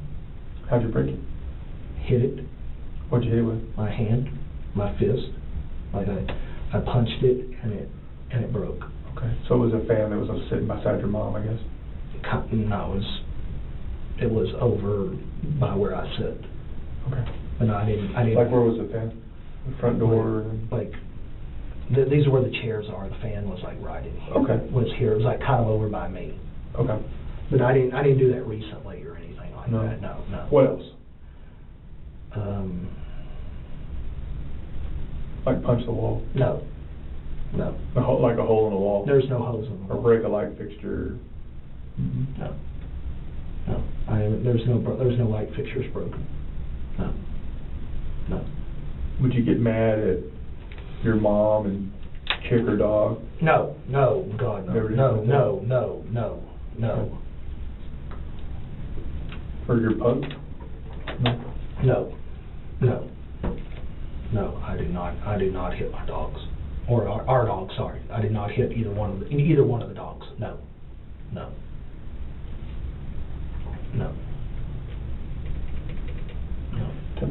Do you have any questions for us, Chad? I know we've done We'll try to asked you a lot of answer- questions. Do you have anything for We'll us? answer as much as we can. I mean, a lot of it's don't know yet, you know, Do you know when you'll get, like, the body. yes? That I don't know. We're waiting on the medical examiner. Actually, I think I have a missed call from her today, so maybe she'll be able to shed I think some your light on honesty it. is gonna shed a lot of light on maybe they can release the body sooner. Yeah, I Now that they have some definitely answers think it'll about help. what happened. Now that we have some answers as to what caused certain things. You know, What's gonna happen to me? I'm not sure right now, to be honest with you. You know, like I said, it's still under investigation. I've been honest with you this whole time. I hope that you feel like I have And been. that's the reason I'm just asking That's what I tell people is, right now, I know you probably don't maybe feel like it, but you have this like a set of keys, and then there's doors, okay, here, all right? And behind these doors are certain outcomes. Don't know what's behind some of them, all right? But pretty soon, man, they're gonna take the keys from you, and they're gonna make you go behind a door, you know? So what you did today is the 100% right thing to do. For you, okay, for your family, you know, and even though as hard as it is maybe to kind of just, all right, I messed up, I'm sorry, you know, that's the 100% best thing to do in the long run. Yeah, I mean, honesty is going to be the best thing, you know, for this whole thing. And like I said, it's still, you know, it's still under investigation. We still have to wait on, you know, a bunch of stuff. But as soon as I get answers as to where our case is, you know, going to go and all of that stuff, I mean, I've got your number. I'll be in contact with you, and then we'll, you know, kind of go from there. So, and if at any point in time you've got my card, if you want to call and just talk or anything like that, call me. Do you have a time frame, kind of, or is it just? I really don't. You really don't. Okay. No, I don't really. I mean, it's a lot of it's going to be up to the medical examiner's office and when they get their stuff done. I know they said they were going to bring in a couple other experts to look at some things, and I don't know. She didn't say when that was going to happen. I don't know if it's going to be within the next day or so, or if it's going to take a week or what. But I mean, like I said, once I get answers and once I, you know, get stuff back, then I'll be in contact with you to let you know. So I wish I could give you every answer right now. I know that, you know. Have we treated you okay? Have you been treated professionally? No, yes, compared to back in 2012. And I appreciate, like I said, I appreciate you being honest with us. You know, I like your shoes, man. Oh, thank you. you're a human, I'm a human, okay? I'm not going to treat you any less than I would treat him. Like I said, I'm just trying to find out the truth as to what happened that night. And to try to explain some of these, you know, inconsistencies with the story that you gave and all of that. So, but, and like I said, I'll try to answer any question that you may have or anything in that regard. So, how are you feeling right now? Good. Okay. Are you still scared? Are you nervous? Are you, I mean... I'm nervous of what's going to happen to me. Okay. I guess that's more of that. What do you mean by that? Like what? I don't know what's going to happen to me. Okay. I mean, I guess that's... What do you think should? I don't know. What do you think should happen? I don't know. I honestly don't know. Yeah. What's the worst case scenario? I'm arrested for murder. Okay. You're asking me what the worst case scenario is. That's... Yeah. What about the best? I don't get arrested. What kind of punishment do you think should happen to you?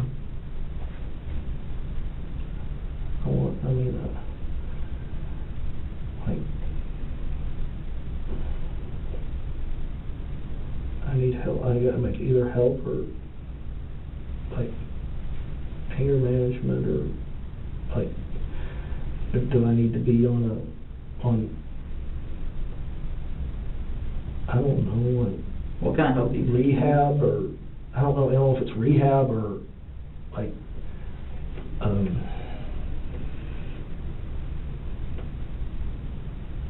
know if I need to be checked out by a psychiatrist or what. I don't know. You're just asking me. I'm just trying to ask what, answer that.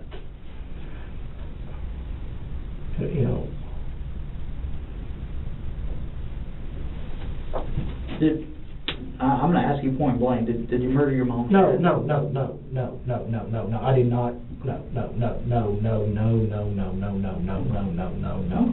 I was not. What do you call it? To me, you punched her in the stomach and ruptured her intestines, and then she died. An accident. I wasn't trying to kill her. I was not trying to kill her. But in that moment, you were trying to hurt her, though? I mean, you punched her in the I stomach. just punched her in the stomach. I don't know. But I wasn't trying to. I did not go out looking to hurt, to kill her. If that's what when you said that, no, I was not trying to kill her. You got to ask. No, I understand. No, I understand. I was not trying to kill her. So you said shortly after your dad died, that's maybe when stuff started happening. That was in 2009. Okay. It was probably a little bit. I know that she tried to replace me, or Dad. She tried to replace Dad with me. How so? What kind of things would she wish? She just wouldn't. You're not mourning your dad's death. You're not. How many times did you tell your mom you're going to kill her? Never. No. Never. I never told her I was trying to. I was going to kill her. Never. That never even entered my mind. Would you have told somebody you did? Hey, I think he's going to kill me someday. Probably if I said it, but I never. If I've done it. Who would she have told that? Hey. Probably the next door neighbor, because that's the lady that went and called the police. Called the police on me. 2012, right? Yeah. So that would be, if I thought that was going to happen. Yes, that's. Does that lady still live there? Yes. You still have the same neighbors? Yes. Okay. Yes. And we're on good speaking terms. Yeah. There's nothing. I actually told her the other day that she had. You told your mom that she's dead? Yeah. Well, I told her that mom had passed away. Yes. Now, going back to the anger management, you said you went to as part of the last thing. Yes. You said it really didn't help. I just didn't. I didn't feel. I mean, again, it was just a big.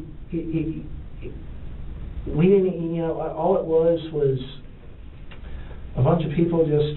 They gave us if I remember correctly, they gave us a book, and we filled it out, and then it was like we had to speak, and we just summed up what we read in that chapter.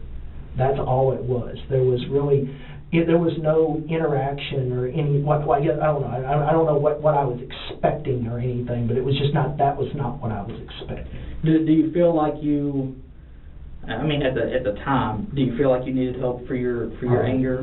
Okay. Did you go seek any type of other treatment outside of that? Okay. Do you think that you need help for your anger now? I mean, I'm asking you. I mean, you know yourself better than anybody. Maybe. Have you always had bad temper when you were little? Okay. And lots of fights at school? No. I mean, I didn't have a bad temper. I just. What kind of things would make you angry when you were little? Just. With me being an only child, I didn't really react. I never had really interaction with other people, so I guess I had this one way of what I thought how people reacted, and then whenever I would hang out with somebody, when they didn't react the way I would react, or the way I thought they were going to react, I just wouldn't be friends with them anymore. I guess is the way to. I was very socially awkward. I didn't have any friends as a kid. I had two friends all through high school. How would your dad discipline you? With a belt. Where would he hit you? My butt. Okay. That's What? it. He never hit. Too much? Somebody whoop your ass? Like, what kind of things would he spank you for?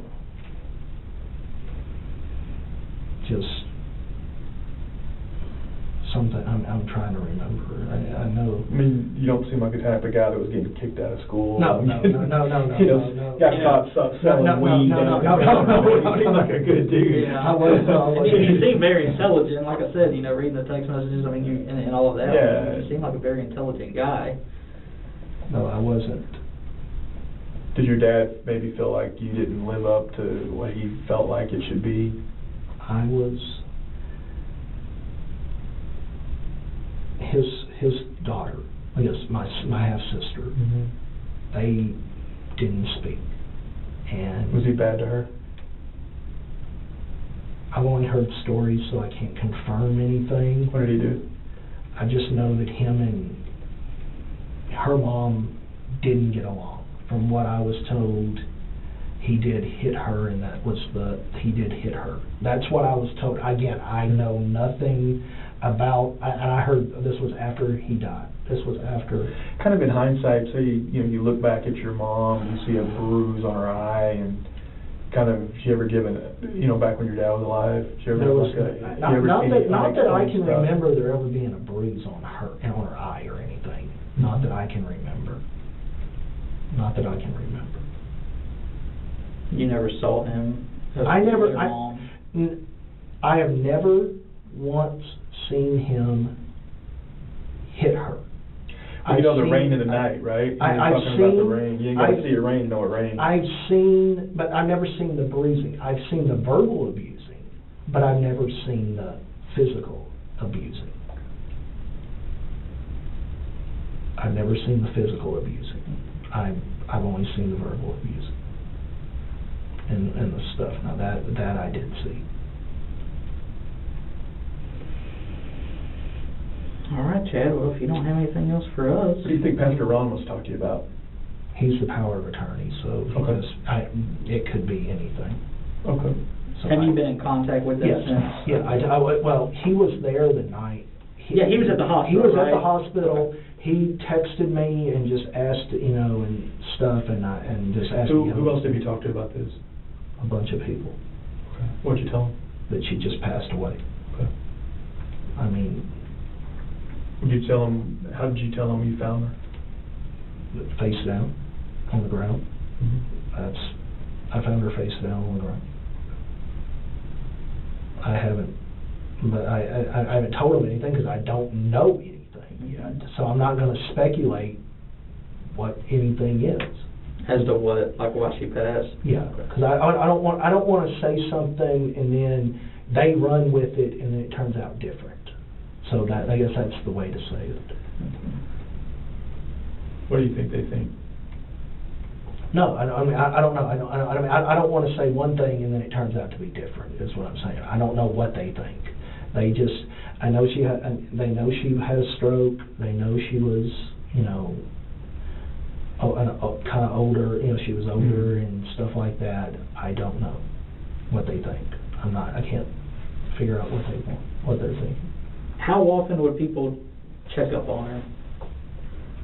Daily, weekly, monthly? Monthly. Maybe. Monthly, maybe.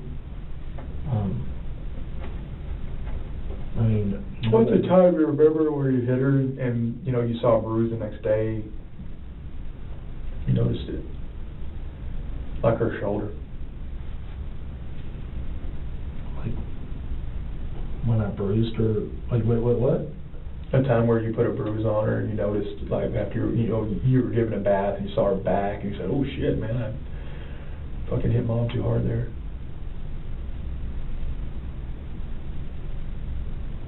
Like, where would the majority of the bruises be? Kind of on her a lot of times it was on her arm. On her arms? On her arms, yes. Okay. Yes. But it wasn't all from hitting. She was bumping into stuff. Right. And she would bump into stuff. Well, did you ever, take an electrical cord? No. Her Hamstrings? No. You never did anything No. like that? No. So it sounded like it was more with your hands? Yes. Okay. And biting her? That happened one time. Bit her head? Yes. And that was a couple of weeks before? Or when was that? Maybe a week. Okay. Was she laying down when you bit her, or? What about headbutting her? I never headbutt her. No. Or elbow? No. Knee? No. Kick? No. No? No. No. No.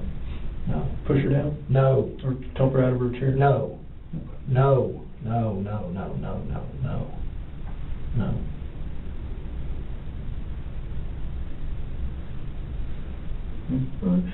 You want to get your stuff? We'll walk you out, man. You can get your granola bars there.